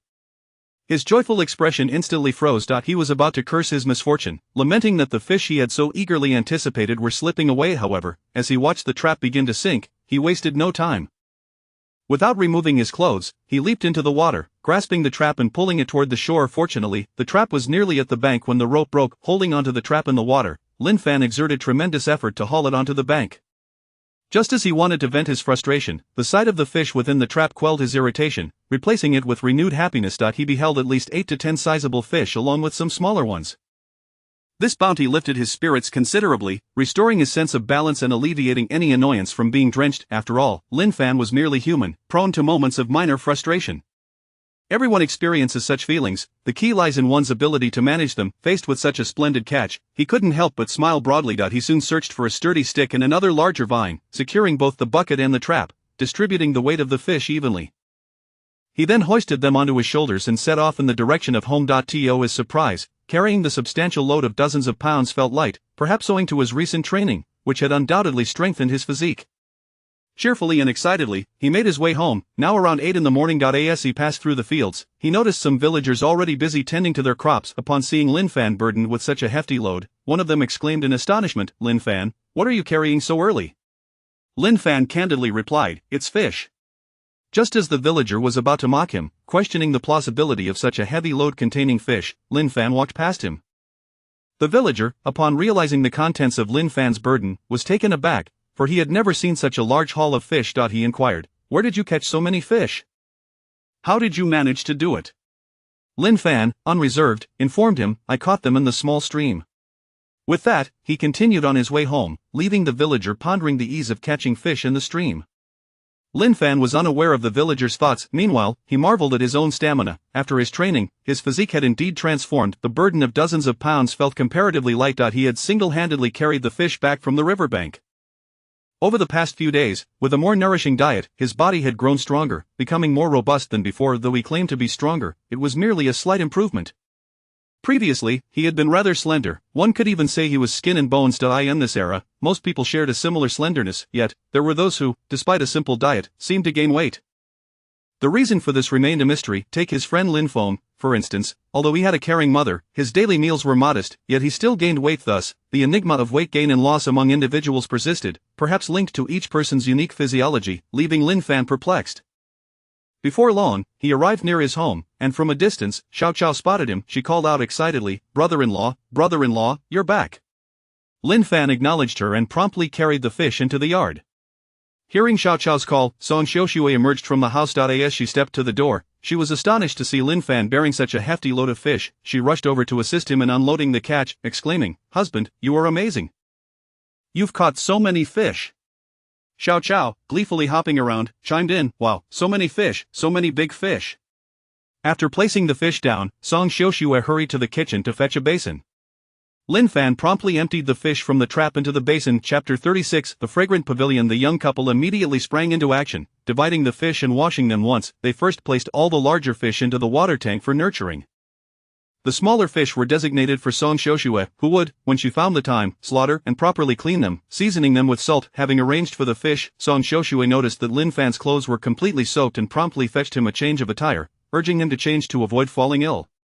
After he changed, they began to repack the fish intended for sale back into the barrel. Lin Fan counted the morning's catch, noting that there were more than 20 sizable fish, each weighing between 1 to 4 pounds. This was indeed a bountiful harvest. Song Xiuxue was aware that her husband intended to head into the city to sell the fish that day. She prepared the necessary items for his journey. A water flask and a pouch containing 101, which she neatly handed over to him. She secured the fish barrel with rope and also packed a bag of white sugar. Lin Fan weighed the bag in his hands. The white sugar yielded from yesterday's more than 10 pounds of raw sugar was likely around 6 or 7 pounds. This meant that after refining the sugar, they were left with only about 50 or 60% of the original amount. The yield seemed somewhat low, but he had no prior experience to compare it to, so he chose not to dwell on it. He felt grateful that they had managed to achieve any success at all. As time was getting late, and judging by the light, it must have been around 9 o'clock. With a final hurried preparation at home, the morning slipped away. Lin Fan slung the fish barrel over his shoulder, took the bag of white sugar and the water flask, and set off. Exiting the courtyard, he made his way toward the village entrance. However, every trip to the city required a travel permit for that day, and Lin Fan was no exception. He headed towards his uncle's house. Fortunately, the route to the village entrance passed by his uncle's home, which was convenient. Upon arriving at his uncle's house, Lin Dafu, upon hearing of Lin Fan's intent to sell fish in the city, quickly wrote out the travel permit and handed it to him. Watching Lin Fan's retreating figure, Lin Dafu mused aloud, "Are the fish truly so easy to catch these days? He manages to haul in such a bounty every day. Could it be that this lad possesses some secret technique for fishing?" As Lin Fan reached the village entrance, he spotted a horse-drawn carriage transporting goods to Taoshi village, preparing to return to the city. He waved his hand and called out loudly, "Hey, brother coachman, are you headed back to the city?" Just as the coachman was about to mount the carriage and head back, he heard someone calling from behind. Turning around, he replied, "Yes, I am preparing to return to the city." At this moment, Lin Fan quickened his pace to draw closer. "That works perfectly. Could you possibly give me a lift? I'll pay for the fare." The coachman, recognizing the prospect of business, was eager. With a returning customer, this would be a considerable income. Why pass up the opportunity to earn money? Embracing the mindset that refusing to earn is foolish, he agreed, "Sure, no problem." After a brief negotiation, they settled on the fare of the coachman. Seeing Lin Fan as a regular one-way customer, charged him only 41. Lin Fan readily accepted. The coachman also assisted in loading the barrel of fish onto the carriage. Given that it was a barrel filled with water, he ensured that the horse did not run too fast, to prevent the water from spilling out and the fish from suffocating. As they traveled, Lin Fan conversed with the coachman while enjoying the scenery that blurred past them. The comfort of riding in a carriage made time fly. The ease of the journey was relative. It was certainly more comfortable than walking. After about an hour, they arrived at the city gates. The carriage naturally moved slower than a single horse, and to avoid shaking the fish to death, they proceeded even more slowly. However, Lin Fan was unconcerned about the time, as he was not in a hurry. Although he spent 41 on this trip, he felt it was worthwhile, as it was far easier than carrying the fish on his back. In fact, he had been somewhat apprehensive after that previous experience, yet, life's demands compelled him onward. Upon reaching the city gates, Lin Fan paid the coachman the 41 and carried the fish into the city. This time, he intended to take a different route directly to the market to sell the fish. Halfway there, he passed by an inn named the Fragrant Pavilion. Lin Fan paused, pondering that inns likely needed to purchase fish each day. He wondered if the inn had already made a purchase today. Perhaps he should go inside and inquire if they were interested in fish. With this thought in mind, he boldly proceeded. Upon reaching the entrance of the inn, before he could step inside, a young attendant approached him and inquired, "Sir, are you here to dine or to lodge?" Lin Fan replied, "Brother attendant, I am neither here to dine nor to lodge. I am here to sell fish. Could you kindly inform your manager that I have fish for sale?" The attendant, upon hearing this, wore an expression of disdain and retorted, Go. Our manager is not here. Please leave and do not disrupt my service to the guests." Taken aback by the attendant's rudeness despite his courteous approach, Lin Fan understood that this was typical behavior. After all, had he not seen similar interactions portrayed on television? Some attendants do indeed look down upon others. Moreover, given his rustic appearance and worn clothing, it was not surprising that the attendant treated him this way. Just as he turned to leave, a voice from inside called out, "Young man, do not leave just yet. Are you selling fish from that barrel?" Upon hearing the voice, Lin Fan turned to see a man of approximately 40 years addressing him. He responded, "Yes." The attendant, upon noticing the man, respectfully asked, "Manager, why are you here?" The manager shot the attendant a glare and commanded, "Get back to work." Then he approached Lin Fan and asked, "Young man, may I take a look at the fish in your barrel?" Lin Fan replied, "Certainly," and he set the barrel down from his shoulder.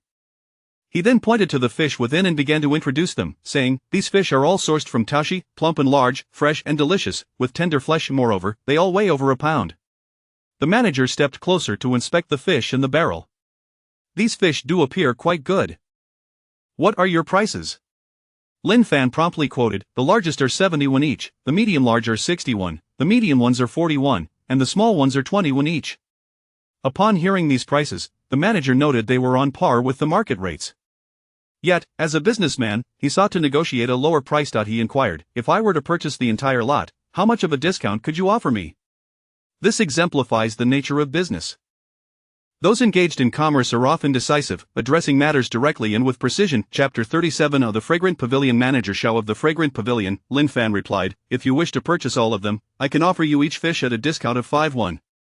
The manager, upon seeing such splendid fish, calculated the price and found it quite reasonable, indeed cheaper compared to the market rate. He thought that if he pressed for a lower price, the seller might not agree to sell to him. Thus, he said, "Then let us bring the fish into the shop." Lin Fan was pleasantly surprised at how easily the deal was struck. The fish sold out in no time, filling him with delight. It seemed that fortune truly favored him. Upon entering the shop and setting the fish down, Lin Fan pondered for a moment, glancing at the manager who appeared quite amiable. He placed a small package on the table and inquired, "Manager, might you have any interest in this item?" The manager, with a puzzled expression, thought to himself, what remarkable item could a fishmonger possess? He stood there, arms crossed, showing no inclination to open the bag. Noticing the manager's skepticism, Lin Fan decided to take the initiative and opened the bag for him to see. The manager, still doubtful, approached to examine the contents. Upon seeing the nearly translucent substance, his eyes instantly brightened. "What is this? How is it so exquisite?" he asked in astonishment. Lin Fan replied, "Perhaps you might like to give it a taste." With a look of surprise, the manager asked, "This beautiful item, can it really be eaten?" Lin Fan nodded and gestured invitingly for him to try. The manager hesitated for a moment, then picked up a small piece to smell. Detecting a hint of sweetness, with curiosity, he placed it in his mouth. The instant it touched his tongue, his eyes widened, and he became momentarily speechless, utterly astonished. After a few breaths, he regained his composure, savoring the sweet crystalline substance with his tongue and teeth. "How can it be so sweet? Is this sugar?" he exclaimed. Hearing the word sugar, Lin Fan nodded and gave a thumbs up, saying, "You have an excellent palate, manager. You truly know your goods." The manager felt a surge of indignation at this remark. Though aware that Lin Fan was jesting, he couldn't help but feel somewhat insulted. Yet, he decided to rise above it, acknowledging the fine item Lin Fan had brought, and chose not to take offense. He was genuinely thrilled and exclaimed, "I cannot believe such sweetness exists in this world." Seeing the manager's astonishment, Lin Fan reaffirmed that indeed, in this world and this era, refined sugar had yet to be discovered. After a brief moment, the manager returned to his senses and respectfully inquired, "Sir, may I ask what this marvelous item is and how it became so sweet?" It was evident that a businessman recognized the value of good goods and immediately treated Lin Fan with utmost respect.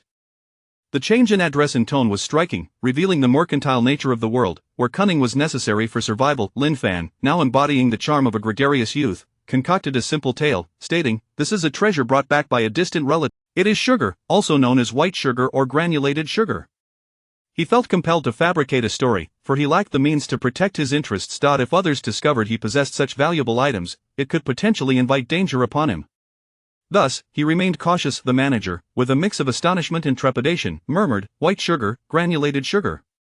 Lin Fan then asked, "Might you be interested in this item?"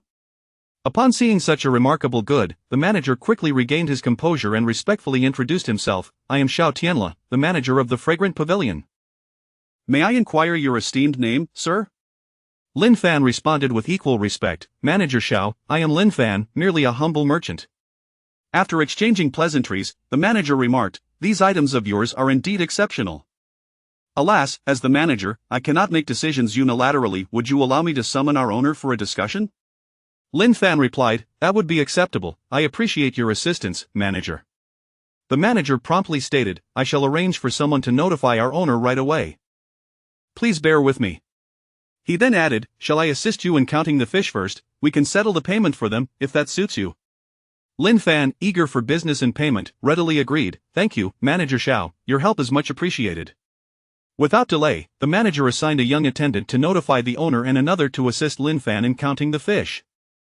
Soon, the two attendants were busily engaged in their task, as Lin Fan and the attendant counted and reported the numbers. After tallying, Lin Fan announced, "In total, there are 24 fish, amounting to 881. Please verify this count, manager." The manager, witnessing Lin Fan and the attendant counting while reporting prices, was astonished as they swiftly revealed the quantities and costs. He had been unable to calculate the figures himself. Thus, he was both shocked and perplexed. Heading to the counter to verify the calculations, after a few minutes, the manager returned with a look of amazement on his face. He respectfully bowed and said, "I had not anticipated that you, Sir Lin, are truly a prodigy. To compute such numerous figures so quickly and accurately, you are indeed a numerical genius. Your future is bright. I am in awe." Lin Fan smiled humbly and replied, "Manager Xiao, you flatter me. Such simple calculations are hardly worth mentioning." Chapter 38. The lady is a Miss. Lin Fan mused to himself, "Isn't this just a question suitable for elementary students? If one knows multiplication, isn't it simply a matter of calculating it in an instant? Could it be that draft paper is still required?" However, with a sudden realization, he recalled that in this era, multiplication and division tables had yet to be established. He then humbly remarked, "Having attended private school for 2 years, I merely guessed, and fortune smiled upon me." The shopkeeper thought to himself, "Is there truly such a thing as luck in this method of calculation?" He smiled slightly and gently shook his head, fully aware of the method's complexity. To be able to compute multiple numbers so swiftly undoubtedly indicated a remarkable talent. He then said, "Shall I settle the payment for the fish now?" Lin Fan replied, "I would appreciate your assistance, Shopkeeper Xiao." Without delay, Shopkeeper Xiao approached the counter, retrieved 880 coins, and handed them to Lin Fan. The payment was settled in person. After confirming the amount was correct, Lin Fan respectfully expressed his gratitude. "Thank you, shopkeeper," and tucked the coins into his waist. Once this matter was concluded, Shopkeeper Xiao remarked, "My employer should be on their way here. Shall we step into the inner room for a cup of tea while we wait?" Lin Fan agreed, "That would be most kind of you, Shopkeeper Xiao." With that, he picked up the bag of candy and followed Shopkeeper Xiao into a room on the first floor of Juxian Lu. Upon entering, they found a tea room dedicated to receiving guests, elegantly adorned with various paintings and calligraphy hanging on the walls. To the side stood 2 wooden display cabinets filled with antiques and assorted trinkets. In the center of the room was a tea table surrounded by stools. As they entered, the shopkeeper gestured for Lin Fan to take a seat at the tea table while he himself went to the main position for brewing tea. Without pausing, he immediately began to stoke the charcoal fire and busily wiped away any dust from the tea table. In truth, the table was already quite clean, devoid of dust. This was perhaps a habit of those who enjoyed the art of tea-making. Thus, a little dust was still tended to. The two engaged in casual conversation while waiting for the water to boil and for the arrival of the employer. During their idle chatter, they touched upon the current currency exchange rates in the Great Xia Kingdom and various national affairs. Soon enough, the water came to a boil. Shopkeeper Xiao, with practiced finesse, brewed a fragrant cup of fine tea. They had just lifted their cups to take a sip when a beautifully dressed young lady entered through the door. Although it was daytime, the room appeared somewhat dim, possibly due to the weather being less bright than outside. Upon seeing the newcomer, Shopkeeper Xiao promptly rose and greeted her respectfully. "Miss, you have arrived. The young lady replied, "Yes, I heard from the attendant that a significant client had come to our shop, so I hurried back." Shopkeeper Xiao quickly introduced, "Indeed, miss, this is Lin Gongzi, the esteemed client I mentioned." "Lin Gongzi, this is my employer's daughter, you may discuss your white sugar with her." Upon hearing the lady's voice, Lin Fan felt a sense of familiarity and stood up to turn around slowly. When their eyes met, both exclaimed in surprise, "It's you, how is it you?" Seeing their reaction, Shopkeeper Xiao inquired, "Do you two know each other?" They both waved their hands in dismissal before nodding and simultaneously replied, "We have met before, engaged in a transaction." "I suppose that counts as knowing each other." Their synchronized response astonished everyone, including themselves. After all, how could they possess such an uncanny rapport having only met twice? Then, Lin Fan and the lady exchanged glances and burst into hearty laughter, elevating the atmosphere significantly. After a brief moment of joviality, Shopkeeper Xiao smiled and interjected, "Since you two are acquainted, why not introduce yourselves? I shall refrain from playing the introducer." At this, the two began to introduce themselves anew. Lin Fan said, "Madam, it is a pleasure to see you again. My surname is Lin, and my given name is Fan." He then inquired, "Might I know your esteemed surname, or rather, how should I address you, miss?" As he extended his right hand, Shopkeeper Xiao immediately interjected, "My young lady is not yet married." As soon as he finished speaking, Tang Ruoxin shot him a glare, prompting him to understand and fall silent.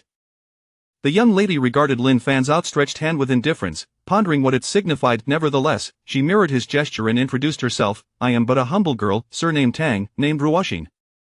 However, as she extended her hand, Lin Fan grasped it firmly in his own. She was taken aback, a flush of color rising to her cheeks, yet, after feeling Lin Fan's hand grip hers 3 times, she calmly withdrew her hand, regaining her composure. In that fleeting moment of contact, Lin Fan experienced a sensation unlike any he had felt before. Her hand was incredibly soft, reminiscent of cotton candy, possessing a delicate, smooth texture akin to that of an infant's skin. Observing the lady's momentary paleness, he explained, "This is a customary greeting among Westerners.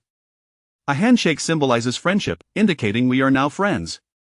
Both Tang Ruoxin and Shopkeeper Xiao, upon hearing this, recalled having heard of such Western customs and deemed it reasonable, thus refraining from any further base thoughts.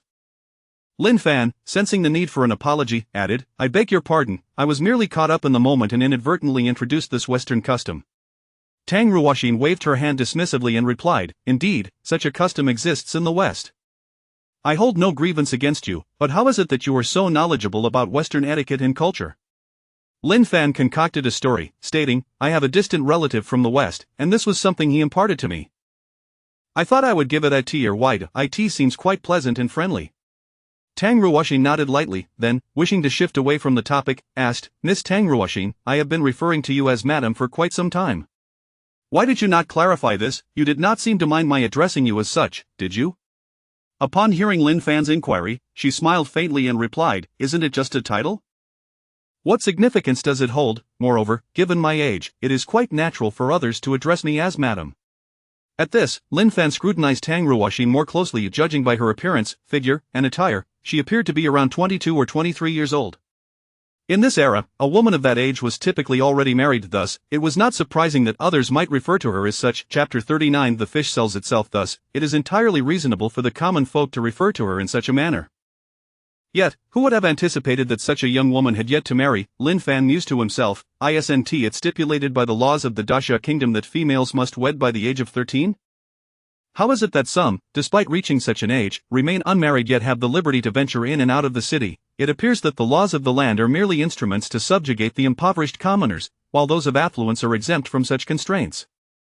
To the wealthy, the law is but a decorative relic. Disregarding these ponderings, the group settled around the tea table, with Master Xiao continuing his role of brewing tea. Lin Fan and Tang Ruoxin engaged in further discussion regarding the events of the previous day. Tang Ruoxin remarked, "After you delivered the fish yesterday afternoon, I had initially intended to discuss something with you. I wanted to inform you that I manage an inn, and your fish are all sourced from the stream. Should you have more fish in the future, you could deliver them directly to my establishment, allowing for a long-term collaboration. However, I was overwhelmed with tasks yesterday and ultimately forgot."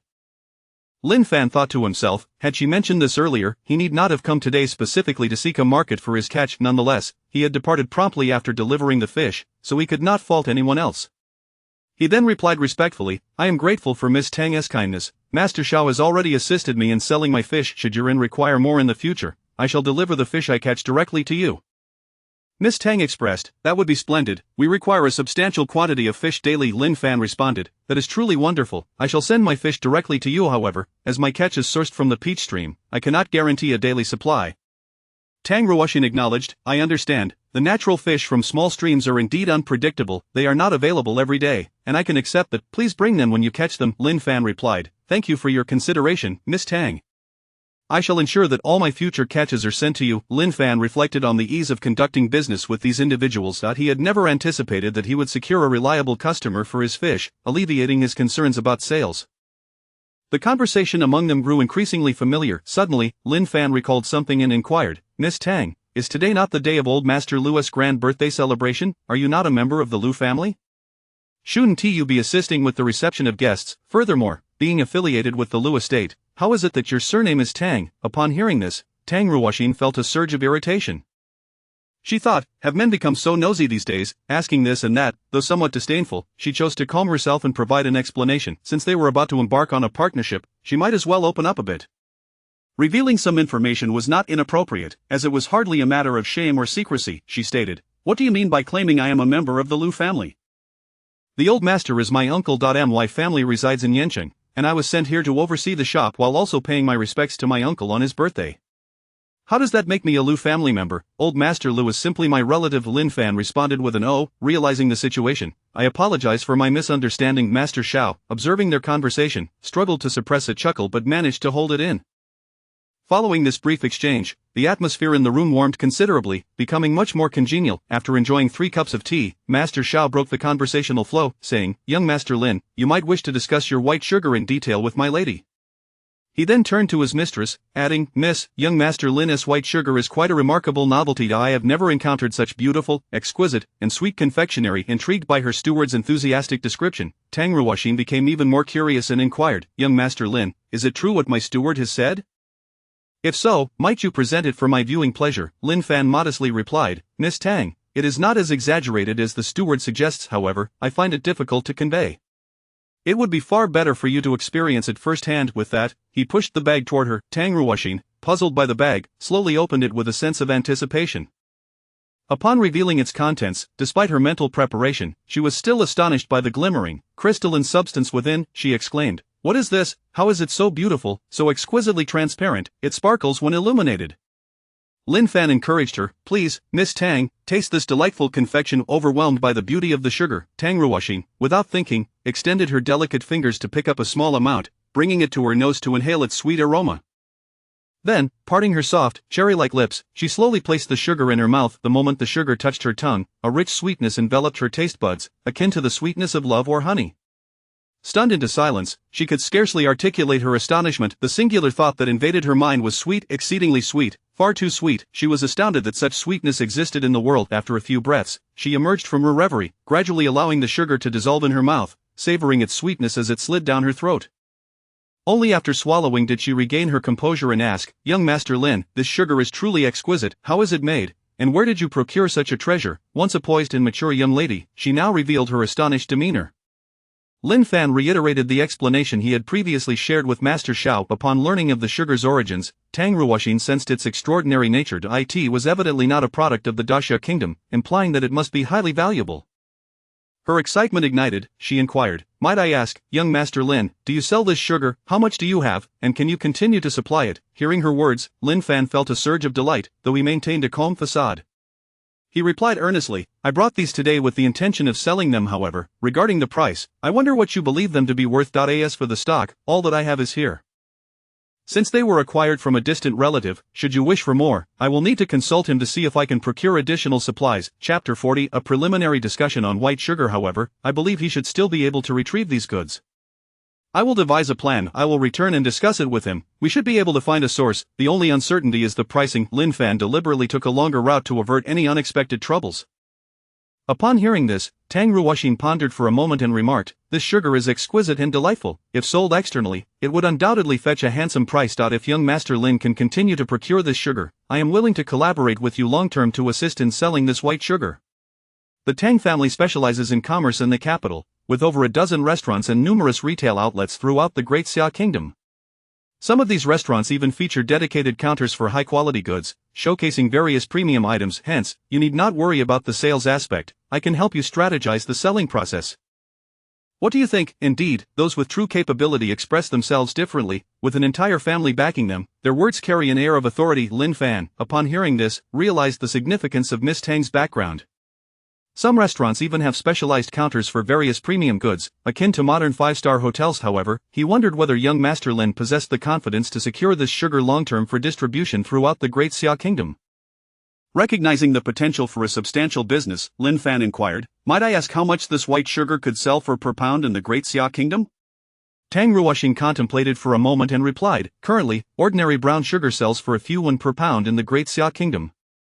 Some high-quality varieties reach over 10 yuan, while the best can command 20 to 30 yuan. Those at such prices are already considered top-tier. However, regarding the quality and caliber of your sugar, I cannot say definitively, as I have never encountered such fine sugar nor sold it before.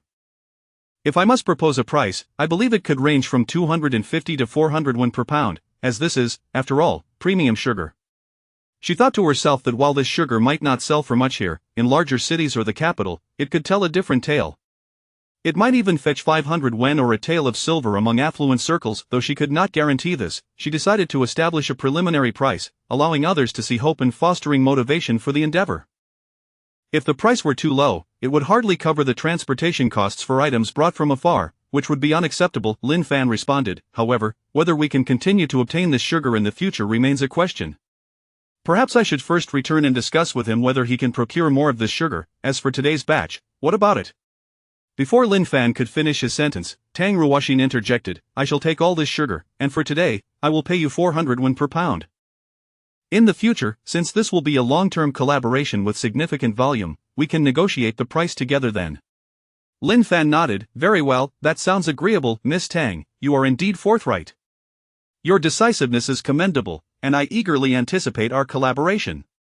Tang Ruoxing replied, "You flatter me. I see that young Master Lin is also a person of straightforwardness. Moreover, your efficiency in conducting business is evident. I witnessed it just yesterday. Therefore, as serious businesspeople, we ought to treat every matter with the utmost seriousness." After a lengthy exchange of pleasantries, Lin Fan recognized the necessity of this roundabout approach in discussions, as otherwise, others might assume that he always possessed ample stock. Furthermore, if it were perceived that he had an abundance of goods, their value would diminish. Nonetheless, the production of this sugar indeed presents certain challenges. If the quality were to improve further, it would require additional research on his part. Thus, he maintained an air of mystery. Tang Ruoxing promptly summoned the shopkeeper to bring a scale for weighing, which revealed a total of just over 7 pounds. Lin Fan, displaying his generosity, stated, "Let us consider it as 7 pounds for simplicity in calculations. The extra ounce shall be a gift for Miss Tang." Hearing this, Tang Ruoxing beamed, "Thank you, young Master Lin, for your kind gesture." She felt genuinely pleased. Though the value was negligible to her, the sweetness of receiving a gift made her heart light. Lin Fan calculated, the total for 7 pounds of sugar at 400 yuan per pound amounts to 2,800 yuan. Tang Ruoxing, surprised by Lin Fan's swift arithmetic skills, remarked, "I did not expect young Master Lin to be such a prodigy in calculations." The shopkeeper, Xiao, chimed in, "Indeed, young Master Lin's numerical prowess is truly remarkable. He calculated the morning's fish count with just a snap of his fingers. What a genius!"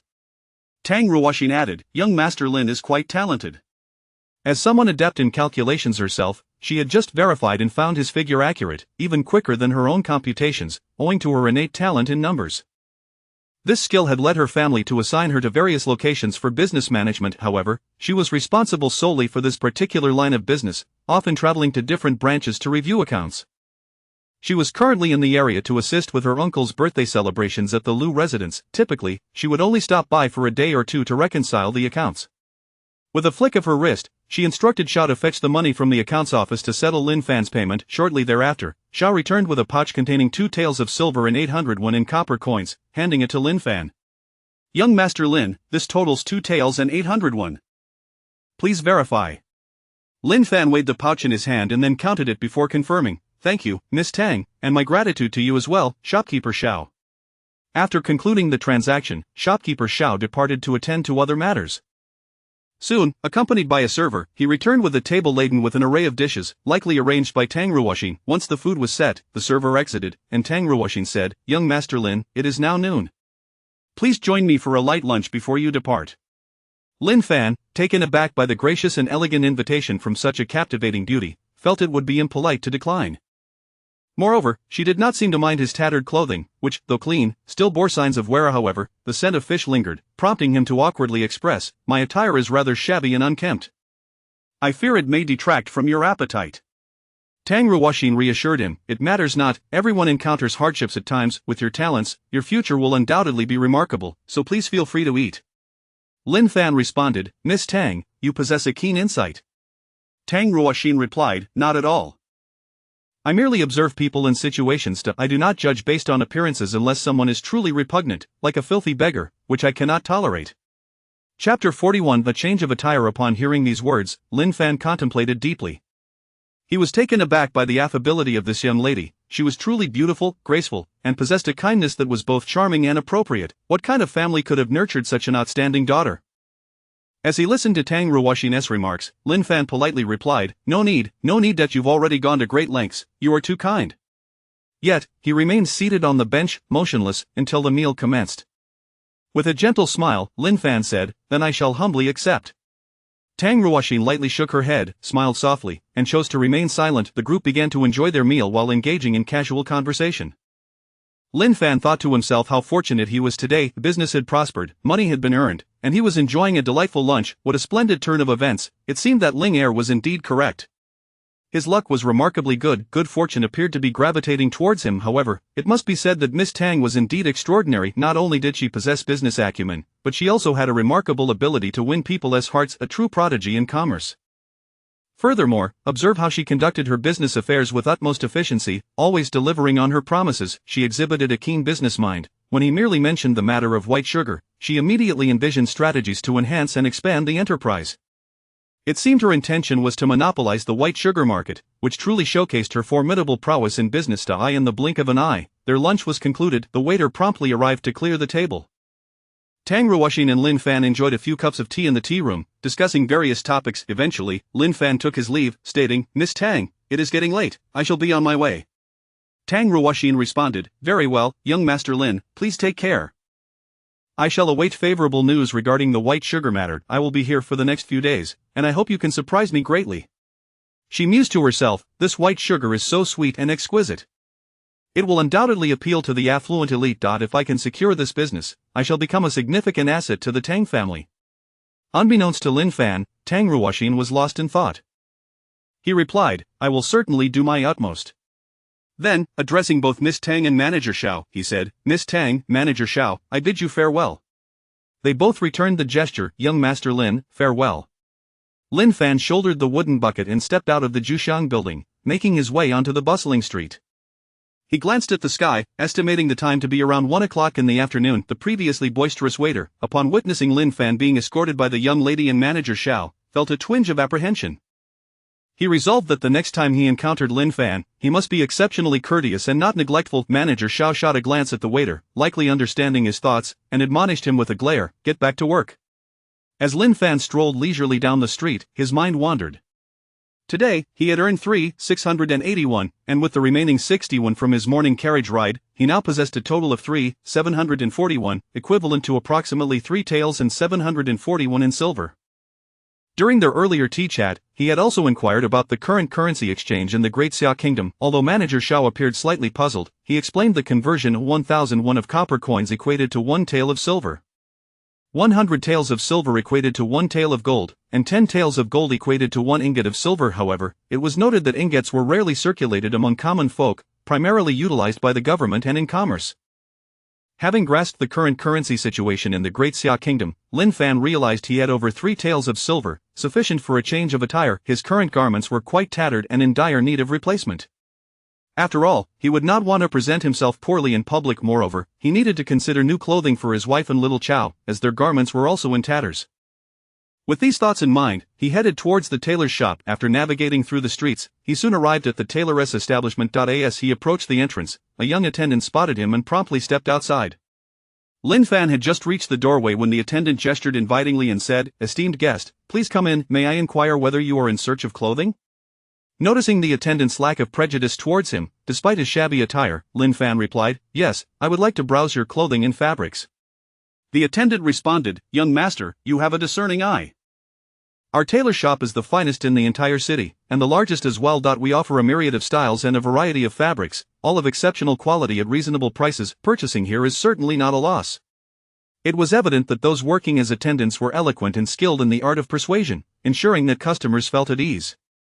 Recognizing the attendant's professionalism, Lin Fan listened attentively as he began to describe the various garments and fabrics available. The attendant efficiently detailed, "We offer coarse cloth, hemp fabric, cotton, brocade, and silk. Each type of finished garment varies in price. Coarse cloth ranges from 50 to 151, while hemp fabric is priced between 100 and 401. Cotton garments range from 500 to 501, and brocade and silk can cost anywhere from 1,000 to 5,001. Upon hearing the attendant's descriptions, Lin Fan interjected when the mention of brocade and silk arose. Given his current financial situation, it was improbable that he could afford such luxurious items, so he saw no need to linger on the attendant's elaborations, to avoid wasting both their time. He mused, "I never anticipated that this small county's tailor shop would offer such a wide array of materials and styles." Thus, he directly interrupted the attendant and said, "Please, let us focus on the hemp fabric first." The attendant, unfazed by Lin Fan's request, guided him to the section dedicated to hemp fabric. After listening to the attendant's recommendations, Lin Fan contemplated the practicality of purchasing fabric for his wife to sew garments. Ultimately, he decided it would be simpler to buy ready-made clothing. He settled on acquiring 2 sets of hemp short shirts for himself, as they would facilitate his work. Once he had chosen the 2 outfits, he requested the attendant to lead him to the women's clothing section. Within the women's area, he meticulously selected garments suitable for his wife's petite frame, comparing options with great care. In no time, he had picked 2 sets of hemp clothing for her as well. Afterward, he ventured into the children's section adjacent to the women's area and selected 2 sets of hemp clothing for the little girl, ensuring that the entire family was treated equally.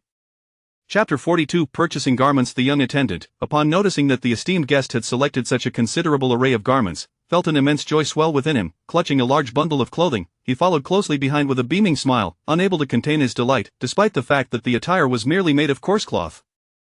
The sheer volume of the purchase was a pleasant surprise, indicating that he had encountered a significant client today. Consequently, his demeanor became increasingly amiable, and his service more attentive, as he trailed behind Lin Fan, allowing him to leisurely try on, examine, and choose at his own pace.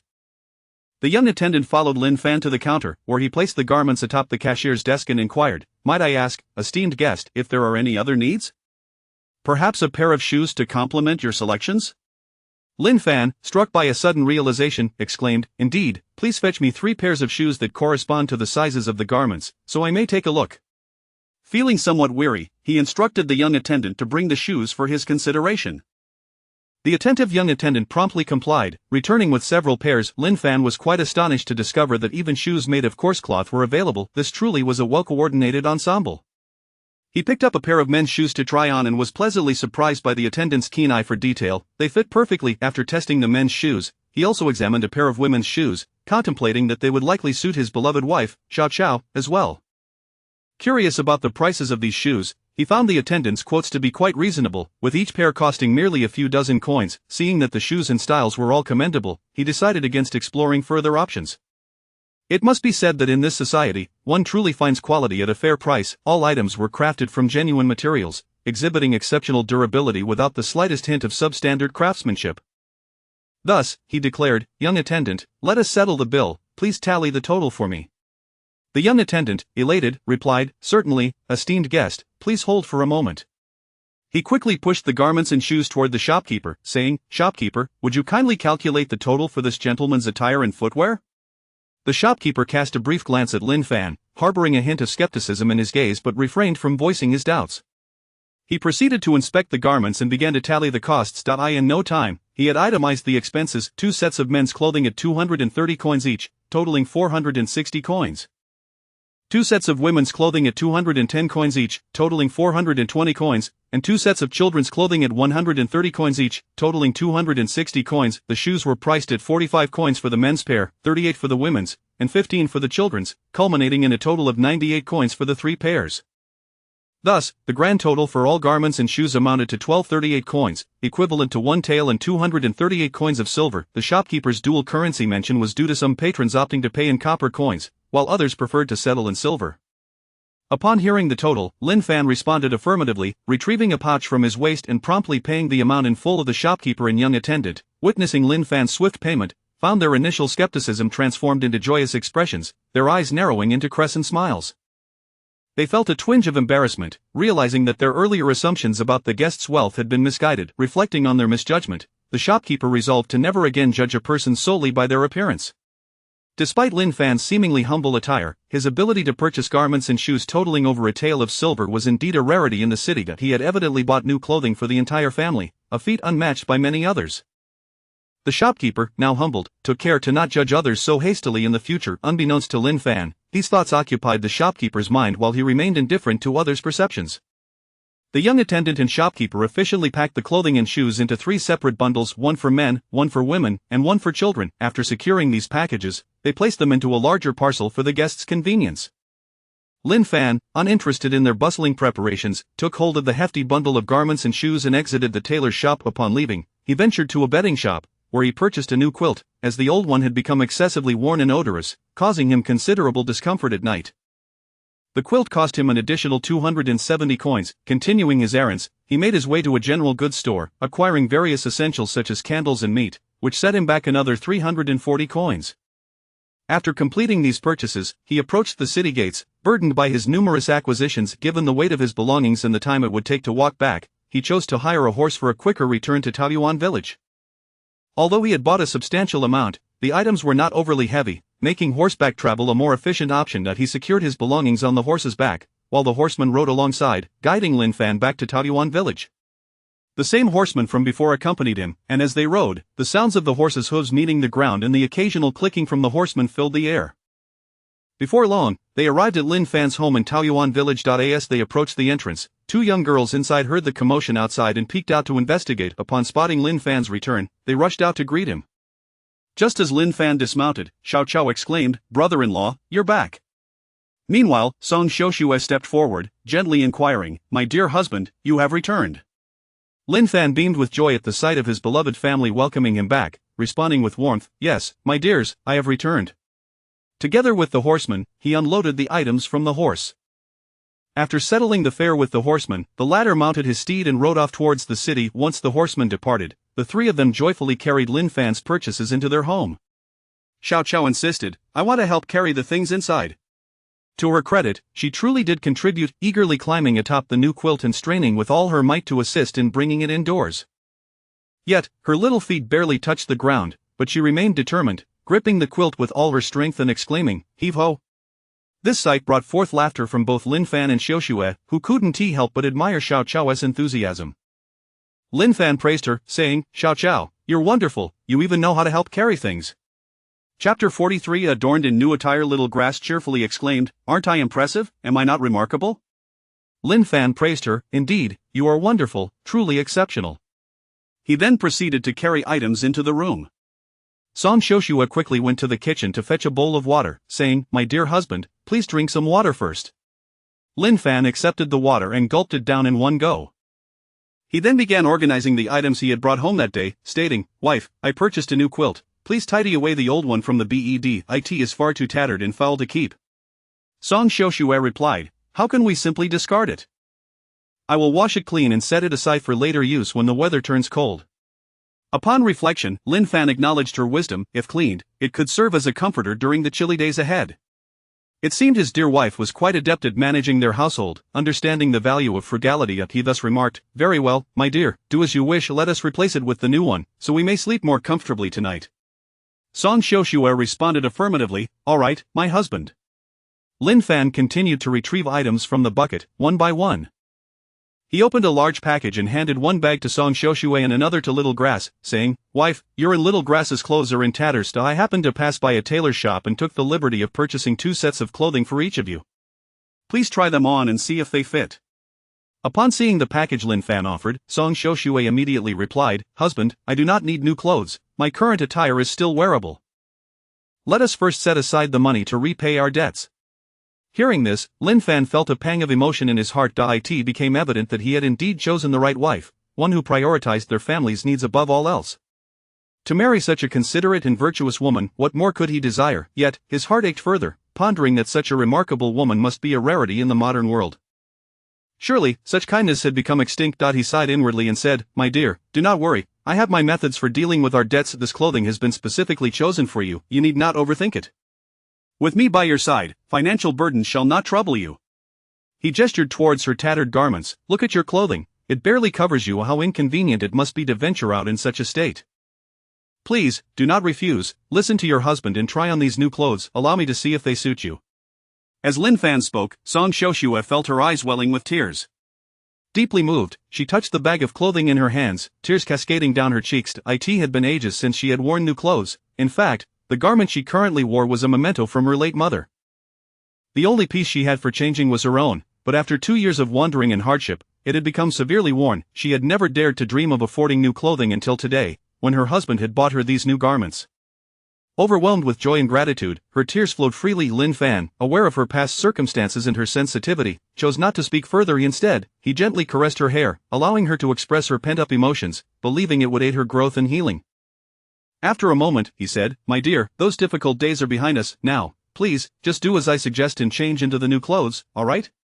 He then retrieved his own bag of clothing and added softly, "I bought something for myself as well. Shall we change together and see how we look?" Continuing to comfort her, he assured, "Rest assured, from this day forth, our lives will continue to improve." Song Xiuxue, tears still in her eyes, nodded her head.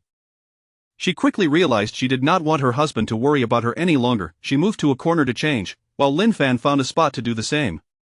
Soon, they both emerged clad in their new attire, donned in fresh shoes. It must be said, clothes make the man, for they appeared considerably more spirited in their new garments. At the very least, they resembled ordinary townsfolk, though one could hardly call them handsome or beautiful, given the rough fabric of their clothing.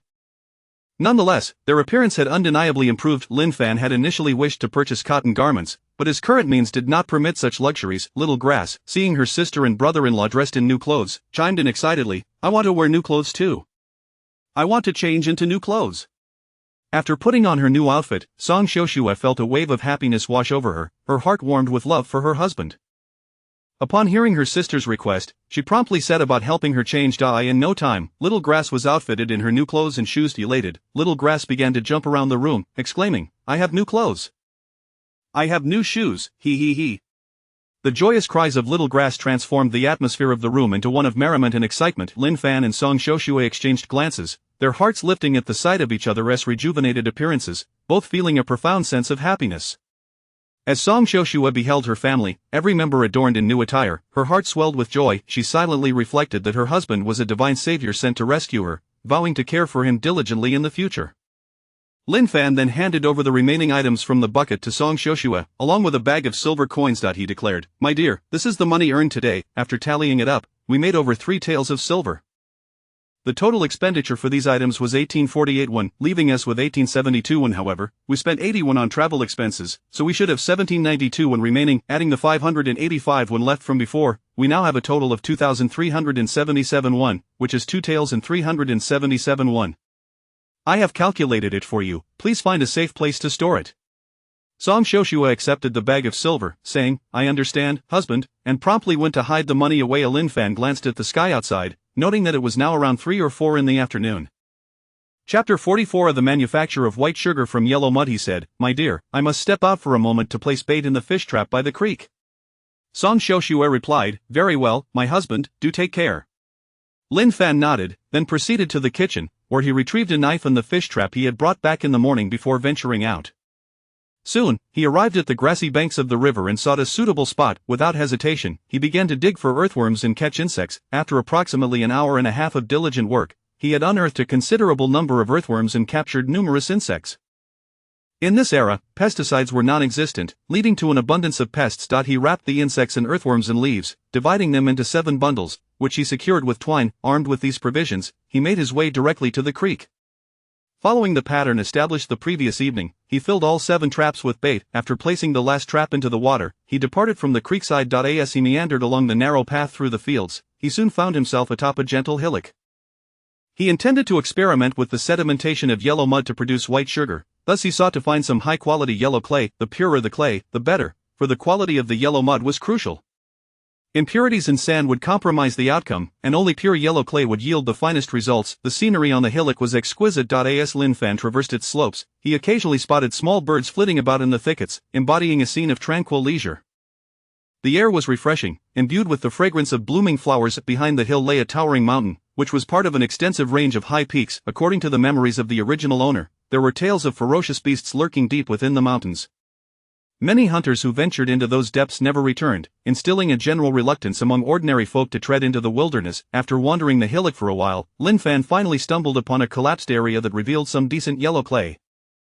He surveyed the surroundings and noted that the environment was quite clean, devoid of any signs of wildlife. Moreover, the yellow clay appeared free of impurities and remarkably pristine. Without delay, he began to excavate the top layer of clay. Digging down several dozen centimeters, he discovered an even cleaner and more beautiful layer beneath. He collected some of this pure yellow clay and wrapped it in large leaves to take home. Upon returning home, Song Xiuxue saw Lin Fan carrying a bundle of yellow clay and inquired, "Husband, what do you intend to do with this mud?" Lin Fan smiled enigmatically and replied, "I have my own purposes for this clay, and you will understand in due time." Hearing his words, Song Xiuxue refrained from pressing further, knowing that whatever her husband had been working on recently had consistently exceeded her expectations. Thus, she chose to let the matter rest and busied herself with other tasks. Lin Fan quickly fetched a large basin and found a clean spot in the courtyard, laying down a layer of leaves at the bottom. He placed the yellow clay on the ground, breaking it apart and meticulously sorting out the grass, roots, and sand. This phase was particularly enjoyable for Xiao Chao, who energetically assisted Lin Fan, playfully grabbing handfuls of yellow clay and darting off to frolic elsewhere. She would toss the clay away only to retrieve it again, occasionally returning for another handful and deliberately rolling it in the water. Her antics filled the once quiet courtyard with a lively cacophony, punctuated by her joyful laughter, which warmed the atmosphere significantly.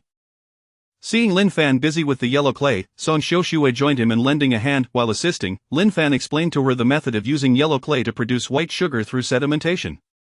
Upon hearing this, she appeared puzzled, eager to voice her concerns, yet unsure how to articulate them. She merely nodded along. After some time, as they neared completion with the clay, Lin Fan remarked, "My dear, I shall handle the rest here.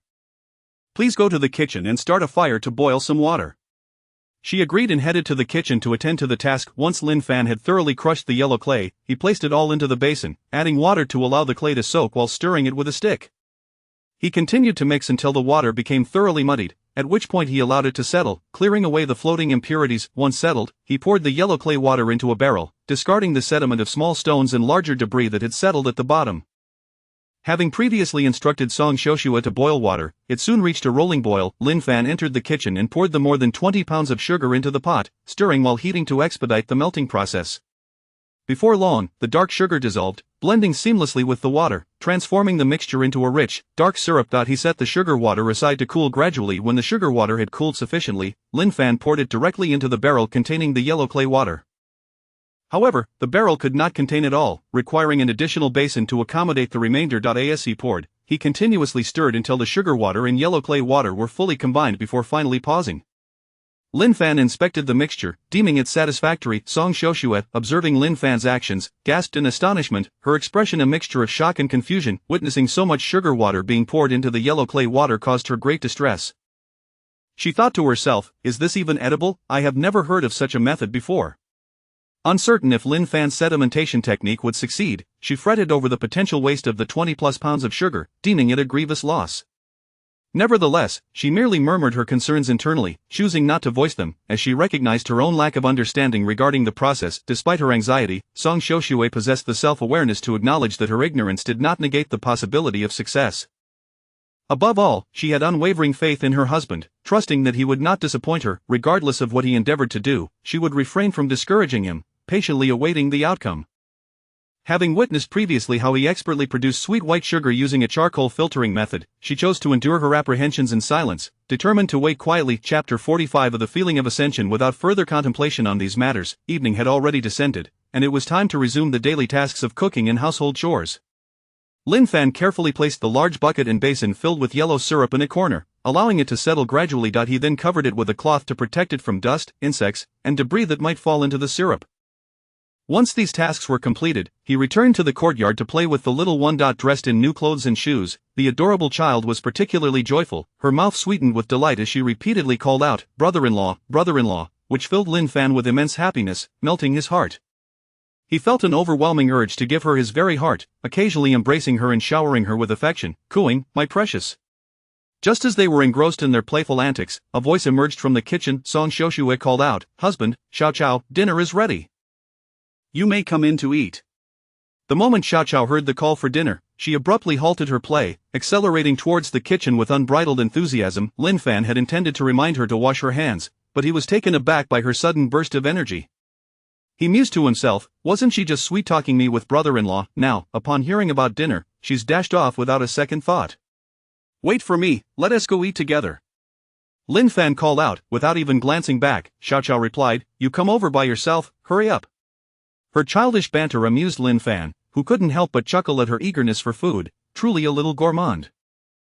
However, shortly after entering the kitchen, she was promptly summoned by her sister to wash her hands and face. Lin Fan followed behind, fully expecting this turn of events. Before long, the family gathered around the dinner table, sharing laughter and joy as they enjoyed their meal. The time for dinner passed swiftly, and as was their nightly ritual, the family cleaned the dishes and took baths afterward. Regardless of whether the day had been arduous or joyous, this was a necessary routine, marking the completion of a full day. After Lin Fan's persistent insistence over the past few days, everyone in the household complied. As darkness enveloped the sky, Lin Fan glanced outside, estimating it to be around 8 o'clock. The villagers were gradually retiring for the night. After the family finished bathing and enjoyed a brief moment of coolness outside, they retreated to their rooms to rest. Once inside, Xiao Xiao played on the bed for a while, cuddling the new quilt they had purchased that day. Feeling immensely comfortable, she lay atop the quilt and quickly fell asleep. Noticing her sister asleep on the quilt, Song Xiaoxue gently and carefully lifted her into the covers, tucking her in snugly. After sitting quietly for a moment, she yawned and turned to Lin Fan, saying, "Husband, let us go to sleep." "All right, my dear, you rest first. I am not yet weary. I shall stay here a little longer before retiring," Lin Fan replied. "Okay, husband, I will sleep now," she said, slowly burrowing into the covers beside Xiao Xiao. Lin Fan sat for a moment before joining them in bed. Not long after he lay down, he could hear the soft sound of Song Xiaoxue's breathing as she drifted off. After resting his eyes for a while, Lin Fan rose and went to his usual spot for evening meditation, continuing his cultivation practice. He was aware that such nightly sessions might easily be discovered by his wife, so he contemplated the necessity of constructing a new house with several rooms. This way, he could practice in another room, alleviating the worry of being caught by her during her midnight trips to the restroom, which would make explanations quite troublesome. In fact, earlier that day, while wandering outside, he had sought a secluded spot or cave for his cultivation, but after circumnavigating the village, he found no suitable location. This matter would have to be addressed at a later time. As he entered a meditative state, his soul separated from his body and entered the spiritual realm. Upon arrival, Lin Fan and Linger exchanged casual greetings before both souls transitioned directly into their cultivation mode. Time seemed to fly as they practiced, and before they knew it, it was already the latter half of the night. While they were quietly immersed in their cultivation, a sudden rumbling sensation, reminiscent of the previous event, jolted them awake. The space around them underwent a dramatic transformation, startling both Lin Fan and Linger. The sensation quickly dissipated, prompting them to end their meditation and open their eyes. As they surveyed their surroundings, they were met with a cloud of dust that gradually began to settle. After a moment, the dust cleared, revealing the scenery around them. Upon witnessing this spectacle, both Lin Fan and Linger were taken aback. "Has the space upgraded again?" Seeing the situation, Linger respectfully congratulated him. "Congratulations, master. You are indeed extraordinary, it has upgraded once more." Lin Fan, now realizing the implications of her words, responded, "Wait, have I truly ascended again?" "Indeed, master, you have upgraded again, did you not notice? You have been cultivating continuously, surely you felt it?" Linger replied. Lin Fan reflected, "While I was practicing, I sensed my dantian swelling, as if something were lodged within it, yet, with effort, I persevered until suddenly, it felt as if a barrier had been broken, and that sensation vanished, akin to the relief one feels after releasing pent-up gas." Linger explained, "This is a common occurrence each time you experience a breakthrough. Did you not feel this during your previous ascensions?" Lin Fan replied, "No, I did not experience this sensation before, this is my first time feeling such a thing." After pondering for a moment, Linger remarked, "Ah, I recall now. During your initial entry, you directly formed your dantian, thus bypassing this sensation as all the energy was consolidating it. The second upgrade occurred due to your practice of strength, which also did not invoke this feeling. This time, however, is truly your first experience of breaking through to a new level." Chapter 46, Upgrading to the Third Volume. Linger continued, "This third volume is where you will directly cultivate and achieve breakthroughs. Thus, it is only natural for you to experience this feeling of a first-time breakthrough. Your astonishment is quite understandable. Previously, I had assumed you were already aware of this. Lin Fan replied, "Oh, so that's how it is. You startled me. Just a moment ago, I thought I was about to explode." Linger explained, "With each subsequent level, you will encounter this sensation. It resembles a bottle filled to its limit. If you continue to pour, it will overflow. Therefore, you need to either change the bottle or switch to a larger container. Perhaps just now, you were deliberately holding back that surge of energy, which caused it to swell so intensely and made you feel uncomfortable." Lin Fan agreed, "Indeed, indeed." Linger continued, "I sensed your discomfort earlier and was about to inquire about your condition. However, upon feeling the tremors in space, I realized you had surged upward and leveled up. Hence, I refrained from asking, thinking you were in the know. During your next upgrade, expect a similar scenario. In the future, you need not deliberately hold back that surge of energy. When you reach a bottleneck, simply release that energy and let it surge forth. That will signify your upgrade. No worries, after this first experience, you will gain familiarity." Upon hearing Linger's explanation, Lin Fan nodded in realization. It dawned on him that he had indeed achieved a breakthrough and leveled up. Suddenly, he snapped back to attention and asked excitedly, "So, does this mean I have now cultivated to the third volume? Therefore, I can now place external objects into the space and even bring seeds from outside to plant, correct?" Linger smiled and nodded, replying, "Congratulations, Master, indeed. However, I must remind you once more, you must remember that living things cannot be brought inside. If you do, they will perish once taken out. This is crucial, please remember." Lin Fan responded earnestly, "Understood, I will certainly keep that in mind. It will make things much more convenient when I go out." He was exceedingly excited, eager to try bringing some items into the space, yet, in an effort to present himself as a mature and composed individual, he refrained from such childish antics. At that moment, Linger's voice echoed again, "Master, you have now advanced to the third volume. The space has also upgraded to the third minor level. Everything within has synchronized. Time, energy, and your level are all in alignment. In the future, your cultivation will yield even better results. I hope you will continue to strive diligently and further enhance your strength." Lin Fan replied, "Understood, I will commit to my cultivation." Hearing Lin Fan's earnest response brought Linger great comfort. Once these matters were clarified, Lin Fan began to reassess his space. Indeed, the area, which was previously around 200 square meters, had now expanded to approximately 300 square meters. It appeared that each minor level advancement increased the space by 100 square meters.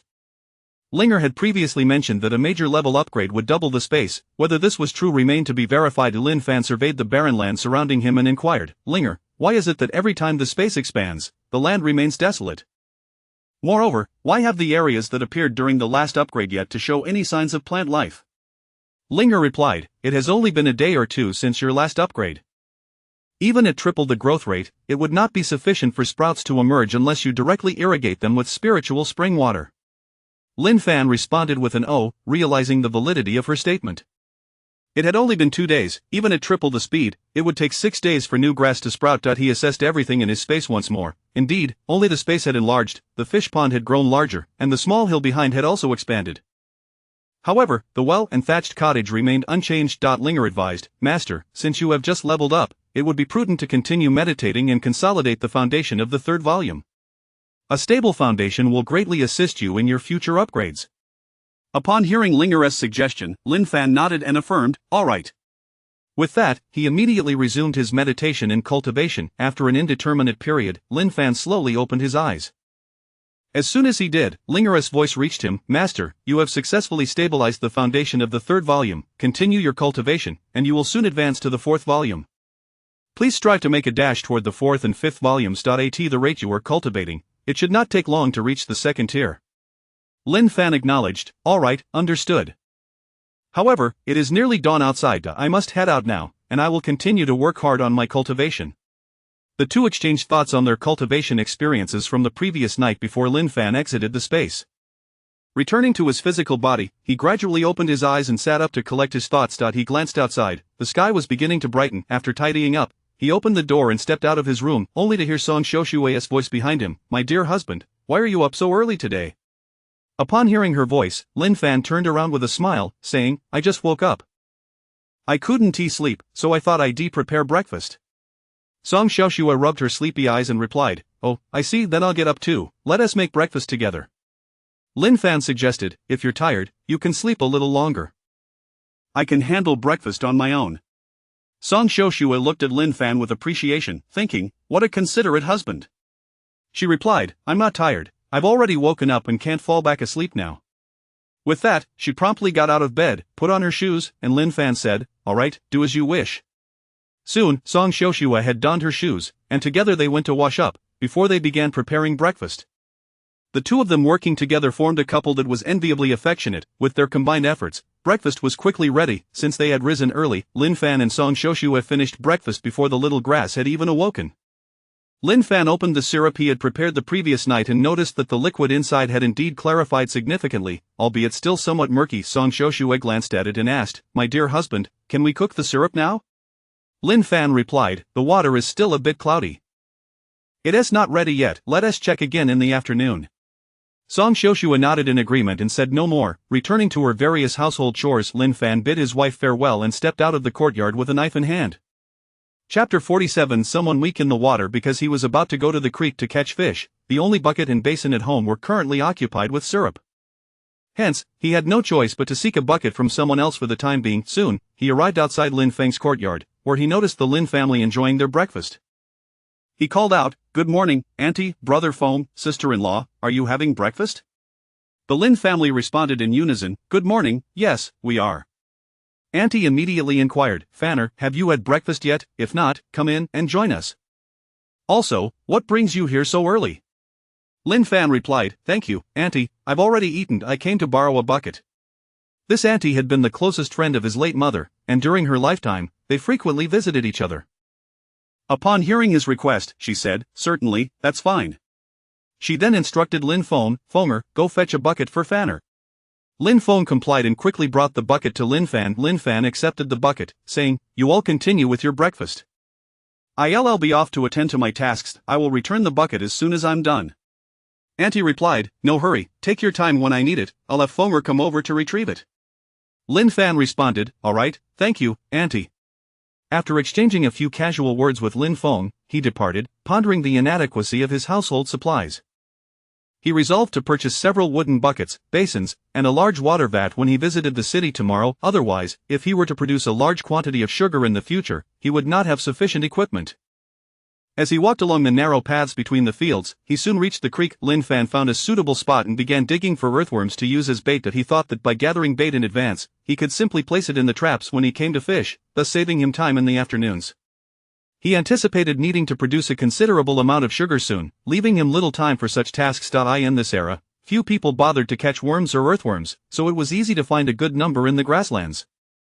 Before long, he had gathered 7 bags of bait. Lin Fan then walked to the spot by the creek where he placed his fish traps. After inspecting all the traps, he collected the fish inside and transferred them to the bucket.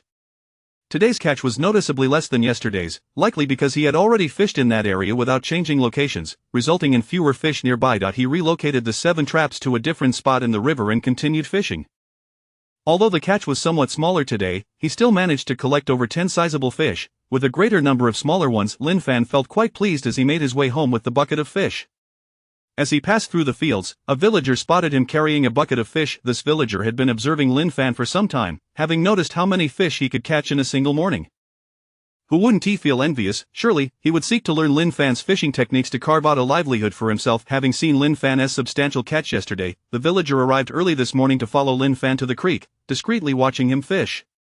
However, fearing discovery, he returned to his farm chores after Lin Fan finished. Once Lin Fan had walked out of sight, the villager hurried back to the creek. Upon arriving at the location where Lin Fan had placed his traps, he was perplexed to find no sign of Lin Fan's fishing gear.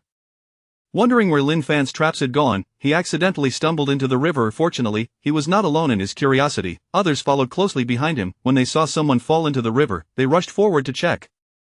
The unfortunate individual was Lin Lao San from the village. The onlooker rushed to help Lin Lao San, realizing he was struggling to stay afloat in deep water, calling out for help. Panicking, the villager hesitated, aware that he couldn't swim and was too frightened to jump in. Thankfully, he remained calm enough to avoid jumping in directly, which could have led to both their drownings. He shouted loudly, "Help, someone has fallen into the water." Immediately, he dashed toward the village to summon assistance, his feet moving like the blades of a windmill, racing to find help. He understood that if he delayed, a life could be lost. Meanwhile, Lin Fan had returned home and set down the bucket. Upon seeing him with another bucket of fish, Song Shoshua and Xiao Qiao approached him. Xiao Qiao exclaimed, "Wow, so many fish, so many fish." Observing her husband's success in fishing, Song Xiuxue felt immense joy, as it seemed effortless for him to gather food. Lin Fan was organizing his plans to clean and preserve the small fish while keeping the larger ones in the vat for delivery to Zhu Lu the next day. The three of them were basking in the joy that their catch had brought them when they suddenly heard a distant, urgent voice. Upon listening closely, they realized someone had fallen into the river. Without a moment's hesitation, Lin Fan dashed toward the creek. Villagers, both those who could swim and those who could not, rushed toward the creek upon hearing of the drowning. In no time, Lin Fan reached the creek's edge. The messenger was returning with several others in tow. Lin Fan called out from a distance, "Where is the person who fell into the water?" The man pointed to a spot not far from Lin Fan. Understanding the direction, Lin Fan sprinted toward it. Upon arrival, he caught sight of a head bobbing above the water's surface, only for it to disappear moments later. Without a second thought, Lin Fan leaped into the river. He swam to the side of the drowning man, who was now limp and barely able to move. Without hesitation, Lin Fan grasped the man's arm and began to swim toward the shore, pulling him to safety. Chapter 48 Lin Fan saves a life swiftly. Lin Fan retrieved the drowning individual and brought him to the riverbank. The crowd that had gathered soon witnessed Lin Fan's remarkable act of bravery. Several proficient swimmers rushed over to assist in hauling the third elder of the Lin family onto the shore. However, once they managed to bring him to safety, it became apparent that he lay motionless.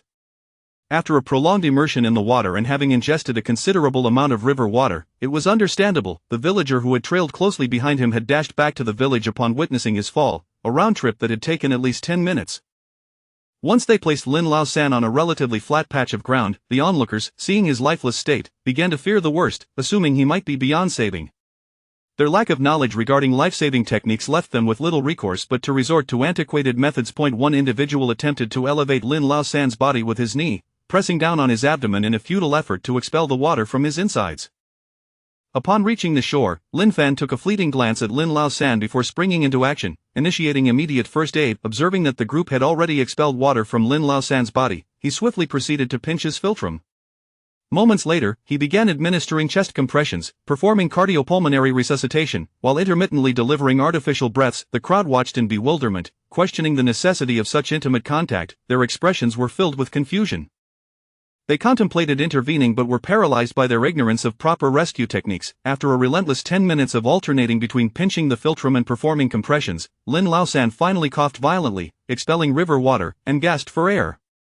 Miraculously, he regained consciousness, though his body felt utterly weak and devoid of energy. Lin Fan gently advised, "Rest for a while, you've just awakened."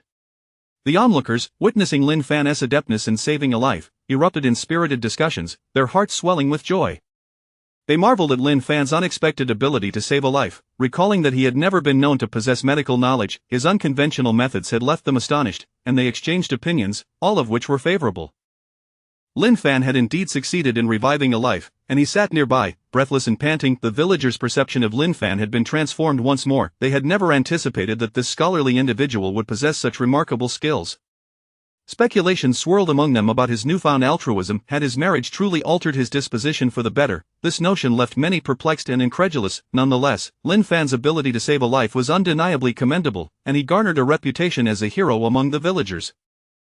In the days that followed, tales of Lin Fan's transformation circulated throughout the village, with some expressing skepticism. However, today's events had provided ample evidence of his change, convincing the villagers that the rumors held truth.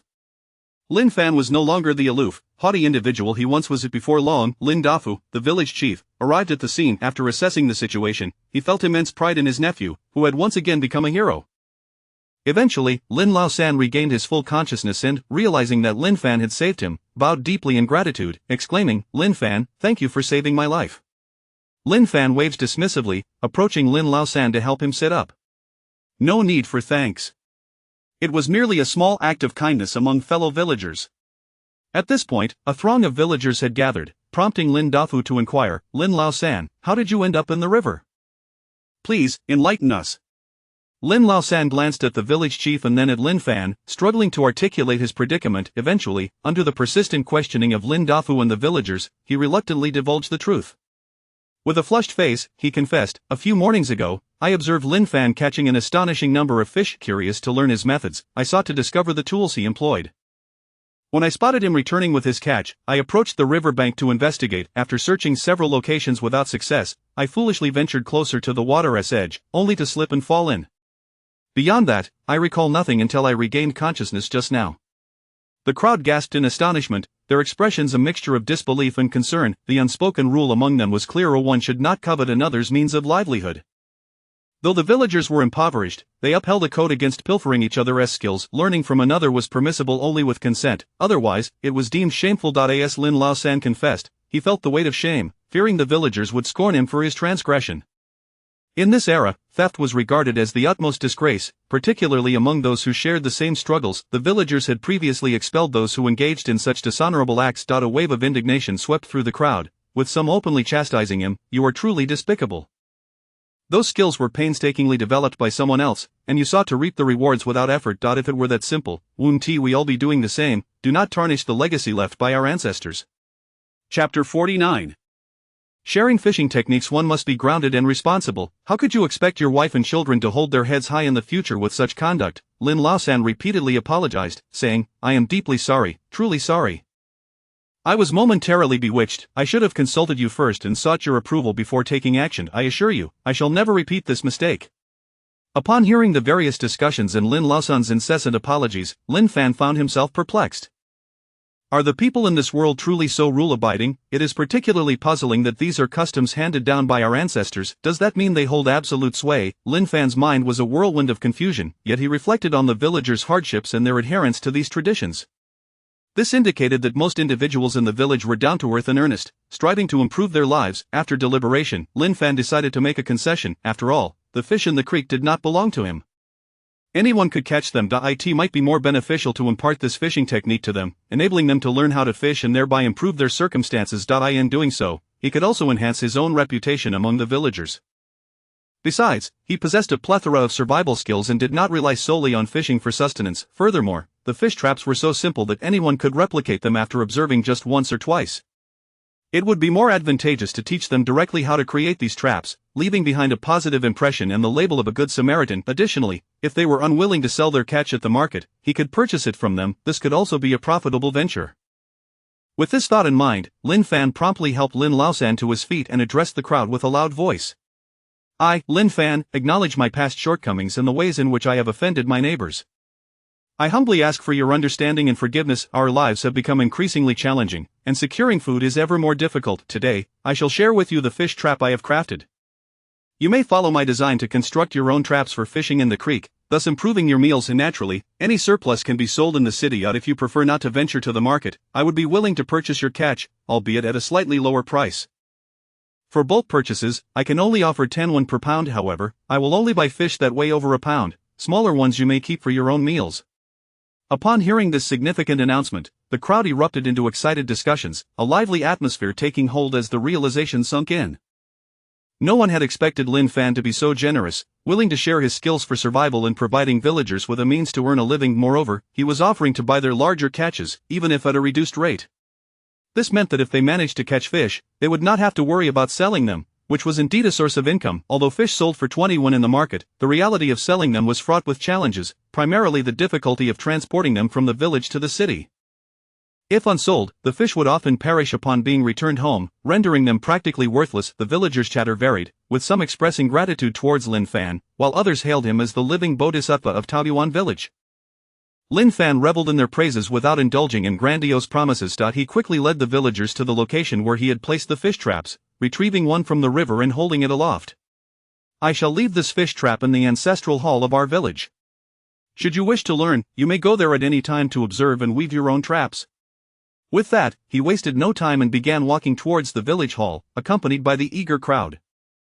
Lin Dafu watched his nephew effortlessly win the hearts of the entire village in a single day, feeling a profound sense of pride and joy. It was evident that his nephew had matured, now thinking of the welfare of the villagers. No longer was he the carefree youth of the past, he was engaging in business by purchasing fish. Truly, appearances can be deceiving, and the depth of the sea cannot be measured by mere surface observations.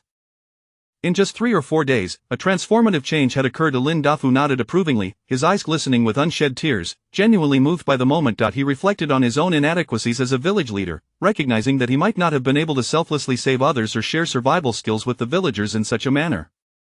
Soon, Lin Fan arrived at the ancestral hall with the villagers. He placed the fish trap in a central position and explained the method for weaving it, patiently demonstrating its usage. The villagers listened attentively, finding the task of weaving a fish trap to be quite manageable, given their adeptness in agricultural work. Recognizing that they had grasped the concept, Lin Fan said, "Now, everyone may return to your tasks." With that, he strolled leisurely back home along the village path, leaving them to explore their newfound knowledge. Upon returning home, he found Song Xiuxue had already cleaned and salted the small fish. The fish she had salted a couple of days prior were now hanging out to dry. After entering, Lin Fan recounted the day's events to his wife. She was taken aback and filled with appreciation upon hearing the news. She was shocked that someone had fallen into the river and that her husband had intervened to save them. Simultaneously, she felt gratified that her husband had performed two commendable acts of kindness. Regardless of how he chose to act, she would always support his decisions wholeheartedly. Moreover, she was not a petty person. She understood the profound truth that helping others is tantamount to helping oneself. Having experienced the struggles of life, she recognized that having such an outstanding husband was her greatest blessing. Thus, she would never question his intentions, offering him her unwavering support. Lin Fan, feeling fortunate to have such an understanding wife, marveled at his happiness. He had initially feared that sharing fishing techniques might earn him her disapproval. Considering how difficult it was to find food in this era, his livelihood was at stake. Little did he know, his wife was so considerate that she alleviated the need for any explanation. Chapter 50 Lollipops. Thus, after a leisurely turn of the day, the morning slipped away. The family of three busied themselves at home, engaged in both work and conversation. From the yard, the cheerful laughter of the little grass occasionally wafted eye and eye in such a joyful atmosphere. Time flew by swiftly. Soon, it was around 2 or 3 in the afternoon. Lin Fan entered the kitchen to inspect the settled syrup. After a substantial morning of sedimentation, he calculated that it had been nearly a full day and night. Indeed, the syrup had become remarkably clear, with all the yellow mud having settled into a thin layer of sludge at the bottom. The syrup above was now crystal clear. Observing this, Lin Fan called for his wife, informing her that it was time to boil the syrup. Song Xiuxue, understanding his cue, promptly began to stoke the fire in preparation for cooking. Lin Fan meticulously cleaned the iron pot and placed it on the earthen stove. He then lifted the bucket of syrup, carefully pouring it into the iron pot. The pouring process required utmost caution. It was imperative to pour slowly to prevent the bottom layer of yellow mud from becoming muddied and mixing into the clear syrup. If the muddy water were to be poured in, it would introduce impurities. Thus, he proceeded with great care and deliberation. However, even when poured slowly, the bucket of syrup did not take long to empty. As he neared the bottom, he discarded the remaining muddy water. The same procedure was applied to the other bowl of syrup, and soon, the large pot was filled to the brim. The small flames kindled by Song Xiuxue gradually transformed into a roaring fire. Thanks to the couple's collaborative efforts, the fire soon brought the syrup to a boil, while Lin Fan intermittently stirred the syrup with a ladle. Once the syrup reached a rolling boil, there was no need for an excessively high flame. With years of experience in tending the fire, Song Xiuxue expertly adjusted the flames to a suitable level. As moments ticked away, the water in the pot began to evaporate. Yet, evaporating all the moisture from such a large pot of syrup was indeed a time-consuming endeavor. When Little Grass felt bored, she occasionally came over to lend a hand, adding a touch of mischief to the proceedings. With Little Grass's playful interruptions, time seemed to pass even more swiftly. Each of them was occupied with their respective tasks. After 2 to 3 hours, the water in the pot had evaporated significantly. Following Lin Fan's suggestion, Song Xiuxue gradually reduced the flames. Her fire-tending skills were exemplary, allowing her to adjust the flames with remarkable precision. When Lin Fan issued the final command to lower the fire, Song Xiuxue promptly removed all the wood from the stove. Nevertheless, the coals continued to smolder. Lin Fan, armed with a ladle, continued to stir diligently. After another 10 to 20 minutes, the residual heat in the stove began to wane. The syrup in the pot was almost devoid of moisture. Song Xiuxue and Little Grass, enchanted by the rich sweetness wafting from the pot, could not help but swallow their saliva repeatedly. Lin Fan persisted in stirring the syrup, as this moment was crucial. Neglecting to stir could easily lead to scorching. After a while, the moisture had evaporated just perfectly. Song Xiuxue retrieved a bowl that had been cleaned and dried. While stirring, Lin Fan began to transfer the syrup into the bowl. In no time, the pot was emptied of its syrup, yielding nearly half a bowl of glistening syrup. He quickly poured the remaining syrup into the bowl. Lin Fan then cleaned the pot thoroughly. Today, the syrup appeared even more translucent and radiant than the batch made previously with charcoal filtration. Little Grass, a little glutton, gazed longingly at the beautiful syrup, as if fearing it might escape.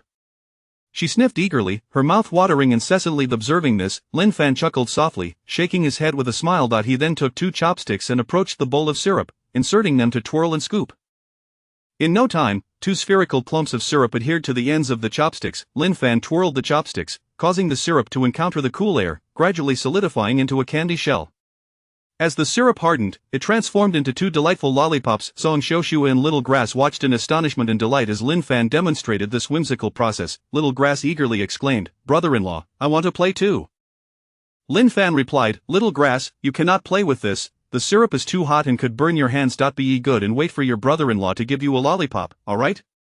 Little Grass responded in her adorable voice, Okay, I'll get to eat a lollipop." While clapping her tiny hands excitedly before long, the syrup cooled sufficiently. As Lin Fan had anticipated, it was indeed much whiter and more crystalline than the previous batch made with charcoal. Little Grass, captivated by the exquisite lollipops, could not help but drool, anxiously inquiring, "Brother-in-law, is it ready, is it ready?" Song Shoshua was equally thrilled to see the exquisite candy, her heart brimming with joy, proud that her husband had succeeded once more. The two girls gazed at the beautiful lollipops, inhaling the sweet aroma while their mouths watered. Lin Fan, noticing their eager expressions, felt a surge of happiness. He did not wish to interrupt the two little foodies. Instead, he took 2 more chopsticks and crafted 2 additional lollipops, setting them aside. He found a clean place to store the bowl of syrup, covering it with a cloth to allow it to cool and crystallize gradually. Chapter 51 Xiao Xiao calls Lin Fan to rise. Before long, the two little gluttons had devoured all the sweets. Having indulged in such delightful confections, both were brimming with joy and exuberance. Xiao Cao's smile grew even sweeter, as she yearned for more candy, wishing for her brother-in-law to craft another lollipop for her. However, Lin Fan gently declined her request. He said, "Xiao Xiao, my dear, you must listen and not consume too much candy. Excessive sugar is detrimental to your teeth and can lead to cavities. How about I make you a lollipop next time? Be good and obedient." Upon hearing that there would be candy in the future, Xiao Xiao eagerly nodded her little head, proclaiming, "Xiao Xiao is very obedient. Xiao Xiao is very good." She became even more well-behaved. Her sweetness amplified. Children of this era are indeed different, perhaps due to their unique experiences. Xiao Xiao, despite her tender age, exhibited remarkable understanding, aware that persistent fussing would not guarantee rewards. She had learned from past experiences that such antics bore no fruit. Thus, when she heard her brother-in-law mention the prospect of more candy next time, her heart leapt with happiness. After finishing her candy, Song Shoshua, though still savoring the sweetness, did not linger in that euphoric state for long. Having relished the joy brought by the lollipop, her mind soon returned to the realities of daily life. As dusk approached, she busied herself with household chores and preparing dinner. The tasks of cooking and tidying up were now second nature to her. Her petite figure flitted around the kitchen with great agility. Meanwhile, Lin Fan kept Xiao Xiao entertained in the yard. Before long, Song Shoshua announced that dinner was ready. Having prepared several dishes, meat, fish, and vegetables, their life was gradually improving. As Xiao Xiao played gleefully, the voice of Song Shoshua rang out from the kitchen, "Husband, Xiao Xiao, dinner is ready." True to form, upon hearing the call for dinner, Xiao Xiao dashed into the kitchen, with Lin Fan leisurely following behind. Predictably, she was promptly ushered by her sister to wash her hands and face. Upon seeing the array of dishes on the table, they were no longer taken aback, for after several days of indulging in as much as they desired, mealtime had become a normal occurrence in their home. Yet, children raised in poverty would never waste food. They understood the value of every grain. Having experienced hunger and hardship, Song Shoshua never forgot the days spent starving in the wilderness, thus she was resolutely frugal. However, out of consideration for her husband's feelings, she prepared meals according to his preferences. As night fell and darkness enveloped the surroundings, the candles Lin Fan had purchased were finally put to use. Under the gentle glow of candlelight, they soon finished their meal. After the meal, as was her routine, Song Shoshua tidied up and then assisted Xiao Xiao with her bath. Lin Fan, after finishing his meal, took the crystallized white sugar and crushed it into fine granules. Once completed, he poured the sugar into a large winnowing basket, spreading it out and pulverizing it until it resembled sand. To expedite the drying process, he chose a well-ventilated spot and placed the sugar there, covering it with a cloth and securing it with wooden planks to deter any nocturnal pests. Given the current weather and the strong winds, a night of airing would suffice to dry out the moisture. Once these tasks were accomplished, Song Shoshua emerged from her bath just in time. Lin Fan also began his bathing ritual. After his shower, he returned to the room to find both Song Shoshua and Xiao Xiao fast asleep. Not overly surprised, he understood that people of their time tended to retire early, so he refrained from disturbing them. He sat at the table for a moment, sipping water, before laying the cloth on the ground and commencing his meditation practice. After a casual conversation with Linger in the spiritual realm, he began his cultivation. Time passed swiftly during his training, and before he knew it, an entire night had slipped away. However, he found himself unable to progress to the 4th chapter of his practice, sensing little advancement, which left him somewhat puzzled. Yet, he recalled Linger's words that cultivation is not a matter to be rushed, so he chose not to dwell on it and opted for a gradual approach. After bidding Linger farewell, he returned to his physical form upon re-entering his body. Although he did not feel tired, he decided to lie down for a brief rest. He was unsure how long he slumbered, but he felt a slight itch on his face and occasionally on his ears. In a drowsy haze, just as he attempted to open his eyes to investigate the source of the irritation, he was awakened by Xiao Cao's voice. Before he could fully comprehend the situation, Xiao Cao playfully slapped his face with her tiny hand. Startled awake, Lin Fan squinted to see her grinning at him. "Wake up, hurry up, I've been calling you for ages, get up quickly," she urged, delivering another playful slap to his cheek. Lin Fan finally opened his eyes wide enough to grasp the situation. Xiao Cao was not only playfully slapping his face but had also taken a seat atop his chest. Faced with the antics of the 4 or 5-year-old, Lin Fan could only shake his head in bemusement and gently inquire, "Xiao Cao, are you awake?" With a pout, Xiao Cao replied, "Yes, I've been awake for a long time. Why haven't you gotten up yet? Why are you taking so long to wake up?" Lin Fan chuckled. "Perhaps I was simply enjoying my sleep too much." "But you could have called a little louder instead of slapping me," Xiao Cao insisted. "I called you many times, but you wouldn't wake up. I want you to get up and play with me." Lin Fan was left speechless, baffled by her logic. Slapping him after repeated calls seemed rather extreme. Just then, the door creaked open, and Song Xiuxue appeared, noticing the two of them awake. "Dear husband, Xiao Cao, you're both awake. Hurry, let us get up for breakfast," she announced. Lin Fan replied affirmatively. "All right." Song Xiuxue promptly scooped Xiao Cao into her arms and took her to wash up and prepare for breakfast. Lin Fan stretched lazily and then got up to follow them, ready to wash up as well. Before long, he joined them in the kitchen, where Song Xiuxue had already prepared breakfast for everyone. In no time at all, the family had filled their stomachs during the morning meal. Chapter 52. First ride on the ox cart. After finishing breakfast, Lin Fan eagerly removed the cloth covering the white sugar. Upon inspection, he was delighted to find that it had indeed been a success, crystal clear and, moreover, significantly whiter than the last batch. The quality of this product was nearly indistinguishable from that of refined sugar. Lin Fan was overjoyed, brimming with happiness. Song Xiuxue and Xiao Cao approached to take a look. With a gleam of surprise in her eyes, Song Xiuxue exclaimed, "Husband, this white sugar is far superior to the last batch. It is so much whiter." Lin Fan responded with equal joy, "Yes, we have succeeded." Upon seeing the beautiful white sugar, Xiao Cao immediately reached out with her small hand, swiftly grabbing a handful of sugar and popping it into her mouth. While savoring the sweetness, she exclaimed, so sweet, so very sweet." Before Song Xiuxue could intervene, the sugar was already in Xiao Cao's mouth. Just as she was about to reprimand her sister, Lin Fan interjected, "My dear, it's all right. If Xiao Cao wishes to indulge, let her have a little. You should try some as well." Without waiting for Song Xiuxue's consent, he took a pinch of sugar and placed it directly into her mouth. She intended to refuse, but the sugar had already filled her mouth, rendering her speechless. The moment the sugar touched her tongue, an explosion of sweetness enveloped her senses. She was utterly transfixed. So sweet, so delectable, even more fragrant than the previous batches. After a few moments, she regained her composure, savoring the melting sugar and swallowing it down, her mouth filled with the delightful flavor. Lin Fan instructed, "My dear, some of this sugar is still quite large after drying. Please crush it a bit more. I will check by the river to see if we've caught any fish." Song Xiuxue replied, "All right, husband." With that, Lin Fan picked up a bucket and stepped outside the courtyard. Yesterday, he had taken a fish trap to the ancestral hall as a model for others to learn how to weave traps, and he wondered if they had succeeded in their fishing endeavors. Currently, there were only 6 traps in the river. Moreover, he had relocated them the previous day, uncertain if they would yield any fish. With a heart full of anticipation, he navigated the winding paths toward the creek. Soon, he arrived by the creek, where he gathered some worms and dug up a few earthworms. Preparing 6 bait packets eagerly, he made his way to the first fishing trap location. Upon reaching it, he pulled up the first trap, and to his delight, the relocated trap had not disappointed him. He had caught 2 or 3 sizable fish. Quickly, Lin Fan retrieved all 6 traps, replenished them with bait, and returned them to the water. Today's haul was quite satisfactory, around 20 large fish, with numerous smaller ones as well. However, Lin Fan pondered that if he continued to fish at this rate, the creek's fish population would dwindle rapidly, making future catches increasingly difficult. Yet, he dismissed it from his mind for the moment, carrying the bucket of fish back home. Before he knew it, 2 hours had passed, and it was now after 9 in the morning. Upon returning home, he organized the fish as usual. Song Xiuxue had also continued to crush the sugar, which had been drying for over 2 hours. Its moisture nearly evaporated. Lin Fan said, "My dear, I need to make a trip to the city shortly. Please help me package this sugar." He then fetched a large bucket, filled it with water, and placed the larger fish inside. Before long, they had everything prepared. Song Xiuxue handed Lin Fan 100 won in copper coins along with a water jug. After finishing their preparations, Lin Fan slung the fish bucket over his shoulder, took the bag of sugar, and grabbed the water jug and coins as he stepped out of the courtyard.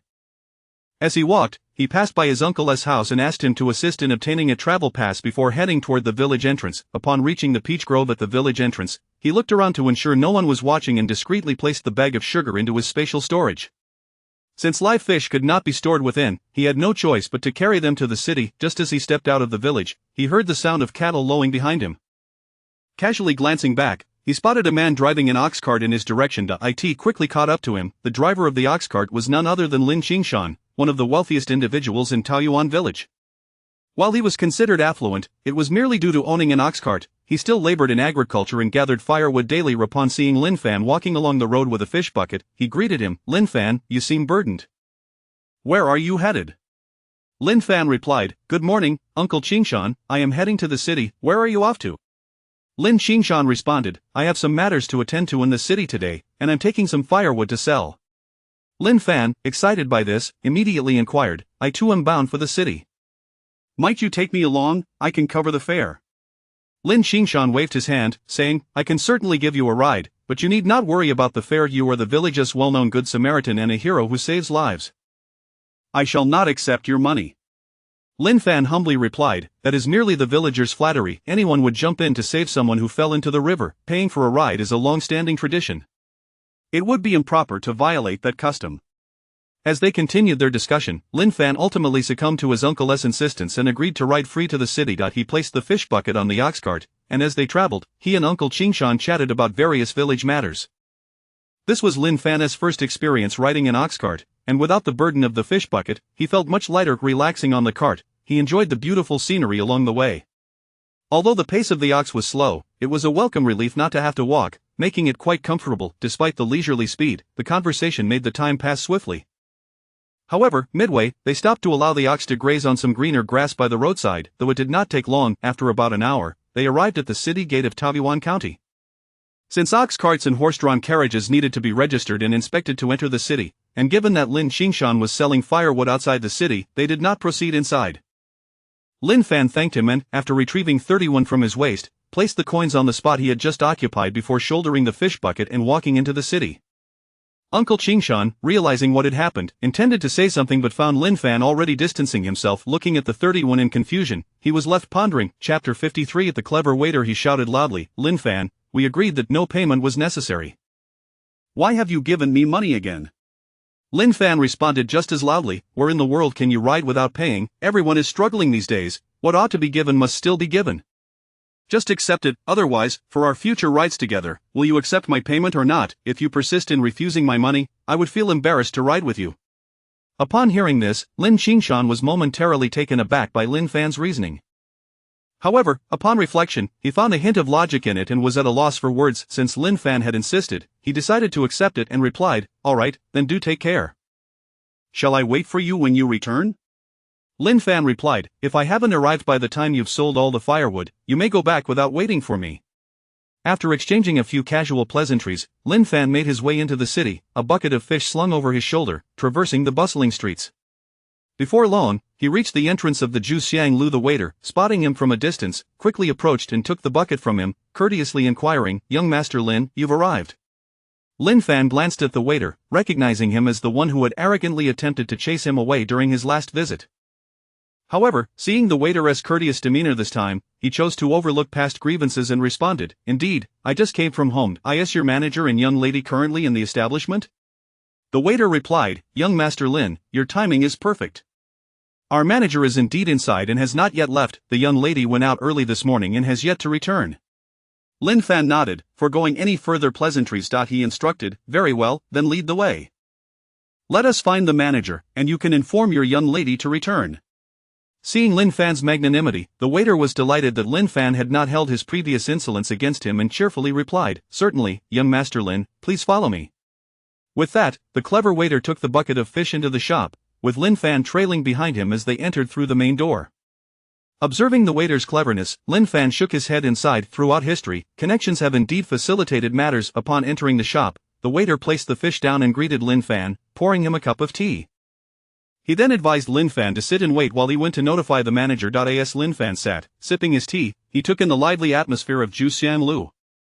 Patrons bustled in and out, and the grand hall was nearly filled with guests. It seemed that business was thriving. Before long, the manager hurriedly emerged from the back door. Upon reaching the main hall, he approached Lin Fan with a respectful bow, saying, "Greetings, young Master Lin. It is a pleasure to see you." Lin Fan stood and returned the gesture with equal respect. "Good day, Manager Xiao. Yes, I caught some fish these past few days and have come to deliver them today." Manager Xiao glanced into the bucket upon hearing about the fish.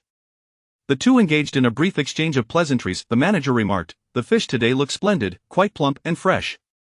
He promptly instructed the waiter to assist in counting the fish, as leaving them in the bucket for too long could lead to spoilage, rendering them less fresh. Lin Fan nodded in agreement. "Very well, let us begin counting the fish." It was Lin Fan and the waiter who counted, while Manager Xiao recorded the numbers. After the count, Lin Fan reported, "There are 4 large fish at 75 won each, totaling 300 won. 6 bigger fish at 55 won each, totaling 330 won, 7 medium fish at 35 won each, totaling 245 won, and 11 small fish at 15 won each, totaling 165 wen. In total, there are 28 fish, amounting to 1040 won in copper coins." Without any discrepancies, Lin Fan swiftly calculated the figures in his head. Manager Xiao promptly verified the amount at the counter, quickly confirming it to be 1041. Although he was aware of Lin Fan's mathematical prowess, he was still astonished by the precision of his calculations, as each figure was distinct yet accurately computed. Truly a remarkable talent. Manager Xiao immediately retrieved 1 tael and 41 in silver coins from the counter to settle the payment for the fish. After the transaction was concluded, he instructed the waiter to transport the fish to the back kitchen and place them in the fish tank for preservation. Turning to Lin Fan, Manager Xiao said, "Young Master Lin, our young lady has gone out on business this morning and should be returning shortly. Shall we proceed to the tea room and await her arrival while enjoying some tea?" Lin Fan replied, "Certainly." He acknowledged and followed Manager Xiao into the tea room, carrying a bag of sugar that he had discreetly retrieved from his space upon entering the alleyway near the city gate. He thought it best to hold the sugar in hand rather than produce it from thin air, which might alarm others into thinking he was some sort of sorcerer, not to mention the cumbersome explanations that would ensue. Once inside the tea room and seated, Manager Xiao busied himself with preparing the tea. Lin Fan contemplated how friendly Manager Xiao had been toward him. Each time he visited, he was invited to the VIP room for tea, indicating that Lin Fan was held in high regard. As they patiently awaited the water to boil, a beautiful and elegant woman entered the tea room. Before she even reached them, a gentle voice called out, "Greetings, young Master Lin, I apologize for keeping you waiting. I have eagerly anticipated your arrival these past few days." She continued, "Upon my return to the entrance, the waiter informed me that you had come, so I rushed over to find you." Lin Fan, taken aback by her words, felt a rush of flattery and surprise. It seemed as though she spoke as if they were intimate lovers, her words dripping with sweetness and making his heart race. One might mistake their relationship for that of a couple or young spouses. He mused, how have women become so forward these days? Manager Zhao's eyes widened in astonishment upon hearing her words, but he quickly composed himself, feigning ignorance as he busily cleaned the tea table and washed the cups, awaiting the kettle to boil. The lady speaking was none other than Miss Tang Noxing. Lin Fan cleared his throat a couple of times, momentarily at a loss for words. Internally, he chided himself to maintain his composure. Chapter 54. A further discussion on white sugar. After taking a moment to steady herself, she spoke, "Miss Tang, welcome back. I have brought the fish today, and I just arrived here not long ago." The fish, Mr. Xiao has already helped with the inventory and settlement. At this moment, Lin Fan felt a flutter of nervousness, uncertain of how to respond. Tang Ruoxin replied softly, "Oh." Then, gathering her thoughts, she realized she had perhaps been overly enthusiastic, uttering such ambiguous words. A sudden blush crept over her, reaching all the way to her neck, and she quickly covered her face with her hands, feeling the embarrassment wash over her. After a few moments, she explained, "Mr. Lin, as soon as I entered, I heard you had come, and I was overwhelmed with joy. I have been thinking about the white sugar matter for the past couple of days, and I momentarily lost my composure." Upon hearing this, Lin Fan waved his hand dismissively, saying, "It's quite all right." Mr. Xiao, sensing that the conversation might become increasingly tangled if the two continued, interjected to alleviate the awkwardness, Mr. Lin, why don't you both take a seat and enjoy some tea? Just a couple of days ago, I happened to purchase some fine tea leaves that I haven't had the chance to taste yet. Let us brew it now and see how you find it. If it's good, I intend to stock up." Both of them, upon hearing Mr. Xiao's words, eagerly chimed in, "Very well, let us give Mr. Xiao's fine tea a try." Their synchronized response elicited a shared glance, leading to hearty laughter that filled the tea room, effectively dispelling the earlier tension. The atmosphere became notably warmer, and the group bravely forged ahead without revisiting the previous awkwardness, settling down to enjoy tea and conversation. After 3 cups, Tang Ruoxin, her heart fluttering with apprehension, inquired, "I wonder, Mr. Lin, aside from delivering the fish, do you bring any other good news today?" Lin Fan, upon hearing this, composed himself, curbing his earlier joy, and replied earnestly, "Miss Tang, you are referring to the white sugar matter, aren't you? I have discussed it with my distant relative, and I believe there should be no issues with the supply. Furthermore, he has provided me with a sample of white sugar that seems to surpass the quality of the previous batch." At this declaration, Tang Ruoxin felt as though a depth charge had detonated within her heart. She excitedly pondered the implications of securing a long-term supply of white sugar, envisioning how it would solidify her standing within her family. In the past few days in Taoyuan County, she had not been idle. She had already begun showcasing the white sugar to affluent individuals, who took a liking to it. She had managed to sell over half of her stock within the wealthy circles of Taoyuan County, commanding an impressive price of 1 tael of silver per pound, an astronomical sum for the poor, yet a mere trifle for officials and prosperous merchants. This urgency drove her to seek out Lin Fan, to confirm this pivotal matter. Her earlier exuberance upon entering was a result of her overwhelming excitement, leading to a lapse in decorum. However, it must be noted that this was a testament to her business acumen. Possessing valuable goods, she could swiftly mobilize to capitalize on opportunities. She acted decisively, never dawdling, a trait that set her apart from many male merchants. Once she identified something of worth, she seized it without hesitation, ensuring it remained under her control. After merely 2 days with the sugar in her possession, her initial investment had already been recouped, with a modest profit to boot. This exemplified her prowess as a businesswoman. She contemplated the lucrative potential of selling the sugar within the affluent circles of Taoyuan County, and if it fetched such prices here, it would surely command even greater sums in other regions or the capital, where demand would likely exceed supply. Regaining her composure, she refrained from revealing her inner thoughts and excitedly asked, "Mr. Lin, is it true that you have indeed secured a long-term supply of white sugar?" Lin Fan was unaware of the extensive efforts Tang Ruoxin had undertaken in recent days, and even if he were, it would not alter the reality that these profits belonged to others, not to him. Without the solid foundation or extensive connections that others possessed, and lacking the backing of a formidable family, he could not seize those opportunities. Nodding with a smile, he affirmed, "Yes, we can secure a long-term supply." Hearing the answer she had long hoped for, Tang Ruoxin felt the weight of her worries lift, her heart brimming with joy and excitement. However, she quickly tempered her exuberance and inquired, "Might I ask about the quality of this new batch? Could you present it for me to examine, so I can discern how it compares to the last? Additionally, what is your proposed method of supply? How much can you provide daily or monthly?" Lin Fan promptly pushed forward a bag containing over 10 pounds of sugar, saying, "As for the quality, I invite Miss Tang and Mr. Shao to sample it for themselves. Regarding the supply, since this is just the beginning, we may not have a definitive quantity for the initial month. However, by next month, we should be able to ascertain how much can be supplied, whether on a monthly basis or every 10 days. Tang Ruoxin, reflecting on his words, realized she may have been too impatient. After all, it was unrealistic to expect a substantial quantity of such fine goods immediately. Moreover, even her initial sales and promotional efforts would require some time. There is no rush. As long as we can reach an agreement, we can assess the supply capacity gradually. However, in the meantime, I intend to take some of this sugar for early sales and promotion. Since you have confirmed a supply of sugar, I would like to formalize our partnership with a contract. My family, the Tang family, is willing to act as your exclusive agent for selling your white sugar, ensuring it won't be sold at a loss. When we sign the contract, I will also provide 100 taels of silver as a guarantee for our long-term collaboration. This guarantee will be valid for 5 years, and if no issues arise during this period, it will belong to you. However, should there be a breach of contract, you will be liable for triple my losses. Additionally, I will provide another 100 taels as a deposit for the long-term purchase of white sugar. However, I have one stipulation. Aside from the Tang family, no other party may sell your white sugar without my permission, to prevent any market disruption. Chapter 55. Granulated sugar and composition books. Behold, this is the essence of a merchant. When discussing matters, a merchant seldom requires you to exert any mental effort regarding the business at hand. They have already contemplated every detail, including the subsequent operations required. You need only to focus on the execution and supply of goods. All other sales-related concerns are entirely off your plate. Lin Fan pondered inwardly, is this truly for my benefit? It seems more like you are prioritizing your own interests, all while claiming to have my best interests at heart. If you genuinely cared for my welfare, why demand triple compensation while prohibiting others from selling?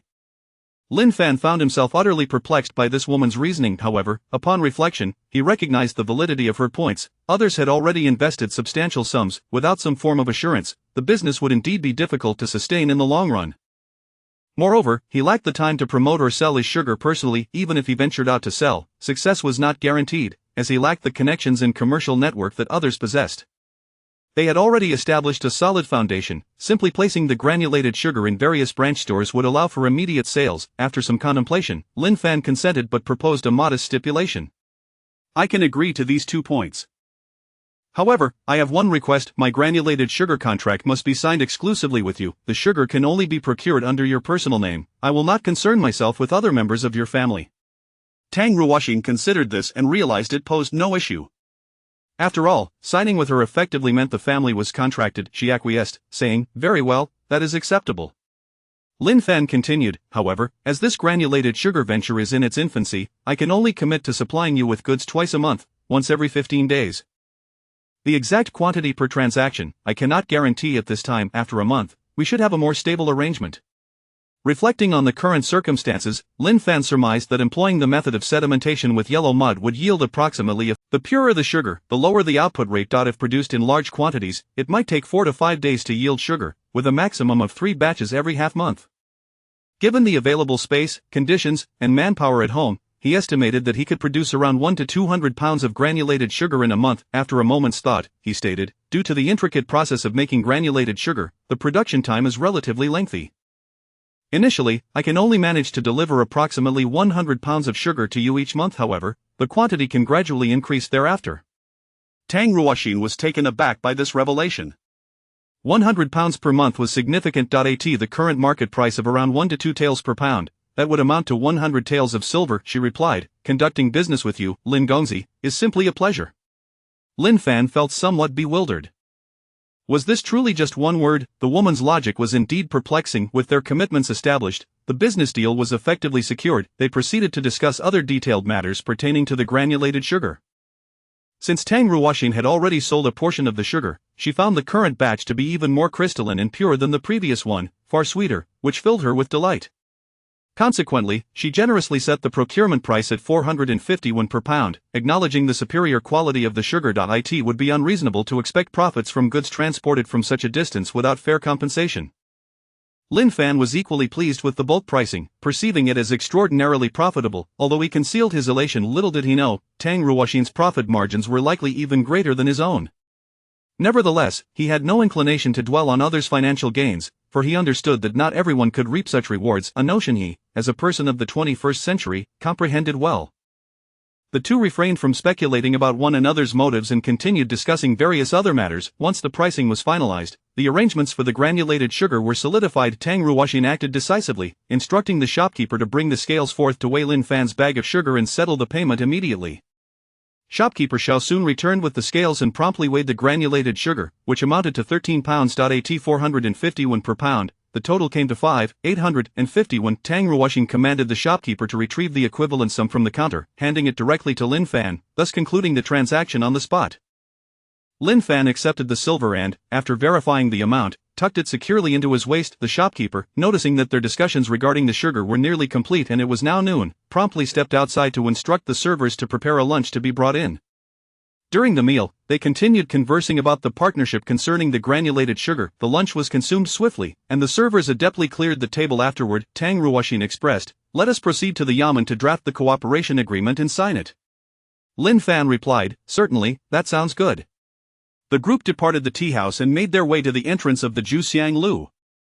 After a brief stroll down the street, they soon arrived at the yamen. Inside, Tang Ruoxin skillfully guided Lin Fan and the shopkeeper through the various corridors until they secured a copy of the agreement. The content of the cooperation agreement mirrored their prior discussions, outlining a unilateral contract between Lin Fan and Tang Ruoxin. After both parties reviewed the document and confirmed its accuracy, they promptly signed and sealed it. This cooperation agreement was now officially in effect, with 3 copies made, one retained by the authorities, and one each for Lin Fan and Tang Ruoxin. Once the signatures were affixed, Tang Ruoxin inquired, "Would you prefer silver notes or cash, Lin Gongzi?"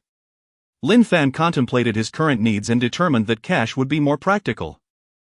He replied, "I would prefer cash, it is more convenient for my purposes." Without hesitation, Tang Ruoxin produced a silver note from her waist and handed it to shopkeeper Xiao. "Shopkeeper, please assist Lin Gongzi in exchanging for 200 taels of silver." The shopkeeper accepted the note and replied, "Understood, I will procure the silver for Lin Gongzi right away." With that, he departed to find the money exchange.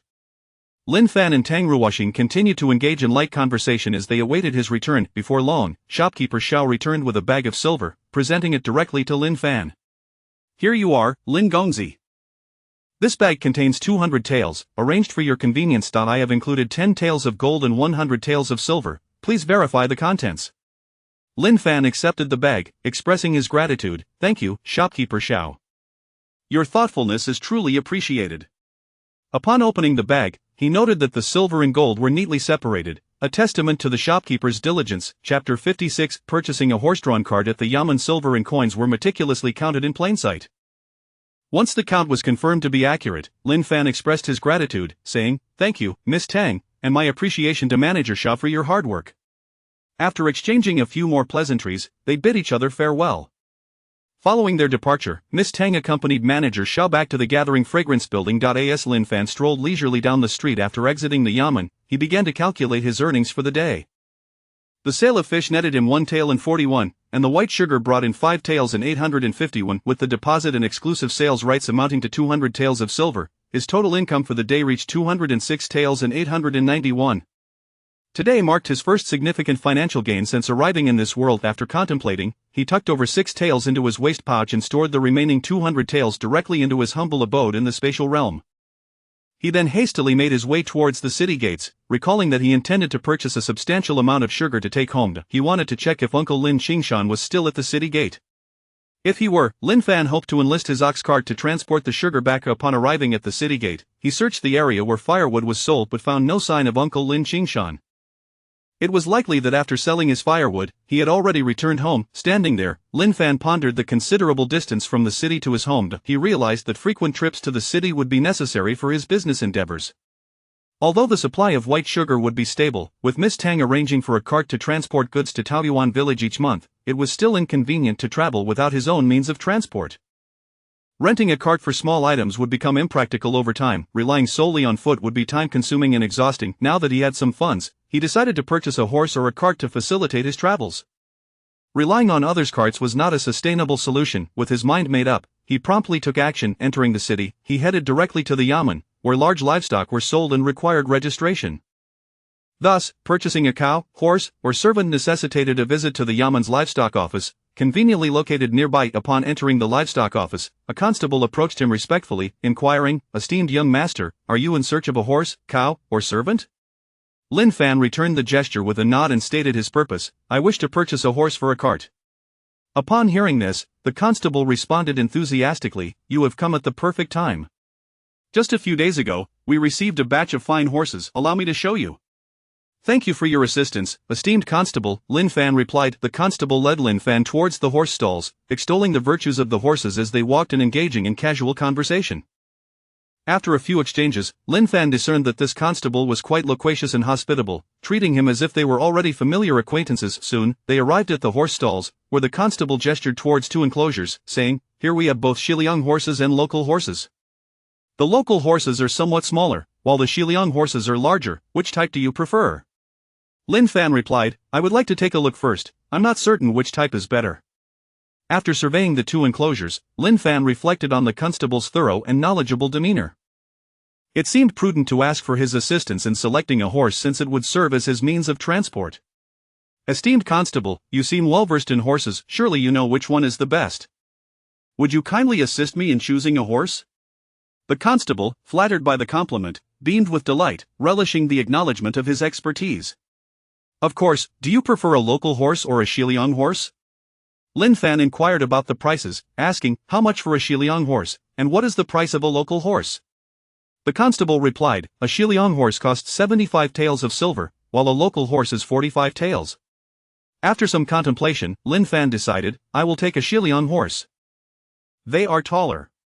The constable, impressed by Lin Fan's choice, gave him a thumbs up and exclaimed, "Young master, you truly have an eye for quality. Let me select a few horses, and you may choose one from among them."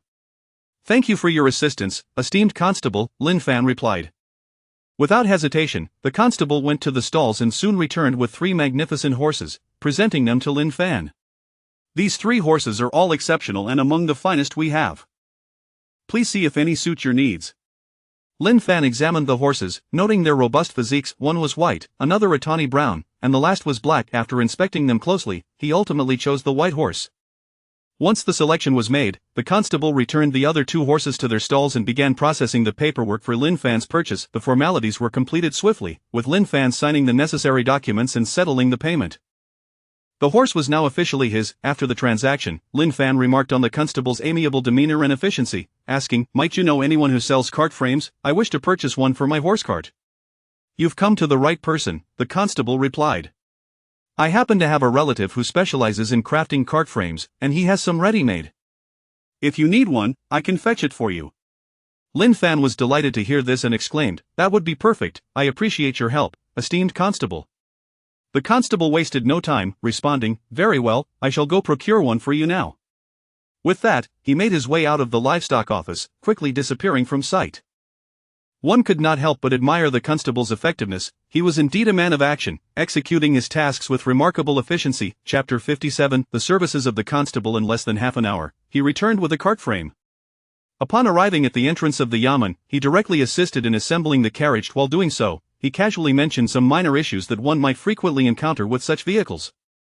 It must be said that as a constable, he displayed remarkable attentiveness. Before long, the horse and cart frame had transformed into a fully functional carriage. Lin Fan couldn't help but admire the constable's efficiency.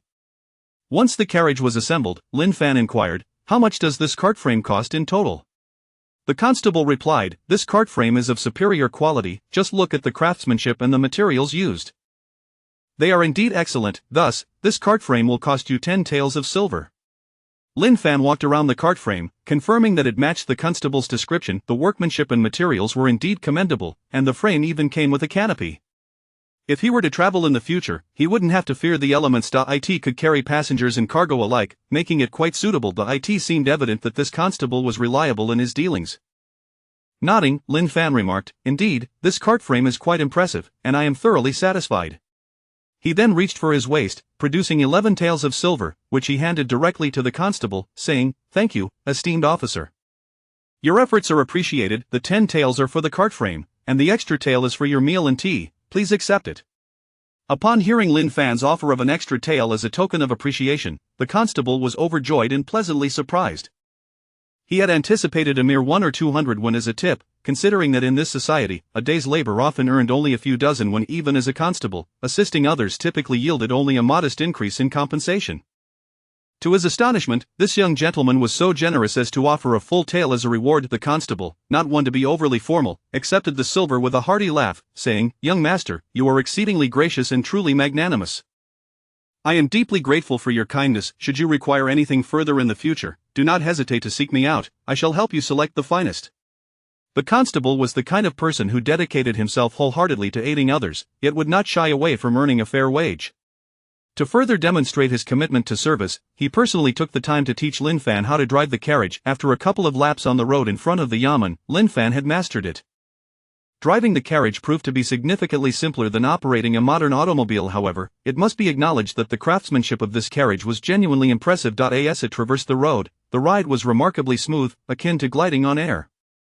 In comparison to contemporary modes of transportation, this carriage could easily be likened to a Mercedes-Benz or BMW. After a couple of rounds of practice, the two exchanged pleasantries. Lin Fan then set off with the carriage, gradually making his way to the general goods store.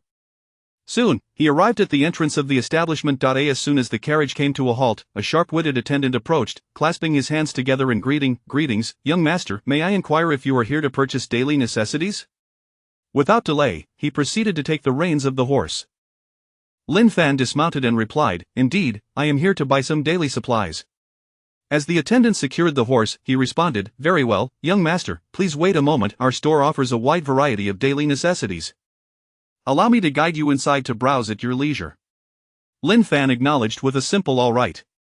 The attendant quickly tied up the horse and then led Lin Fan into the store to select his purchases. Having already contemplated what he needed, Lin Fan promptly informed the attendant of his desired items. Upon entering the shop, with the attendant's assistance, they quickly gathered the necessary goods. After tallying the costs, it came to 300 Jin of black sugar at 6 won per Jin, totaling 1800 won.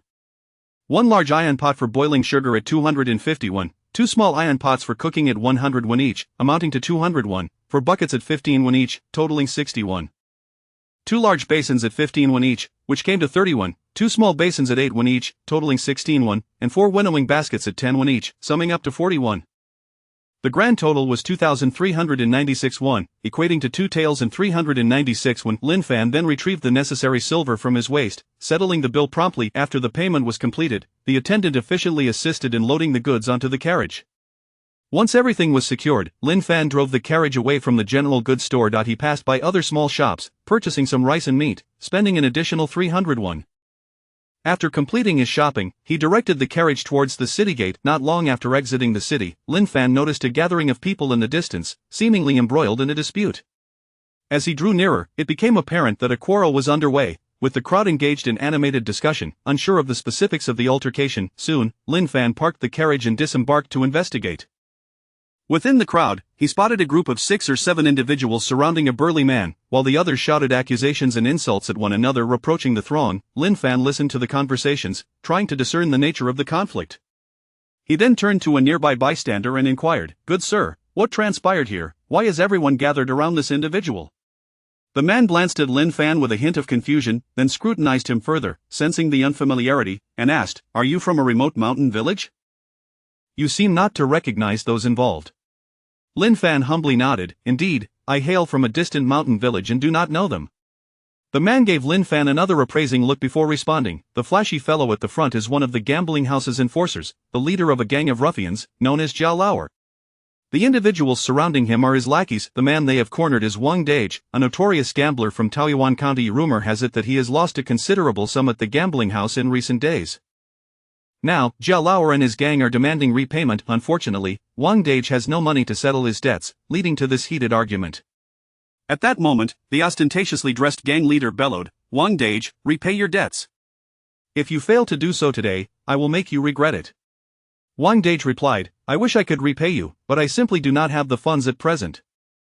I proposed to work off the debt, but you refused. I've just been unlucky lately. If you could lend me a few taels of silver, I assure you I would turn my fortune around." Chapter 58. Encounter with a gambler. "Why not lend me another 5 taels of silver? Once I turn my luck around, I promise to repay you in full." Look, a gambler is indeed a gambler. When fortune turns against them, they wail and lament about their misfortune. They are perpetually fixated on borrowing more money to reclaim their losses, oblivious to the fact that the more they borrow, the deeper the pit they dig for themselves.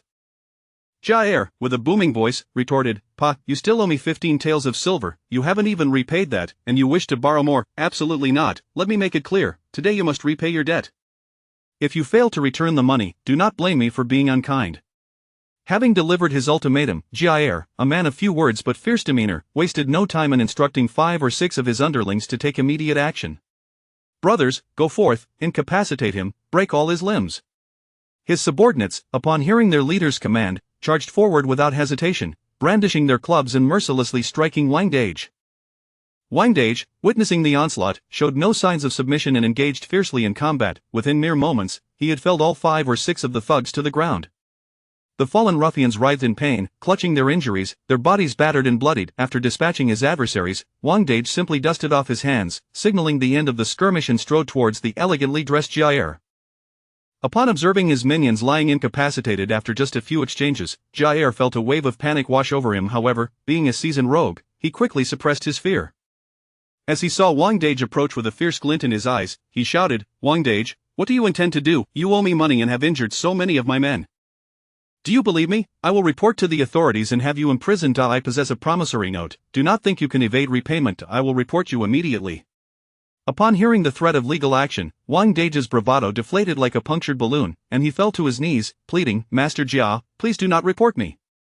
I cannot bear to go to prison. I have an elderly mother at home. What will become of her if I am imprisoned? She will starve. I beg you, do not report me."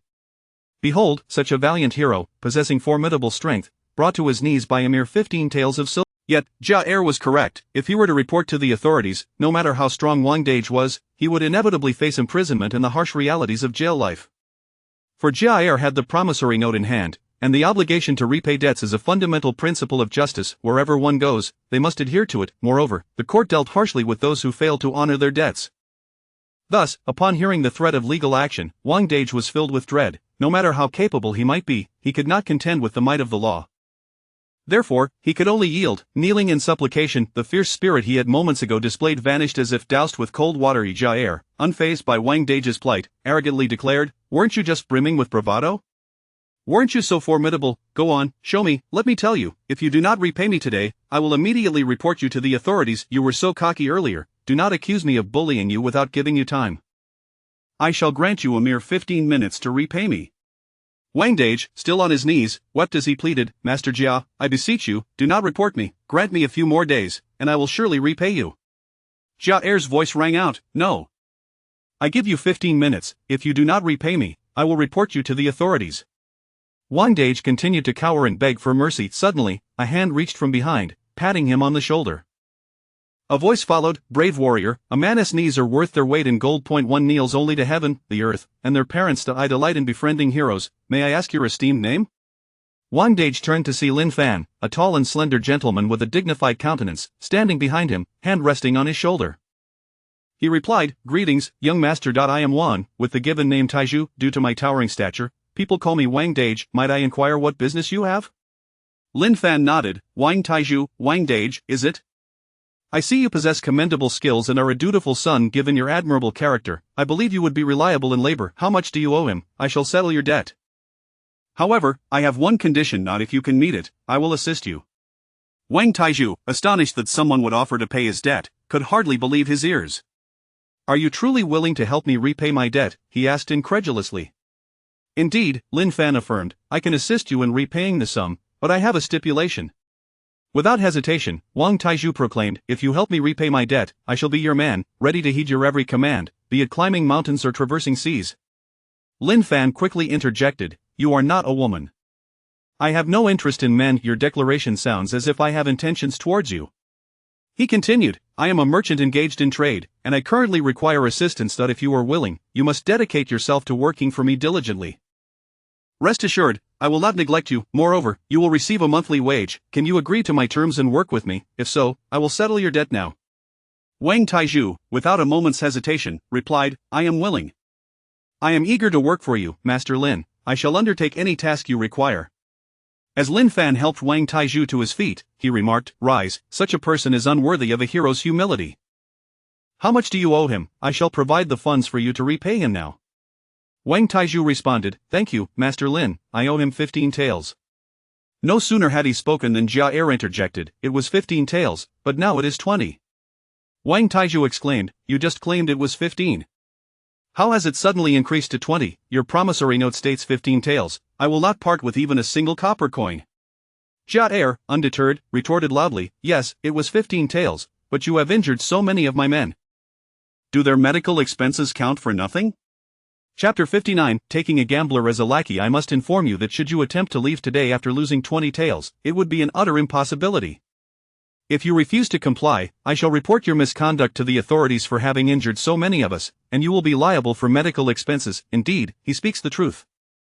Although in this era, death occurs daily, the majority succumb to starvation. If one were to be murdered in the remote wilderness, unless the perpetrator is identified, they may escape justice.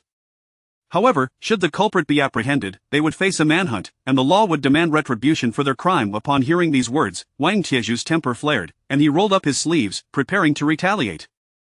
Lin Fan, perceiving the brewing conflict, swiftly intervened to prevent him. Jia Lauer, noticing Wang's intent to strike, was momentarily halted by Lin Fan's intervention. He then boldly taunted, "Come on, give it a try. I warn you, if you dare to lay a hand on me, you won't leave with less than 30 or 50 taels." Indeed, Jia Lauer was correct. It was Wang Taiju who owed money. Should he refuse to repay and resort to violence, it is plausible that the authorities would indeed decree he compensate several taels and face incarceration. Thus, the impoverished are perpetually powerless against the affluent. Moreover, Jia Lauer possesses connections within the government, not only wealth but also influence. To ensnare an ordinary commoner or a gambler is merely a matter of spending a little money and leveraging connections.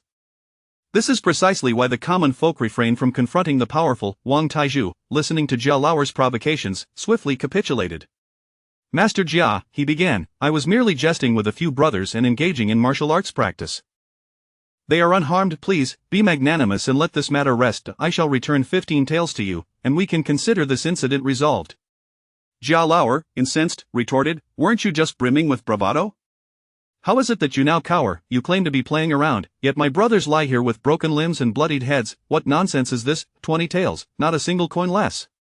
Wang Taizhu attempted to explain, it was not as exaggerated as you say. I was merely controlling my strength, they are only slightly injured, and they will recover.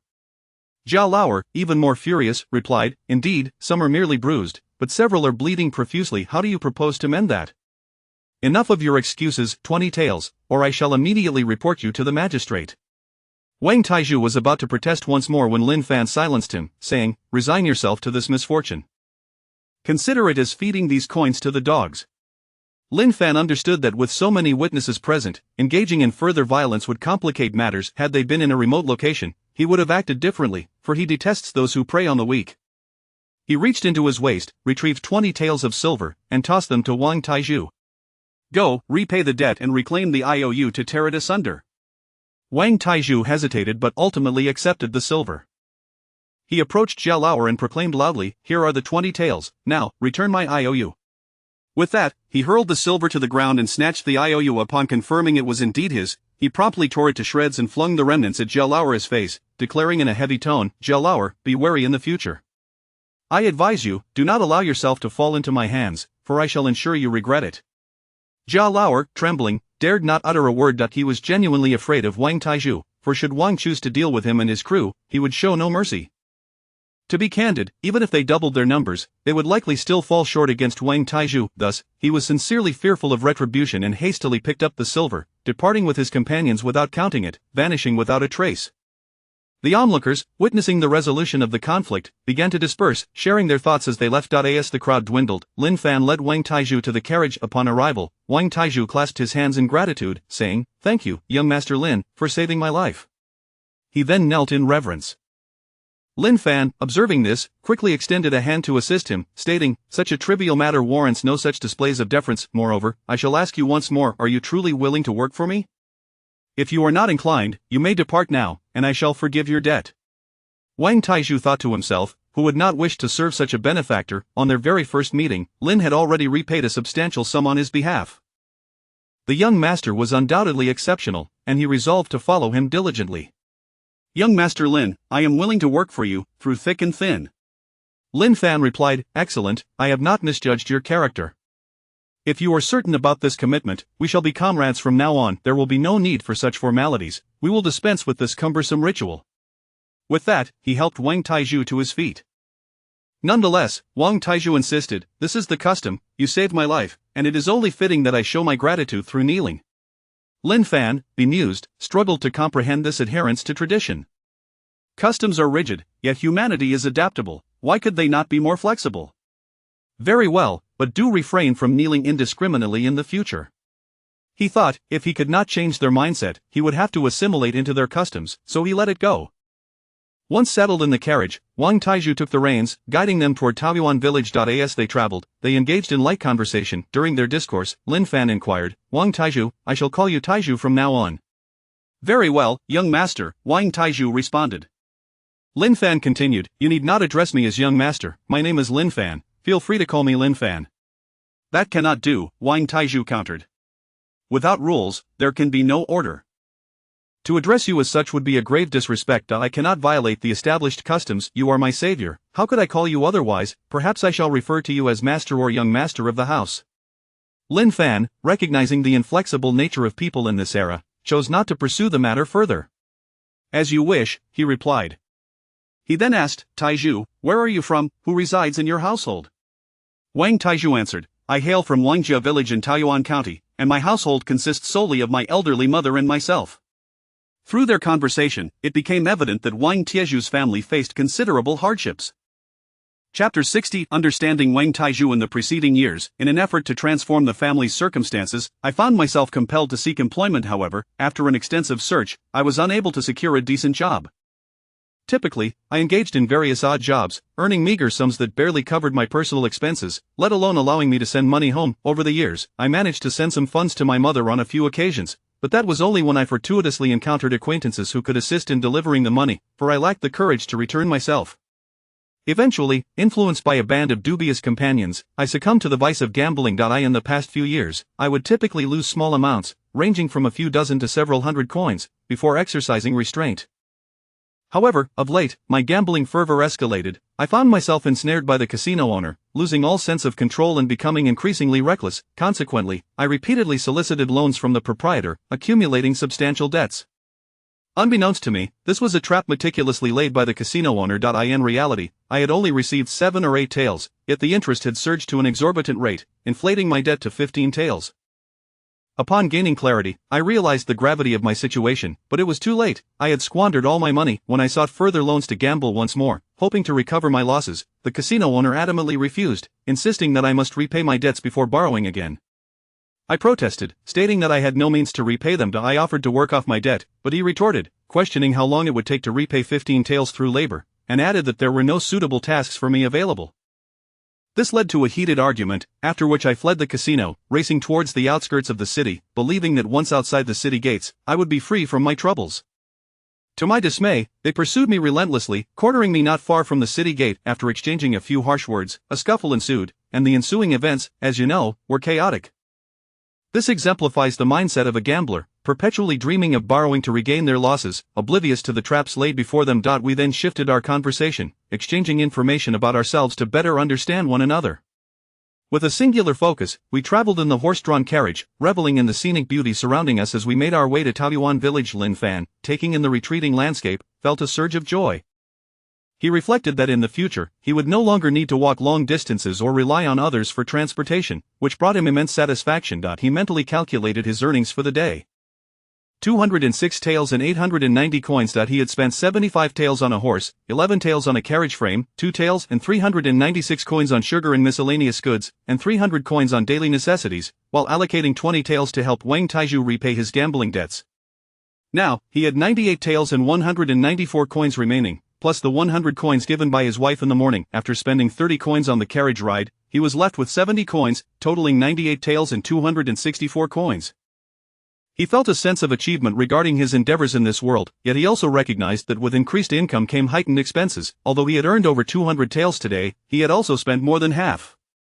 Moreover, with debts looming, he realized he had little money left. It appeared that life required continued effort. With a momentary lapse in thought, he quickly returned to reality. The journey proceeded smoothly, and soon they arrived at Taoyuan village. He guided the carriage directly to his home. Upon reaching the door, 2 heads, one large and one small, emerged from within the house. Song Shoshua, noticing the arrival of the carriage, stood at the entrance with her younger sister, a look of curiosity on her face. Barely a moment had passed when a familiar voice echoed from the carriage, "My dear, Xiaoqiao, I have returned." Hearing that familiar voice, Song Shoshua paused, then her expression transformed into one of joy as she replied, "Husband, you are back." Xiaoqiao hesitated for a moment upon hearing the voice but soon leaped up in excitement, clapping her hands and exclaiming in her adorable baby language, "Brother-in-law is back." "Brother-in-law is back." Lin Fan responded, "Yes, my dear, Xiaoqiao, I have returned." He then jumped down from the carriage and dashed into the courtyard. Song Shoshua and Xiaoqiao quickly followed suit. When they reached him, Lin Fan lifted Xiaoqiao into his arms with one hand while embracing Song Shoshua with the other. Having already shared an embrace with her husband previously, Song Shoshua felt comfortable and reciprocated the hug joyfully. The family appeared to be filled with love and affection. After a brief moment, a tall, dark figure entered the courtyard, carrying something on his back. Upon seeing him, Song Shoshua instinctively pushed her husband away. Her cheeks flushed as she said, "Husband, someone is here." Wang Taizhu entered the doorway, coincidentally meeting Song Shoshua's gaze. He nodded respectfully and greeted her, "Madam, greetings." He then inquired, "Young master, where shall I place these items?" Lin Fan pointed to a corner of the courtyard, saying, "Taizhu, you can temporarily place those daily necessities there, and the food items should be set aside in the room and kitchen." Wang Taizhu replied, "Understood, young master." Lin Fan then introduced, "My dear, I was so overjoyed to see you both that I neglected to introduce this gentleman. This is Wang Taizhu, a young man I took under my wing on my way back from the city." He continued, "Wang Taizhu, this is my wife, Song Shoshua, and my sister-in-law, Song Xiaoqiao." Upon hearing the introduction, all parties exchanged pleasantries. After a brief exchange of greetings, they set to work, unloading all the goods from the carriage. Song Shoshue, noticing the substantial amount of brown sugar purchased, asked, "Husband, why did you buy so much sugar at once?" Lin Fan replied, "My dear, we have finalized our sugar business deal. Henceforth, we will be producing white granulated sugar in large quantities. I thought we would need additional hands to assist, so I decided to take on a young man to help with the tasks at hand. This initial batch of sugar is merely a starting point. We will need to acquire more for the production of white sugar." As they busied themselves, Lin Fan elaborated to his wife on the rationale behind hiring help and the plans for their family business. He explained that in order to produce large quantities of white sugar, they would require more manpower and might even need to enlist assistance from other villagers. However, for the time being, with their small group, they should manage well enough. He wanted to ensure his wife was informed about their plans, as it was prudent to prepare for the future. Chapter 61. Song Shoshue manages a large sum of money. Upon hearing her husband express such grand ambitions, Song Shoshue nodded appreciatively, her heart swelling with pride. She occasionally chimed in, thoroughly captivated by the conversation. The group worked together, swiftly unloading the contents of the cart into the courtyard. Items vulnerable to the rain were carefully placed inside the house and kitchen, filling both spaces to the brim. After the task was completed, Lin Fan instructed Wang Taizhu to move the cart aside and secure the horse. Taking his wife's hand, he led her into the room and closed the door behind them. He then felt around his person, retrieving a pouch of silver and presenting it to her. Song Shoshue was taken aback by Lin Fan's action. How could such a sizable package be concealed at his waist? She had not noticed the bulge before, perhaps due to her preoccupation. Lin Fan explained, "My dear, this is the money earned today, 206 taels and 891 in total. I spent 86 taels on the cart, a few taels on miscellaneous items, and 20 taels to bring this young lad on board. All told, these expenditures amount to over 100 taels. Currently, we have 98 taels and 194 won remaining, plus the 100 won you gave me this morning, which leaves us with 71. Thus, we now possess 98 taels and 264 won, along with the 2 taels and 377 won that were left in our household. Altogether, we now have 100 taels and 641 won in cash. I have counted it all for you, so please keep it secured. Additionally, do not forget to store these 2 partnership contracts safely." As Lin Fan spoke, Song Shoshue's eyes widened, and her mouth fell agape, rendered speechless by the magnitude of this shocking revelation. Her expression shifted to one of intense surprise and anxiety, as if she were frozen by the weight of the news. After several breaths, she finally regained her composure, stammering, "Husband, how can one earn so much in a single day? Over 100 taels. I have never managed such a sum, and I am at a loss as to how to hide it. Furthermore, how can one possibly earn hundreds of taels in a day? I have never seen or heard of such wealth before."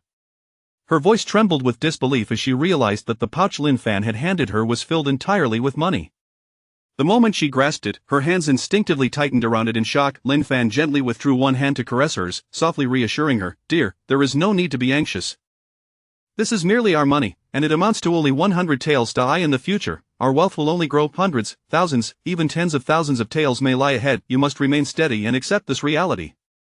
Otherwise, as our fortune increases, how will you manage it? So take a deep breath and relax. This money is earned through our honest labor. Do not panic. Simply secure it well. I believe in your ability to handle this responsibility." As Lin Fan comforted her, he encouraged Song Shoshue, and gradually, she settled down, beginning to accept the astonishing truth. After a moment of deep breathing, she opened the pouch and peered inside. While she had anticipated its contents, the sight of so much gleaming silver still left her in awe. She had never witnessed such a vast array of shining currency before, especially knowing it belonged to her family. In her earlier life, even when her parents had been alive, their household wealth had barely amounted to a few hundred won, let alone several taels. Now, her husband had returned home with a fortune in a single day. Placing it directly into her hands, she found it difficult to process, as this was a reality she had never dared to imagine. Yet, soon enough, she recognized her husband's capabilities and the prospect of even greater wealth to come. And thus, she knew she could not become overly enamored with this newfound fortune. Regaining her composure, she cheerfully responded, "All right, husband, I understand. I will secure the money at once." After a glance at the shimmering silver, she reached out to touch the cool, smooth coins, feeling a delightful thrill. Seeing her reaction, Lin Fan felt a wave of satisfaction. He could not help but admire his wife's remarkable ability to adapt. It was impressive how quickly she had come to terms with the situation. Before long, Song Shoshue had stowed away the money securely. The couple then discussed various household matters before stepping out into the courtyard. Upon entering the courtyard, they found Xiao Chao joyfully playing with Wang Taizhu, who had been entertaining her with laughter since they had moved the items. Unfazed by her surroundings, she was delighted to play with someone her brother-in-law had brought home. Knowing he would not harm her, Wang Taizhu had even hoisted her onto his shoulders as they chased butterflies around the yard, filling the air with her delighted giggles. Observing this scene, Lin Fan felt reassured of Wang Taizhu's character. He appeared to genuinely care for the young and respect his elders, displaying a commendable disposition. Lin Fan mused that he had not misjudged his character. Song Xiuxue, having exited the room, was equally pleased to see her sister enjoying herself so thoroughly. Yet just as she was about to attend to other matters, Lin Fan called her over. He stepped forward, taking her hand and guiding her to the horse by the cart. "Dear, this is the horse I purchased today," he said, gesturing towards the magnificent creature. "I have yet to name it. Would you do me the honor?" As Song Xiuxue approached the horse, she began to scrutinize it closely, having been too preoccupied during the earlier commotion to appreciate its stature, and now she took in its impressive height and robust physique, feeling a flicker of trepidation at its sheer size and strength. Chapter 62, adding 2 new members. She was still somewhat apprehensive about such a large creature. Lin Fan, noticing her trepidation, reached out and gently patted her shoulder, saying, "Do not be afraid, my dear. This horse is very loyal and gentle. If you call it a couple of times and give it a name, it will recognize you as its master. It will not harm you, I assure you. You may reach out and touch its head." With that, Lin Fan caressed the horse's head. The horse immediately neighed, as if responding, and nudged Lin Fan's hand with its muzzle. Seeing Lin Fan's actions, Song Xiuxue felt emboldened. Lin Fan encouraged her, "Do not be frightened. Why not give it a name? It will soon be a member of our family." Song Xiuxue replied, "Husband, I have never attended school and do not know how to write. I am unsure how to name the horse." Lin Fan reassured her, "It matters not, just observe it and choose any name that comes to mind." Without hesitation, Song Xiuxue examined the white horse and, after a moment's contemplation, exclaimed, "Husband, since this horse is white, let us call it Dabai." Lin Fan smiled and nodded, saying, "Very well, we shall name it Dabai as you wish." Then, Song Xiuxue, feeling bolder, imitated Lin Fan's previous gesture and stroked the horse's head. She addressed it, "Dabai, Dabai, from now on, you shall be called Dabai." The horse, seemingly endowed with intelligence, appeared to comprehend her words, as if it understood that this person before it would be its owner. Upon hearing its new name, the horse neighed in response and gently nudged Song Xiushue's small hand with its muzzle. Song Xiuxue, taken aback by this interaction, remarked, "Husband, it seems the horse can understand me. It appears to have accepted the name I have given it." Lin Fan affirmed, "Indeed, horses possess a certain sensitivity. Henceforth, we shall call it Dabai." Song Xiuxue agreed, and then, addressing Dabai once more, she called out, "Dabai, Dabai, welcome to our family. You are now one of us." The white horse seemed to genuinely understand, letting out a few soft neighs and nodding its head in acknowledgement. Lin Fan, witnessing the delightful scene, felt immense joy in his heart. Meanwhile, Song Xiaoqiao had also come over, engaging in cheerful chatter with the horse, as their family had never owned livestock before. Consequently, Lin Fan instructed Wang Taizhu to lead the horse and cart to the back of the house, securing the horse with a wooden post. Wang Taizhu, not one to idle, completed his tasks and gathered some grass from the surroundings to feed the horse. Song Xiuxue sighed, reflecting on how their family had just welcomed 2 new members, 1 person and 1 horse. As evening fell, she busied herself preparing dinner. Lin Fan and Wang Taizhu chatted with Xiaoqiao in the courtyard. Aware of the increased number of family members, Song Xiuxue adjusted the quantity of rice and vegetables accordingly. Her bustling figure flitted about the kitchen, and soon, dinner was ready. As the group conversed in the courtyard, they heard Song Xiuxue call from the kitchen, "Husband, dinner is ready, please come in." Xiaoqiao, upon hearing this, dashed into the kitchen, the first to arrive, but not without being caught by her sister for a hand-washing ritual. The kitchen, though small and cluttered with the day's provisions, was cozy enough for the gathered family. Everyone settled in, and as they shared their meal, the conversation flowed easily. Before long, the evening sky began to darken. The family completed their household chores and took their baths. After a brief playtime, Xiaoqiao retired early to bed. Lin Fan and Wang Taizhu lingered in the courtyard, enjoying the cool evening air. Soon, Wang Taizhu declared, "Young master, it is late, I shall retire for the night." Lin Fan, realizing he had not arranged a place for Wang Taizhu to sleep, replied, "Of course, let me find a suitable spot for you." Wang Taizhu waved him off, saying, "No trouble, master. I can sleep on the cart." Without waiting for further discussion, he stepped out of the courtyard and headed to the back of the house to sleep in the cart. Upon hearing Wang Taizhu's intention, Lin Fan was reminded of the oversight. He thought to himself, how had he forgotten to consider where his new companion would rest? As he walked back into the house, closing the door behind him, he found Song Xiuxue still seated on the bed, wide awake. He sat beside her and pondered aloud. My dear, I feel our home is rather small. With all these new additions, our rooms and kitchen seem to be overflowing with belongings that if we are to produce white sugar here, we will surely lack sufficient space. I propose that tomorrow, we enlist some villagers to help us expand the house.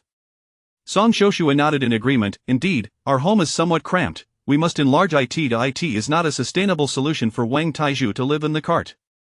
Lin Fan concurred. You are right, my dear. I will speak to my uncle tomorrow and ask him to help us find some people to assist in constructing the new space. Since the temporary structure is made of wood and thatch, it should not take more than a day or two to erect. For now, we can build a temporary shelter beside the house, and I will consider a larger site for a proper new home in the coming days. This will facilitate our living and working arrangements. Hearing her husband's plans for a new house filled Song Shoshua with joy.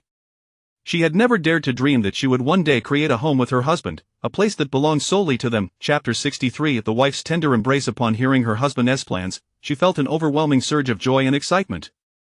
Without a moment's hesitation, she instinctively leaned in, pressing her petite form against her husband's chest, enveloping him in her embrace. In a sweet, melodic voice, she responded, All right, my dear husband, I shall heed your every arrangement. Which woman does not yearn to be a delicate flower, nestled in the arms of her beloved? To bask in the sense of security that his robust chest provides, Lin Fan was momentarily taken aback by this unexpected gesture from his wife. However, he quickly regained his composure, inhaling deeply the fragrant aroma that wafted from her youthful form, savoring the delightful scent of her innocence. It must be said, after merely a few days of indulgence, he could sense that the girl was beginning to take on a bit of softness. As he breathed in her delicate fragrance, he found it increasingly intoxicating, and images from contemporary media began to fill his mind, stirring a rising excitement within him. Just as he was lost in these fanciful thoughts of what might transpire next, he heard the gentle voice of Song Shoshua say, My dear husband, shall we sleep now? Taken aback for a moment, Lin Fan quickly responded, his heart racing with fervor. Filled with an eagerness that made his entire being warm, he replied, Yes, my wife, let us sleep, let us hurry to sleep. Song Shoshua responded softly, her voice barely above a whisper, All right, dear husband, then let us start our slumber. With that, she slowly withdrew from Lin Fan's embrace and settled down to rest. Lin Fan, still aflame with excitement, felt his entire body radiating heat, his mind racing with thoughts of various scenarios from modern media. Once he managed to calm the tumult of emotions within him, he suddenly noticed a soft, rhythmic sound emanating from beside him. Leaning over to take a look, he rubbed his eyes and focused again, only to realize that his wife had closed her eyes and drifted into a peaceful slumber, serene and sweet. Smacking his forehead, he thought to himself, How foolish of me, I was hoping to enjoy a delightful moment with my darling wife to nurture our bond. It appeared he had been led astray by her innocence. Lin Fan quickly sat up, gathering his thoughts, striving to quell the embers of desire that had ignited within him. It seems I was mistaken, misinterpreting the situation. Time passed swiftly, and he surmised it must be around 8 or 9 o'clock. Rising, he made his way to the table and took a seat. Pouring 3 cups of water in quick succession, he gulped them down, extinguishing the lingering flames of passion within him. After several moments, his emotions gradually settled. Stealing a glance at the sleeping beauty on the bed, he shook his head with a smile. After a quarter of an hour, his mood finally returned to a state of normalcy. Dismissing any lingering, frivolous thoughts, he retrieved the cloth intended for meditation. Without hesitation, he laid it upon the floor and began to meditate. His spirit transcended the physical realm and entered the ethereal space. Within this realm, he exchanged a few casual words with Linger before settling into his meditative practice. Having communicated with Linger frequently over the past couple of days, there were few issues that required discussion. The two spirits remained in tranquil silence, immersed in their cultivation. As midnight approached, a sudden rumbling reverberated through the space, lasting longer than usual before it finally subsided. This time, instead of feeling alarmed as he had previously, Lin Fan was filled with astonishment and elation. Despite the tumultuous noise, the two spirits remained undisturbed, continuing their practice. Lin Fan understood he was on the brink of another upgrade. After a while, Linger concluded her practice, watching Lin Fan closely, eager to guide him through his breakthrough. When she opened her eyes and beheld the scene before her, she was taken aback. To her astonishment, the space appeared to have expanded by an additional 200 square feet. This indicated that her master had crossed into a new minor realm, advancing directly from the 3rd level to the 5th. Filled with joy, she recognized her master as a prodigious talent. To ascend through realms so effortlessly in just a night or two of cultivation was nothing short of extraordinary. Truly, he was the chosen one of the universe, having traversed from Earth to this realm, a feat not to be taken lightly. Noticing her master still engaged in his cultivation to solidify his foundation, she refrained from interrupting him, instead offering careful guidance to ensure he fortified the principles of the 4th and 5th levels effectively.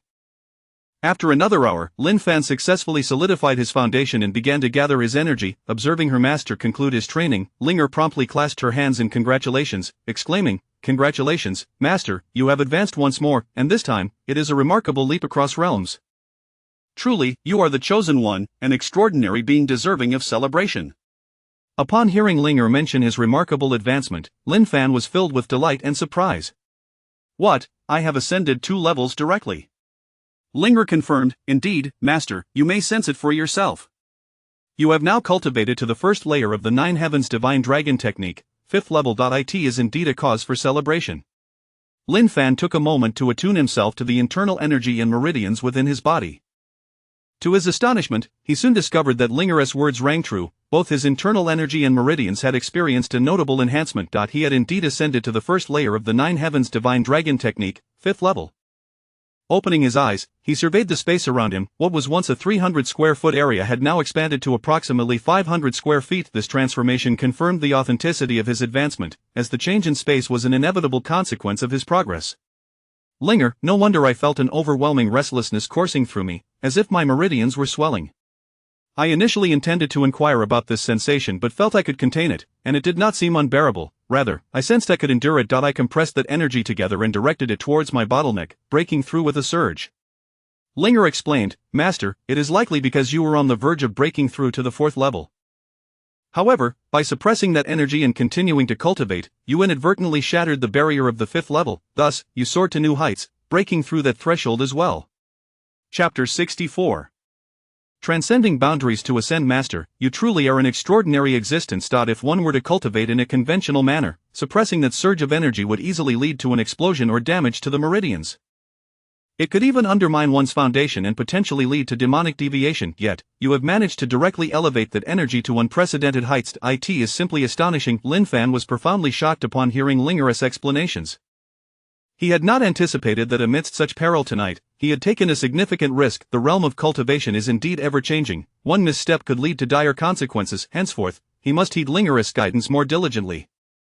Otherwise, his reckless behavior could invite unknown dangers. Linger continued, "However, master, because you have already attempted and achieved your first breakthrough, you now possess the foundation for transcending boundaries. In the future, you may frequently ascend beyond your current limits.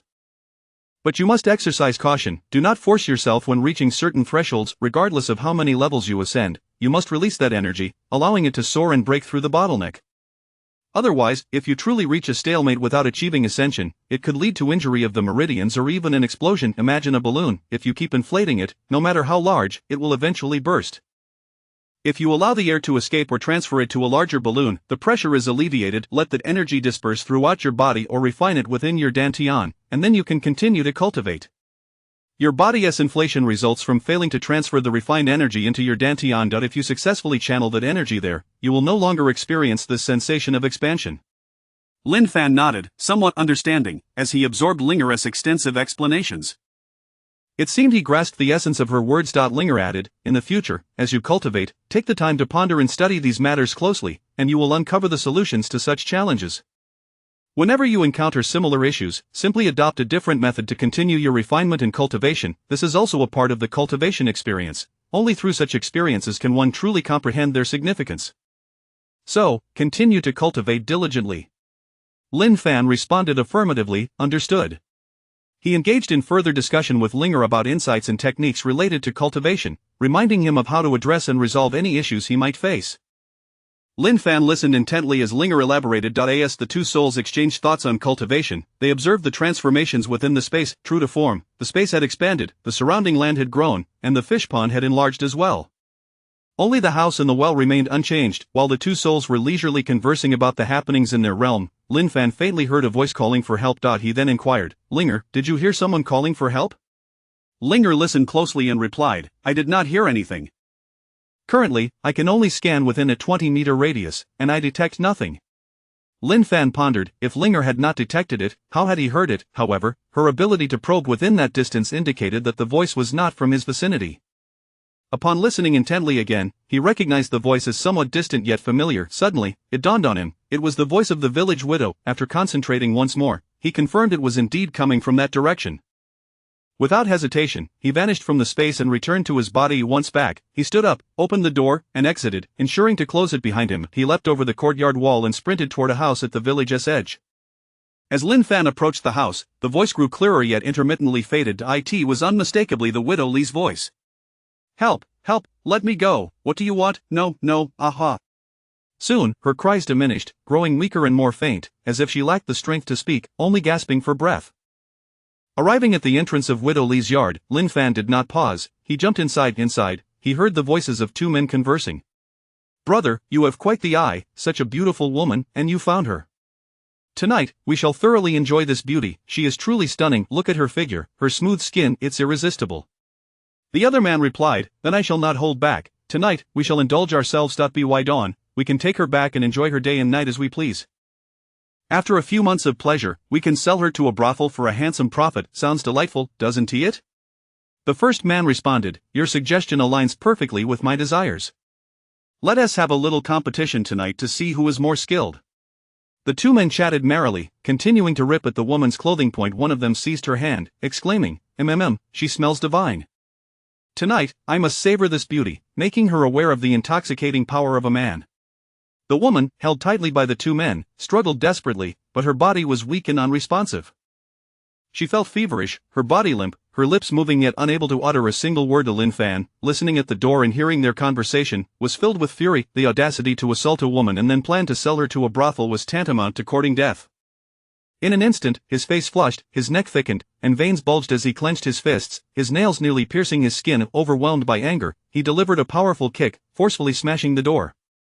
Without hesitation, the door flew open and struck the man attacking the woman, sending him crashing to the ground beneath her. Chapter 65. The widow's house encountered trouble. Perhaps due to a lack of vigilance, Lin Fan exerted excessive force. The man let out a startled gasp and fell unconscious, not uttering a second sound. The other individual, witnessing this sudden peril, jolted in alarm and swiftly sidestepped. He bellowed loudly, "Who dares to disrupt my affairs?" Lin Fan, a man of few words and fierce demeanor, refrained from retorting. Instead, he turned sharply and delivered a powerful kick aimed at the man's groin. The man, caught off guard, seemingly blinded by the darkness, was unable to react. However, Lin Fan, having honed his skills through training, was acutely aware of his position. Subsequently, two resounding cracks echoed through the air as the man's most sensitive parts were mercilessly struck, causing him to collapse to the ground, accompanied by anguished screams. Yet, before long, his cries dwindled to mere gasps, as if he were exhaling without inhaling, until he ultimately fainted. Lin Fan, still not satisfied, directed another kick at each of the two men, sending them flying out into the courtyard. After expelling them, Lin Fan hurried to the side of the woman. Upon seeing Li Dongmei, he was momentarily stunned. Her clothing had been completely torn to shreds, leaving her nearly exposed. Her tawny skin revealed an exquisite figure that would undoubtedly be the object of desire for many men. Such a stunning woman, with such a captivating physique, who could resist the allure? Lin Fan, too, felt a rush of excitement, a warmth flooding his body, as if his very veins were about to burst with fervor.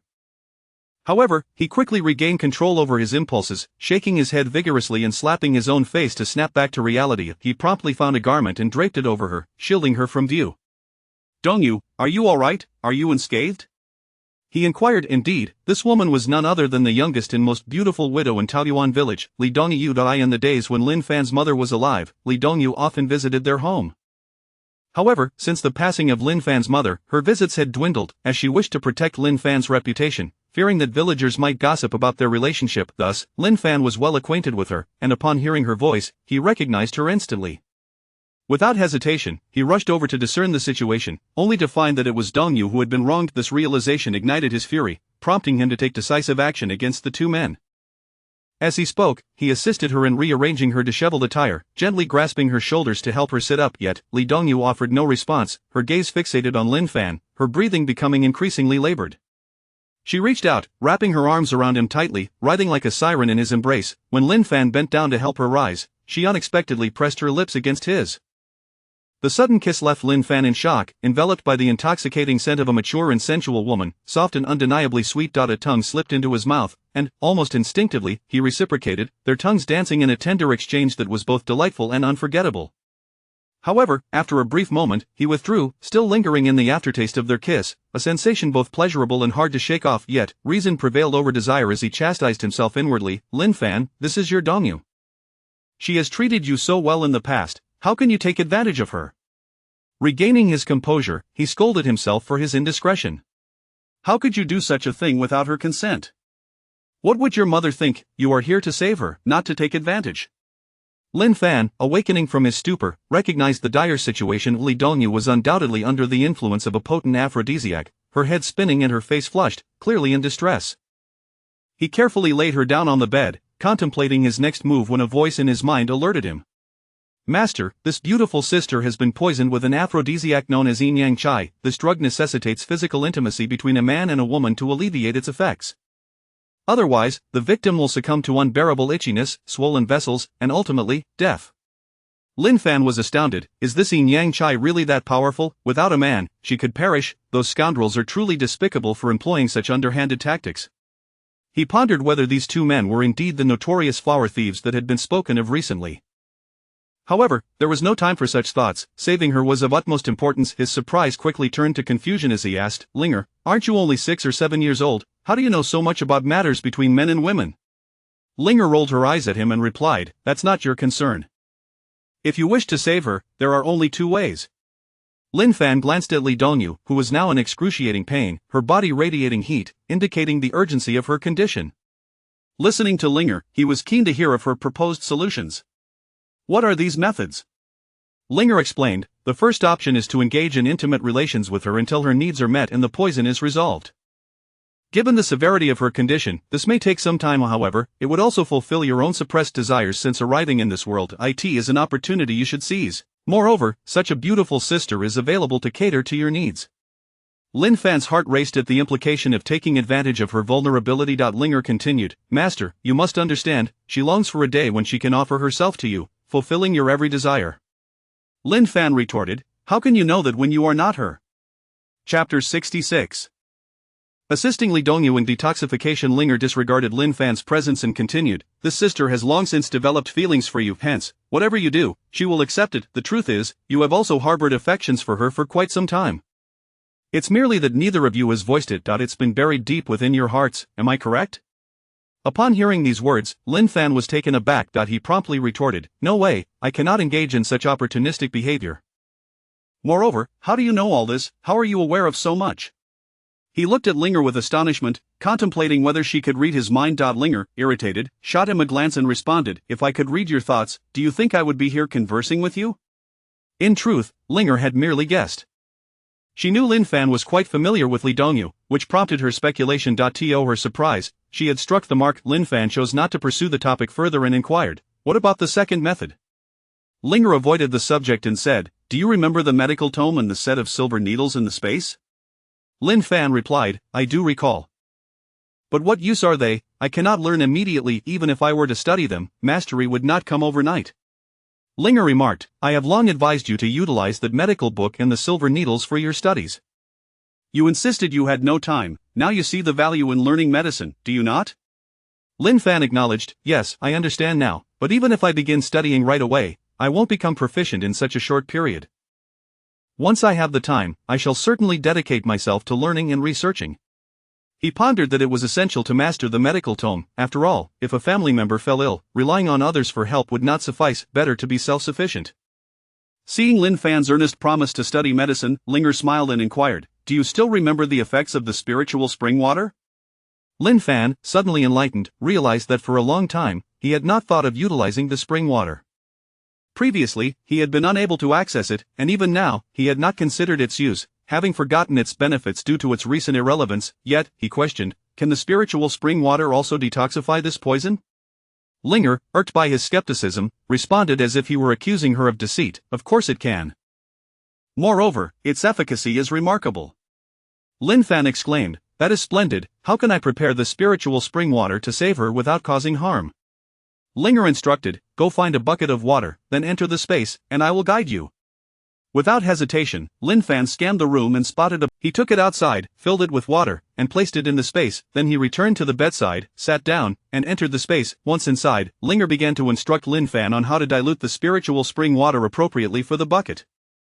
Soon, she guided him through the process, and Lin Fan returned to his physical form with the prepared spring water. He found a bowl in the room, filled it with the spring water, and administered it to Li Dongyu. As he attempted to feed her, her body coiled around him like a water snake, complicating the task. Fortunately, her current state of thirst eased the process. Lin Fan suppressed all distractions and gradually poured the spiritual spring water into her mouth. After drinking, Li Dongyu's expression began to shift, gradually transforming into one of comfort and tranquility. Before long, she lay still upon the bed, seemingly asleep. Witnessing the efficacy of the spring water left Lin Fan astounded, and he murmured, "Even elixirs do not work this swiftly." Observing Li Dongyu's quick descent into slumber, he inquired through his soul, "Linger, is she all right now?" Linger reassured him, "Master, do not worry. She is fine, she has merely fallen asleep." Lin Fan acknowledged with a soft "oh" and patiently awaited her awakening. After a few minutes, Li Dongyu gradually opened her eyes. Upon seeing her awake, Lin Fan immediately expressed concern, "Sister Dongyu, are you all right?" After calling her name twice, she finally reacted, rubbing her eyes. Upon realizing it was Lin Fan, she said nothing and threw herself into his embrace. Weeping, Lin Fan found the tenderness of Li Dongyu's embrace immensely comforting, filling him with a profound sense of happiness. However, he was not in the mood to indulge in this comfort. He wrapped his arms around her, gently patting her back, and softly reassured her, "Sister Dongyu, do not fear, everything is fine." As he held her, inhaling the mature and alluring scent of femininity, she wept softly in his arms. It is often said that young maidens are exquisite, while mature women are unparalleled. Such sentiments ring true. The sensation of embracing a mature woman is indeed distinct. She embodies fullness, maturity, and depth. Though her figure may be slender, her essence is far from lacking. In modern times, her physique would be that of a model. While she may be slightly thin, every desired curve remains intact. Women like her, in this era, are not considered diminutive, rather, they are quite appealing. Living independently in the village, she has been diligent, tending to her fields and skillfully crafting items to sell in the town. Thus, she has managed to provide for herself without relying on a man, scarcely experiencing hunger, and enjoying the regular sustenance of an ordinary household, albeit with limited meat. Perhaps she has only indulged in meat a few times a year. As such, she is a highly sought-after widow in the village, with every bachelor and some men hoping to forge a connection with her. However, since her husband passed away a few years ago, she has remained virtuous. 5 years prior, she was forced into marriage by the authorities due to her age, which led to her union with her husband. Unfortunately, fate was unkind. On their wedding night, their village was raided by bandits, leading to chaos and destruction. Her husband, in a bid to protect her, faced the bandits alone and tragically lost his life. She concealed herself in a hidden spot, witnessing the brutal murder of her newlywed husband at the hands of the bandits, narrowly escaping a similar fate. That night, the village was nearly annihilated, with homes ransacked and reduced to ashes. Chapter 67. The sequence of events. Once the bandits and their tyrannical companions had departed, she found herself wandering aimlessly through the mountains, lost in thought. After some time traversing this world, she managed to escape to Taoyuan village. Upon hearing her harrowing tale, the village chief and the other villagers vehemently condemned the bandits, labeling them as inhumane. Concerned for her safety, the village chief recognized that it was neither wise nor sustainable for a lone woman to be perpetually fleeing. He understood that if she were to remain on the run for too long, it would only be a matter of time before she fell into the hands of those brigands, with a fate that would undoubtedly be dire. Moved by her plight, having lost her entire family to the mountain bandits, he arranged for her to have a place to stay within the village, allowing her to settle down in Taoyuan. Over the past 5 years, she has conducted herself with utmost propriety, avoiding trouble and treating others with kindness, yet, her gentle demeanor has attracted the attention of several bachelors and men from the village, who frequently harass her. However, she has consistently rejected their advances with grace. Previously, due to her close relationship with Lin Fan's mother, the villagers were somewhat restrained in their pursuits, especially with the village chief keeping a watchful eye. Her life had been relatively stable. When she first arrived in Taoyuan village at the tender age of 15, she has since become well acquainted with her surroundings and the villagers, ensuring that they treated her with respect. After a few minutes, Li Dongyu's sobs gradually subsided, and her emotions began to stabilize. Nonetheless, she still felt deeply aggrieved, clinging to Lin Fan and relishing the sense of security afforded by his strong embrace. Moments later, Lin Fan softly inquired, "Sister Dongyu, are you feeling all right now?" She buried her head in his arm and gently nodded, replying, "Fan Di, I'm fine now." Lin Fan continued, "Sister Dongmei, please tell me what transpired tonight and how they came to target you." Li Dongyu began to regain her composure, releasing Lin Fan and wiping away her tears. Apologetically, she said, "Fan Di, I'm so sorry for causing you trouble." Lin Fan waved his hand dismissively, stating, "No need for such formality between us, your troubles are my troubles and now, please explain what just happened." Li Dongyu recounted, "I'm not sure when they started to stalk me. After dinner tonight, I went to bed early. In the dead of night, I was awakened by the urge to relieve myself, so I got up to use the bathroom. After returning to my room and lying on the bed, I intended to drift back to sleep, but I felt a bit dizzy and weak, assuming I had not fully awoken. However, as soon as I closed my eyes, I sensed someone attempting to open the door to my home. I called out to inquire who it was, but received no response. They continued to fiddle with the door, and before long, they managed to force it open. Two men rushed in, and upon seeing this, I screamed for help, yet, with each cry, I felt increasingly lightheaded and feeble. The 2 men approached my bed, pinned me down, and covered my mouth. They relentlessly tore at my clothes, violating me without restraint. As my head spun further into confusion, I realized that I had been poisoned. Desperate, I struggled and cried out for help, but after only a few cries, they overpowered me. The 2 burly men held my arms and legs, rendering me immobile, subjecting me to their vile intentions. In that moment, I felt utterly hopeless, believing that I was about to fall into the hands of these brigands, my lifelong purity destined to be shattered this very night. Before she could finish her tale, she began to weep once more. Between sobs, she recounted, they uttered many threats about the tortures they intended to inflict upon me. As my consciousness faded, the details of what happened next became hazy. I feared I was doomed that night, but then, unexpectedly, you appeared at the critical moment, and you were aware of what transpired thereafter. When I saw you, I knew I had been saved. After clarifying the situation, Lin Fan sighed, contemplating the harsh reality of a woman's existence in such an era. A woman without a man's protection is akin to a flower by the roadside or grass in the wild, subject to trampling or plucking by anyone. He then asked, "Do you recognize those 2 men? Are they from our village?" Li Dongyu replied, "It was too dark, I couldn't see their faces. However, judging by their voices, they are not from our village. I know every villager's voice well." This was not surprising, as Taoyuan village comprised only a few dozen households, totaling just over 100 individuals, making it easy to distinguish each person's voice. Lin Fan responded, "Well, since they are not from our village, that makes things simpler. We won't need to hold back in dealing with them." The 2 continued their conversation for a while longer, and Li Dongyu's spirits had notably lifted. Just then, 2 voices erupted from outside the courtyard, shouting, "Who the hell are you? Who just laid a hand on me? Do you know who I am? Dare to ruin our brotherhood's affairs, and I will kill you and wipe out your entire family?" It appeared that after Lin Fan and the others had been engaged in conversation, they had neglected to notice the 2 men outside, who were now beginning to. Surprisingly, rather than fleeing, they were now bellowing threats. Upon hearing their voices, Li Dongyu trembled in fear and anxiously clutched Lin Fan's clothing, exclaiming, "Fan Di, they're awake, we must hurry and escape." Lin Fan placed his hands on her shoulders, offering her a reassuring glance. "Sister Dongyu, do not be afraid. I am here, you stay put while I handle this." He continued, "Since those 2 are not from our village, I shall deal with them decisively to prevent any future retaliation or harm to other women." Lin Fan's ruthless resolve stemmed from his understanding that in this world, if one does not eliminate threats, they will eventually face retaliation, an outcome that would lead to mutual destruction. Thus, he chose to eradicate the threat before it could manifest. After calming Li Dongyu, Lin Fan slowly stepped out of the room and into the courtyard. The 2 men continued to shout their vile threats, proclaiming how they would deal with Lin Fan, and how they would kill the woman inside. Hearing such words, Lin Fan couldn't help but chuckle. Hadn't one of them already been rendered incapable by his own hand? What further harm could they inflict? Chapter 68. The first kill. However, Lin Fan did not dwell on it too much, for conversing with the deceased proved futile. Soon, he exited the room and stepped into the courtyard. Upon seeing Lin Fan emerge leisurely, with a casual stride and a nonchalant expression that suggested disdain, the 2 men felt their anger simmer. It was evident that he regarded them with contempt, treating them as if they were beneath him. This palpable disregard ignited their fury, as they had never been so belittled before. Pointing at Lin Fan, one of them bellowed, "You little brat, how dare you sneak attack me when I wasn't paying attention? You dare to ruin my plans, I will surely make you pay, tearing you apart limb by limb. I'll annihilate your entire family and defile every woman around you."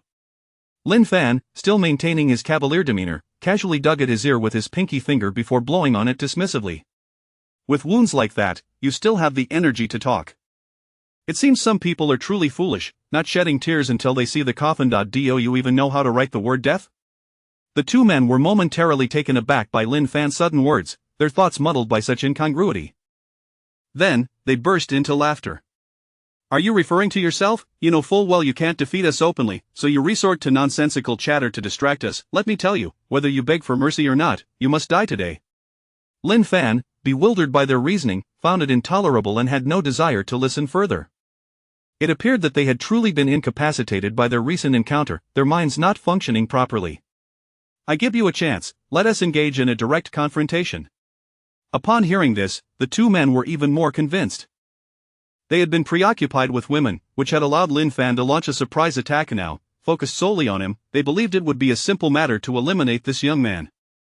With their combined strength, dispatching one inexperienced boy was well within their capabilities. Without hesitation, they prepared to strike. As soon as Lin Fan finished speaking, they charged at him. Lin Fan, eschewing further banter, sprang into action.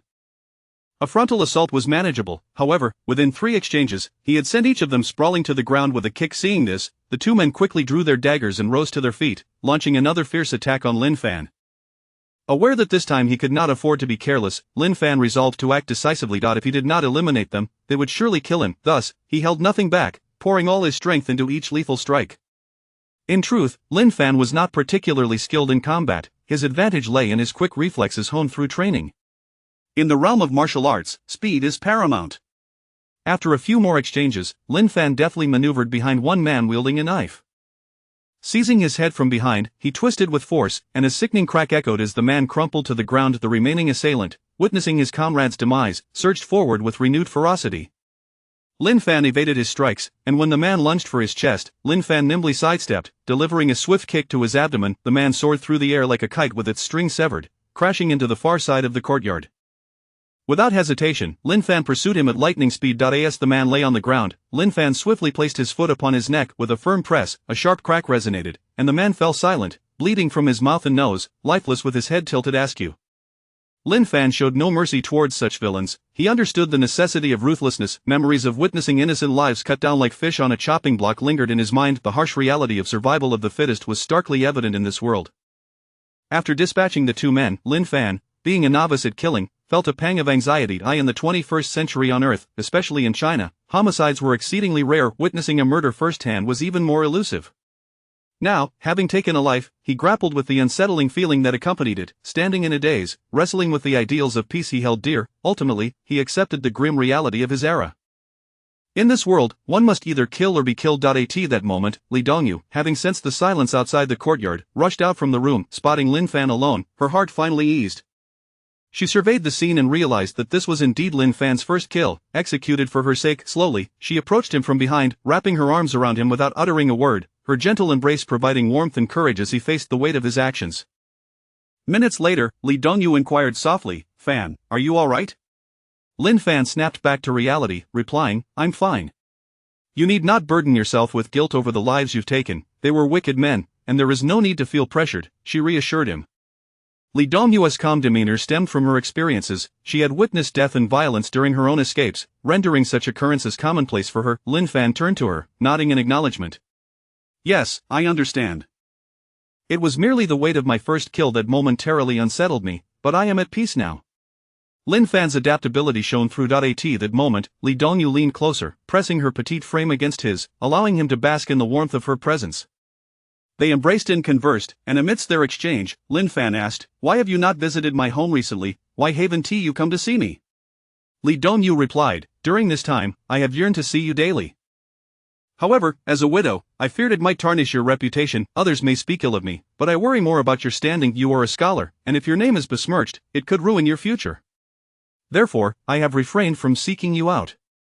When I learned you had taken a wife a few days ago, I felt even more hesitant, concerned that your wife might misinterpret my intentions." Chapter 69. Disposing of bodies in the back mountain. Lin Fan was taken aback by Li Dongyu's words, astonished that the original owner had once garnered the affection of such a beautiful woman. However, the two had previously refrained from expressing their feelings, remaining unaware of each other's thoughts. In Lin Fan's memories, he was aware that the original owner harbored feelings for Li Dongyu, yet he had been oblivious to her sentiments towards him.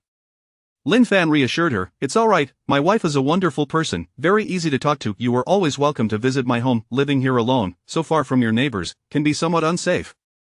Please be cautious from now on. If anyone bullies you, come to me, and I will stand up for you." Li Dongyu felt a surge of warmth in her heart, delighted by Lin Fan's concern for her.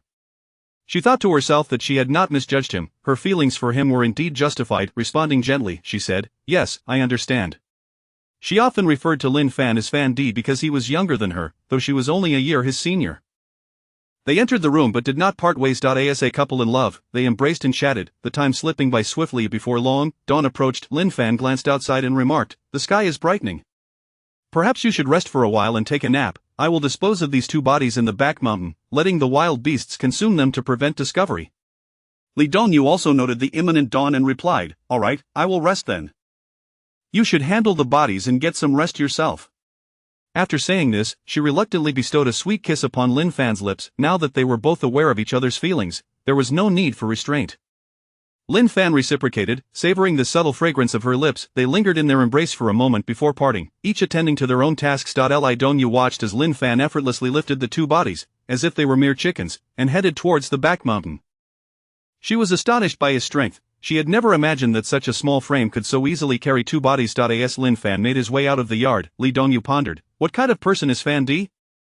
How could he possess such strength? Why had I never noticed this before? It seemed that if she ever had the chance to marry Fan Di and become his wife, she would undoubtedly find happiness. Lost in her thoughts, her face flushed crimson, and she quickly covered her face as she retreated into her room to sleep. Lin Fan carried the two bodies to a secluded corner where he ensured no one was around before discreetly storing them in his spatial dimension. He soon arrived at the back mountain, finding a patch of overgrown weeds, and placed the bodies there, covering them with grass to obscure them from sight. Given the acute sense of smell of animals, it was crucial to conceal them well. After completing this task, he strolled leisurely back home, engaging in conversation with Ling Er about combat techniques. Lin Fan expressed, Ling Er, when I fight others, I often feel out of sync, unsure of how to engage. My speed surpasses theirs, yet I struggle in combat. Ling Er explained, this is to be expected. You have focused solely on internal cultivation, strengthening your inner energy and physique without practicing martial arts techniques. Thus, you are forced to fight like an ordinary person. You can either land a heavy blow, leaving others bruised, or deliver a kick that sends them flying out. If you wish to elevate your combat skills, you must at least practice a set of basic boxing or palm techniques. Otherwise, you won't know how to strike. Upon hearing Ling Er's explanation, Lin Fan recognized its validity. He had indeed never practiced any martial arts. It became clear that he had been engaging in combat as if he had no training, appearing unprofessional. Being a diligent learner, he immediately inquired, Ling Er, I would like to learn a set of boxing or palm techniques. Do you have any books I could study? Ling Er replied, Master, you have asked the right person. I have already prepared a collection of mixed boxing and palm technique books within the Spatial House. They focus on fundamental skills. Since you practice internal cultivation, you won't need to perform excessive movements. Simply mastering the basics will suffice. Your speed and physique are superior to others. Concentrate on learning how to strike and retract your punches and kicks. Lin Fan was overjoyed to hear this, grateful for Ling Er's thoughtful preparations. It was evident that she cared for him deeply. He exclaimed, Thank you, Ling Er, I will practice in the spatial dimension when I have the time. As they conversed, they soon returned home. Entering the room, he found his wife and Xiao Qiao still asleep. Lin Fan quietly made his way back to bed and indulged in a brief nap. No sooner had he settled down than Song Xiaoshuo arose early as usual to prepare breakfast. After about an hour, the door creaked open, and Song Xiaoshuo's gentle voice floated in, Husband, breakfast is ready, please wake up and eat. As she spoke, she reached out to caress Lin Fan's face. Lin Fan blinked his sleepy eyes open and replied, All right, my dear wife, I will get up now. Rubbing his eyes, he promptly rose. Song Xiaoshuo assisted him in donning his clothing. Though it was merely a simple short shirt, the experience felt remarkably different with her attentiveness. This morning, Lin Fan thoroughly enjoyed the sensation of being a master. Watching his wife's petite figure flit about, helping him arrange his attire. It was a delightful experience of being in a position of privilege. With her assistance, he felt invigorated and refreshed. However, this feeling was fleeting, as he was reminded of his current circumstances. He had yet to attain the status to enjoy such treatment regularly. Nonetheless, he relished the moment, allowing himself to savor it, if only for a while. Chapter 70. Wang Taizhu familiarizes himself with the environment. After donning his clothes, Lin Fan stepped out of the room with his wife. They made their way to the courtyard and into the kitchen, where they freshened up. Lin Fan inquired, My dear, have you seen Wang Taizhu rise yet? Song Xiaoshuo replied, Wang Taizhu has been up for quite some time. After washing up, he was just outside the courtyard, but now I am unsure of his whereabouts. Lin Fan acknowledged her response and thought little of it. A man of his stature would certainly not go missing. He had merely asked out of casual curiosity. Once they finished their morning routines and were about to enjoy breakfast, a voice rang out at the door, Sister, brother-in-law, I'm awake. I want to wash my hands and face. Song Xiaoshuo promptly responded, All right, dear sister, come right over. After several days of guidance, Xiao Qiao had begun to adapt to the daily habits of life. Bathing in the evening, washing up upon rising, and cleaning her hands before meals. As Song Xiaoshuo busied herself helping Xiao Qiao wash up, Wang Taizhu's voice echoed from outside the courtyard. Young master, young mistress, good morning to you and Xiao Qiao. Upon hearing Wang Taizhu's call, Song Xiaoshuo quickly replied, You're back. Come in and join us for breakfast. Xiao Qiao, with a sleepy yet adorable voice, asked, Uncle, will you take me to catch butterflies after you finish breakfast? Wang Taizhu responded, certainly, once I have some free time, I will take you to catch butterflies, alright? Xiao Qiao cheerfully replied, great, great. Lin Fan then asked, Taizhu, where did you wander off to so early in the morning? Wang Taizhu replied, I had nothing to do upon waking, and since it is my first visit to Taoyuan village, I thought I would take a stroll around to familiarize myself with the surroundings. Lin Fan was genuinely pleased by this revelation. He was pleasantly surprised that Wang Taizhu had the foresight to acclimate to a new environment upon arriving in an unfamiliar place. Such awareness would undoubtedly facilitate his future endeavors. Then come and join us for breakfast, Lin Fan invited. Wang Taizhu did not hesitate, for he had already learned the previous night that in their household, there were not many formalities. He had experienced this firsthand during a lengthy discussion with Lin Fan's family. Although he initially intended to wait until the family finished their meal before eating, he quickly realized that the customs and protocols passed down through generations held little weight in Lin Fan's home. However, he understood the importance of conducting oneself with integrity and adhering to certain boundaries. While it was true that such boundaries were subject to individual interpretation, Wang Taizhu was no fool. He recognized that one could not simply disregard all rules and act with reckless abandon. A complete lack of regulations would lead to chaos. Thus, he resolved to maintain the necessary decorum, even if it were somewhat simplified. As they enjoyed their breakfast, the group engaged in lively conversation. By the end of the meal, they were all quite satisfied. Song Shoshua busied herself with household chores, while Xiao Qiao played in the courtyard, chasing butterflies and ants. Lin Fan took Wang Taizhu to the stream with a bucket to gather fish. Before long, they arrived at the stream and proceeded with their daily fishing routine. Wang Taizhu watched in awe as Lin Fan adeptly caught a substantial number of fish each morning, a fishing method that broadened his understanding of the craft. Soon, they transferred the fish from the net into the bucket, added bait, and returned them to the water. Today's haul was commendable, yielding half a bucket of fish. Intrigued by this fishing technique, Wang Taizhu bombarded Lin Fan with questions, who readily shared his knowledge. As Lin Fan walked ahead, Wang Taizhu followed closely, captivated by the insights he was receiving. Before long, the two returned home, entering the courtyard with joy. Just as they placed the fish down and Wang Taizhu began to assist with their preparation, a threatening voice pierced the air. Lin Fan, return the money. Today marks the 6th day, you must repay me. If you fail to do so, do not blame me for my lack of courtesy, I will make you regret ever coming into this world. Even before the figure appeared, the voice had reached everyone's ears. Lin Fan recognized the voice immediately and chose not to argue. Instead, he instructed his wife to take Xiao Qiao inside and retrieve the money. With a subtle glance, he signaled Wang Taizhu to continue preparing the fish. The voice belonged to Lin Xiaohu, who had previously come to collect a debt. Lin Fan approached the entrance of the courtyard, where Lin Xiaohu emerged from around the corner, striding towards the entrance of Lin Fan's home. Upon spotting Lin Fan standing there, he scoffed, Hey, you little coward, knowing I was coming, you didn't even bother to hide. You have some nerve to greet me, but no matter how brave you think you are, you must repay me today, or I will end you. As Lin Xiaohu continued to approach with 5 or 6 henchmen, he exclaimed, If you don't give me the money today, I won't hold back. I'll take your wife as collateral. Moreover, I'll also take Widow Li and your sister Dongyu. Once I tire of them, I'll let my brothers have their fun. The 2 women you cherish most will become mine. Ha ha ha. His gang followed suit, erupting into laughter at their leader's words. Lin Xiaohu had devised countless ways to torment Lin Fan and his women. He spoke with such arrogance because he knew that Lin Fan had only earned a small amount of silver from selling fish in recent days. He was confident that Lin Fan would be unable to pay him back today. Thus, he felt secure in his threats, believing he had Lin Fan in a corner, and he was determined to take his women. To ensure there were no repeat incidents, he had brought along several of his men, totaling 7, including himself. Even if he used force, Lin Fan would have no means to resist. He had resolved that if Lin Fan repaid the debt, he would still take his women. If he failed to pay, he would be even more inclined to take them away, ensuring Lin Fan received a proper lesson about the futility of fighting against the wealthy. Lin Xiaohu intended to teach him a lesson about knowing his place and to relieve the frustration he had endured previously. Throughout the entire exchange, Lin Fan remained indifferent, not even acknowledging Lin Xiaohu's presence.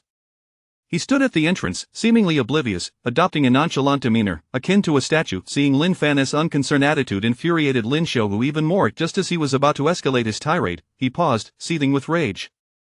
Chapter 71 Lin Xiaohu's debt collection. Just as he was about to speak, he caught sight of Lin Fan's wife emerging from the room. Upon seeing her exquisite features and splendid figure, he could hardly contain himself, salivating as he exclaimed, At least you have some sense, knowing to hand over your wife to me.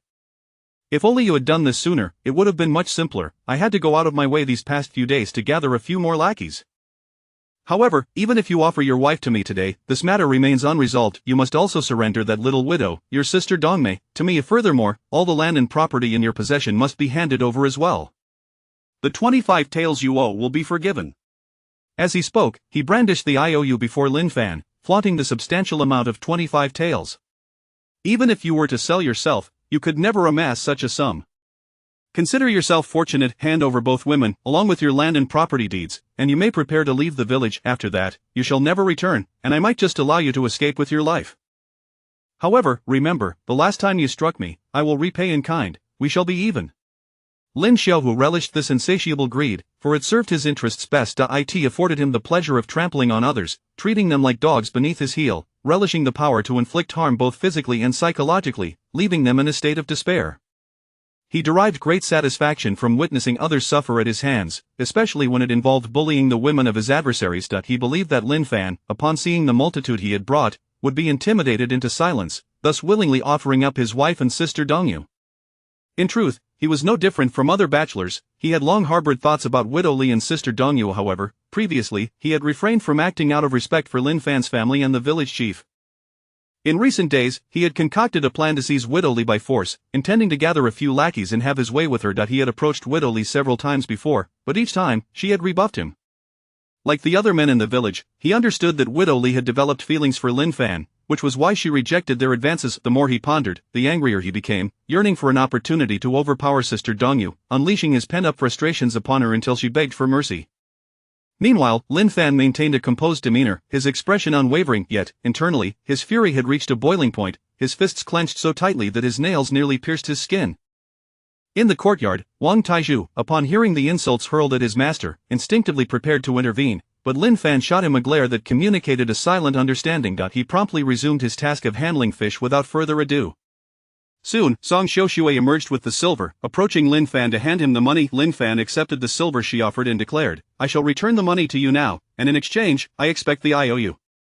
Lin Xiuhu paused momentarily upon hearing this, then erupted into laughter. "Lin Fan, you are quite the jester.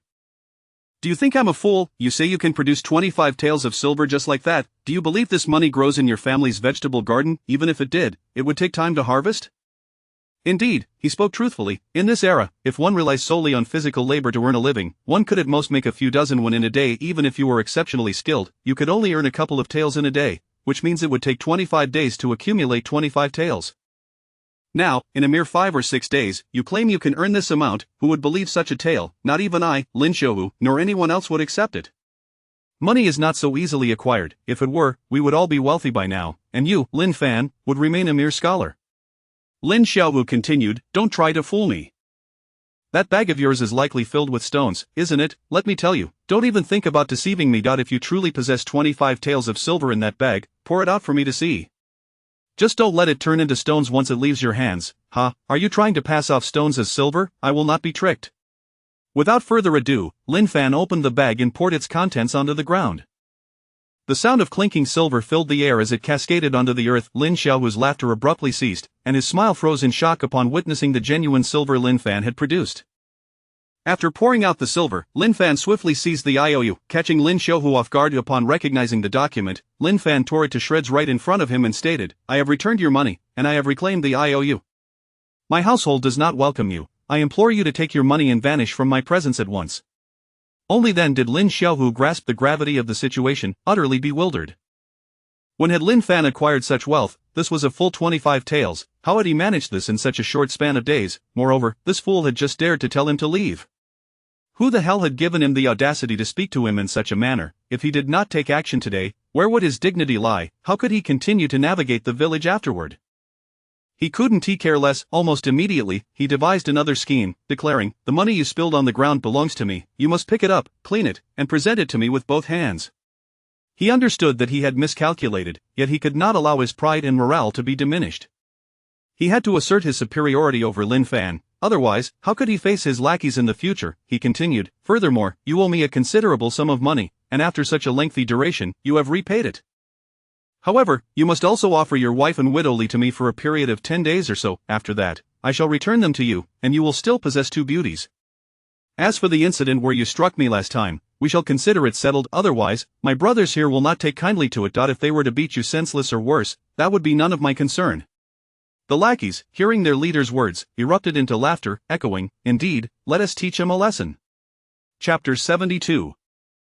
A lesson for Lin Xiaohu. Lin Xiaohu is precisely the type of deranged individual who delights in bullying honest folk and preying on the weak. He frequently engages in such nefarious deeds, and when others repay debts, he concocts excuses to seize their valuables, coveting what does not belong to him. However, he did not foresee that this time he would encounter insurmountable resistance. Lin Fan had been suppressing his voice until now, as he had not yet repaid the money owed to him, believing reason was not on his side. He had endured humiliation from others in silence, but now that the debt was settled and the IOU shredded, Lin Xiaohu's arrogance amounted to a death wish. At this moment, Lin Fan owed him nothing, and thus, there was no need for restraint. Given the insolence displayed in his recent utterances, Lin Fan resolved to incapacitate him today. Although Lin Fan was not one to engage in senseless violence, he would not silently endure such indignities. With a hand wrapped around his companion's arm, Lin Fan wore a defiant expression as he regarded Lin Xiaohu. "Since you seek your demise, I shall oblige." Without indulging him further, Lin Fan directed a glance at Wang Taizhu, stating, "Taizhu, this is your task. Teach them a lesson on how to conduct themselves and to mind their words." Wang Taizhu comprehended the unspoken cue. Setting aside his previous occupation. He leapt from the courtyard without uttering a single word, having reached his limit of patience. Upon receiving the signal from his superior, he surged forward to confront Lin Xiaohu, delivering a powerful kick. Lin Xiaohu, caught off guard, was sent flying by Wang Taizhu's strike, colliding with several of his subordinates. The impact was such that they all tumbled to the ground in a heap, accompanied by a loud thud. As Lin Xiaohu fell, crimson blood seeped from the corner of his mouth. Clutching his abdomen, he writhed on the ground, groaning in agony. His subordinates, momentarily stunned by the sudden turn of events, lay sprawled on the ground, voicing their dismay. However, they quickly regained their composure, assisting Lin Xiaohu to his feet while hurling curses at Wang Taizhu. "You scoundrel! How dare you ambush our brother when he is vulnerable? I will make you pay dearly for this." With his subordinates gradually helping him up, Lin Xiaohu, still clutching his midsection and gasping for breath, pointed accusingly at Wang Taizhu and Lin Fan. "Brothers, he attacked me when I was unprepared. I command you to eliminate those two paupers immediately and dispose of their remains." Upon hearing their leader's orders, the gang sprang into action without hesitation, drawing their daggers and shouting "kill," as they charged towards Wang Taizhu. Each one displayed a fierce countenance, as if they were poised to butcher Lin Fan and Wang Taizhu without mercy. Their animosity toward Lin Fan surged as if they had encountered the murderer of their kin. Lin Xiaohu reveled in the loyalty of such subordinates, emboldening his brazen demeanor and reckless antics. His previous successes were largely due to the ruthless nature and audacity of his followers, who executed his commands without question. Wang Taizhu observed the approaching gang, each wielding a dagger with murderous intent, yet he remained focused and prepared. As they closed the distance, he swiftly evaded the initial wave of attacks, maneuvering to their rear. He wasted no time, unleashing a flurry of punches and kicks, incapacitating two assailants in quick succession. As he continued to dodge and weave, he landed two more kicks, sending another pair sprawling to the ground. Just then, one of the thugs lunged at him from behind, dagger poised to strike. Wang Taizhu deftly tilted his head and spun around, evading the blade before seizing the assailant's wrist. With a swift motion, he delivered a crushing blow, shattering the man's bones before sending him flying with a kick to the abdomen. Next, an attacker charged directly at him. Wang Taizhu, spotting the dagger aimed at his face, executed a backward bend while simultaneously kicking upward, landing a blow to the assailant's chin. The force sent the man hurtling into the air, performing a somersault before crashing to the ground, his jaw askew and teeth scattered, blood streaming from his mouth and nose. In a mere 2 or 3 minutes, the gang lay defeated, some with broken limbs and others bloodied and bruised. To Wang Taizhu, these thugs were little more than ordinary men with a bit more bravado. They lacked any martial training, unlike Wang Taizhu, who had practiced martial arts and honed his combat skills over the years, often engaging in fights at the gambling den. These individuals were no match for him. Wang Taizhu's imposing stature and strength only added to his advantage. Lin Fan, witnessing Wang Taizhu's prowess and his unwavering resolve in the face of danger, nodded in approval. "Taizhu, well done. Your strikes are precise and non-lethal. Excellent work."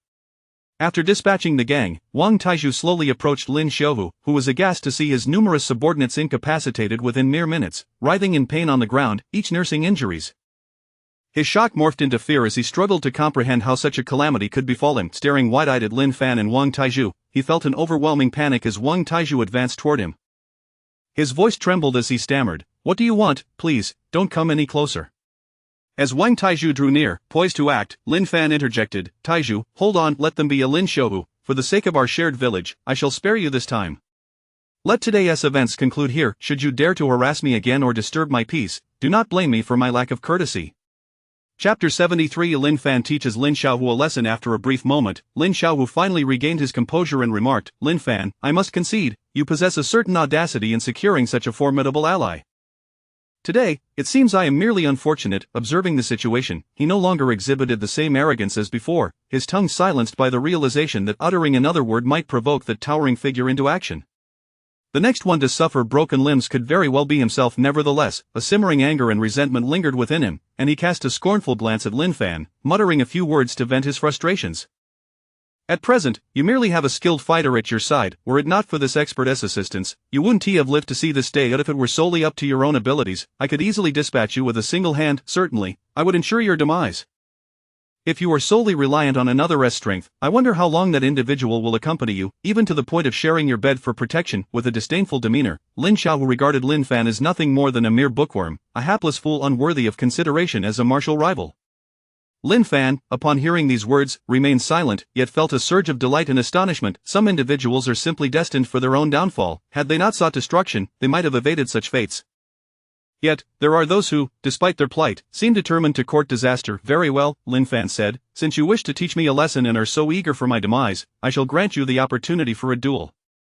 Should you best me, you may do with me as you please, whether to kill or to spare, the choice is yours. Moreover, during our confrontation, my ally shall not intervene. Lin Xiaohu, taken aback by this declaration, quickly brightened, elated that Lin Fan, this pitiable wretch, had indeed fallen into his trap.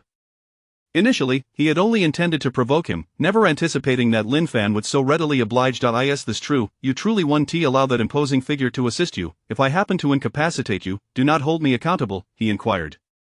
Lin Fan replied, as long as you possess the capability, you may challenge me at any time, not just today, but in the future as well. The audacity of Lin Fan's words ignited an uncontrollable rage within Lin Xiaohu, who retorted, very well then, let us engage in a sparring match. Whatever fate befalls you shall be left to destiny. Having recently recovered from the blow delivered by the towering figure, he felt confident that subduing a mere bookworm like Lin Fan would be an effortless task. Without hesitation, he charged forward to strike Lin Fan. Lin Fan stood still, awaiting the inevitable approach of Lin Xiaohu. As Lin Xiaohu drew near and raised his fist to strike, Lin Fan finally moved. However, just as Lin Xiaohu aimed for Lin Fan's face, a resounding slap echoed as two resounding blows landed on his face. Unwittingly, he let out a cry of surprise, his hand instinctively flailing in front of him as he muttered, Who struck me? He was entirely oblivious to the source of the blows, only aware of the sudden, tingling pain that enveloped his face, which rapidly swelled. Was that too swift for you to comprehend? Allow me to slow down so you can witness how it is done, Lin Fan remarked, raising a hand before Lin Xiaohu could react, delivering another forceful pair of slaps that left Lin Xiaohu dazed and seeing stars. Did you manage to see that clearly? Lin Fan queried, as Lin Xiaohu, utterly bewildered, struggled to process what had transpired. Just moments ago, he had scrutinized Lin Fan's movements, yet he could hardly discern if Lin Fan had even moved at all. As he pondered this perplexing question, a sudden, sharp pain surged through his abdomen, and his body felt as though it were soaring, floating weightlessly through the air, before crashing to the ground, the realization hitting him that his entire being was numb and aching. In that moment of confusion, he was once again met with a kick to the stomach from Lin Fan, sending him hurtling backward to the ground. It dawned on him that the sensation of flying had indeed been due to Lin Fan's forceful kick. Lying on the ground for an extended period, Lin Xiaohu struggled to regain his bearings, utterly incapable of uttering a sound this time. Lin Fan had deliberately imparted a profound lesson. A few minutes later, his lackeys finally managed to help him to his feet. Lin Fan, indifferent to his plight, stated coldly, Take your money and get lost. From this day forth, let us not cross paths again. After a prolonged recovery, Lin Xiaohu gradually regained clarity, shedding the arrogance he once held, and now, only confusion remained as he pondered how Lin Fan, this insufferable fool, had acquired such formidable skills. He quickly adopted a more conciliatory tone, saying, Brother Fan, we were merely jesting, please do not take it to heart, consider this money a token of respect. We shall leave at once.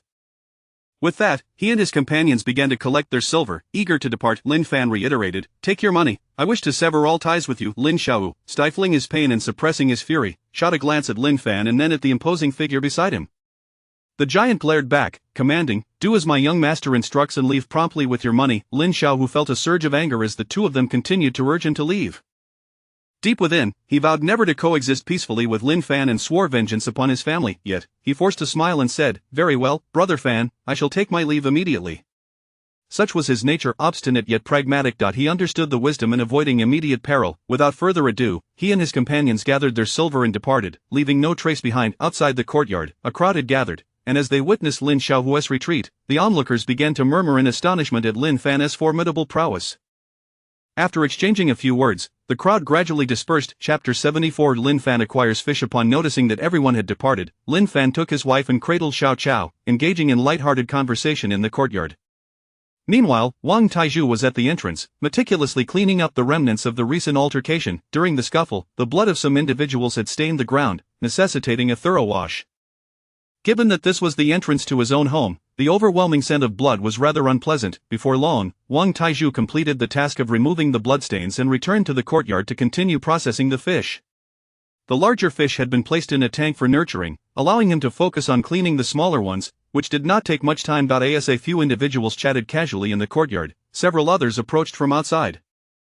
Before reaching the entrance, they called out, "Is Lin Fan at home?" Lin Fan, seated in the courtyard, responded, "Yes, I am here, what brings you?"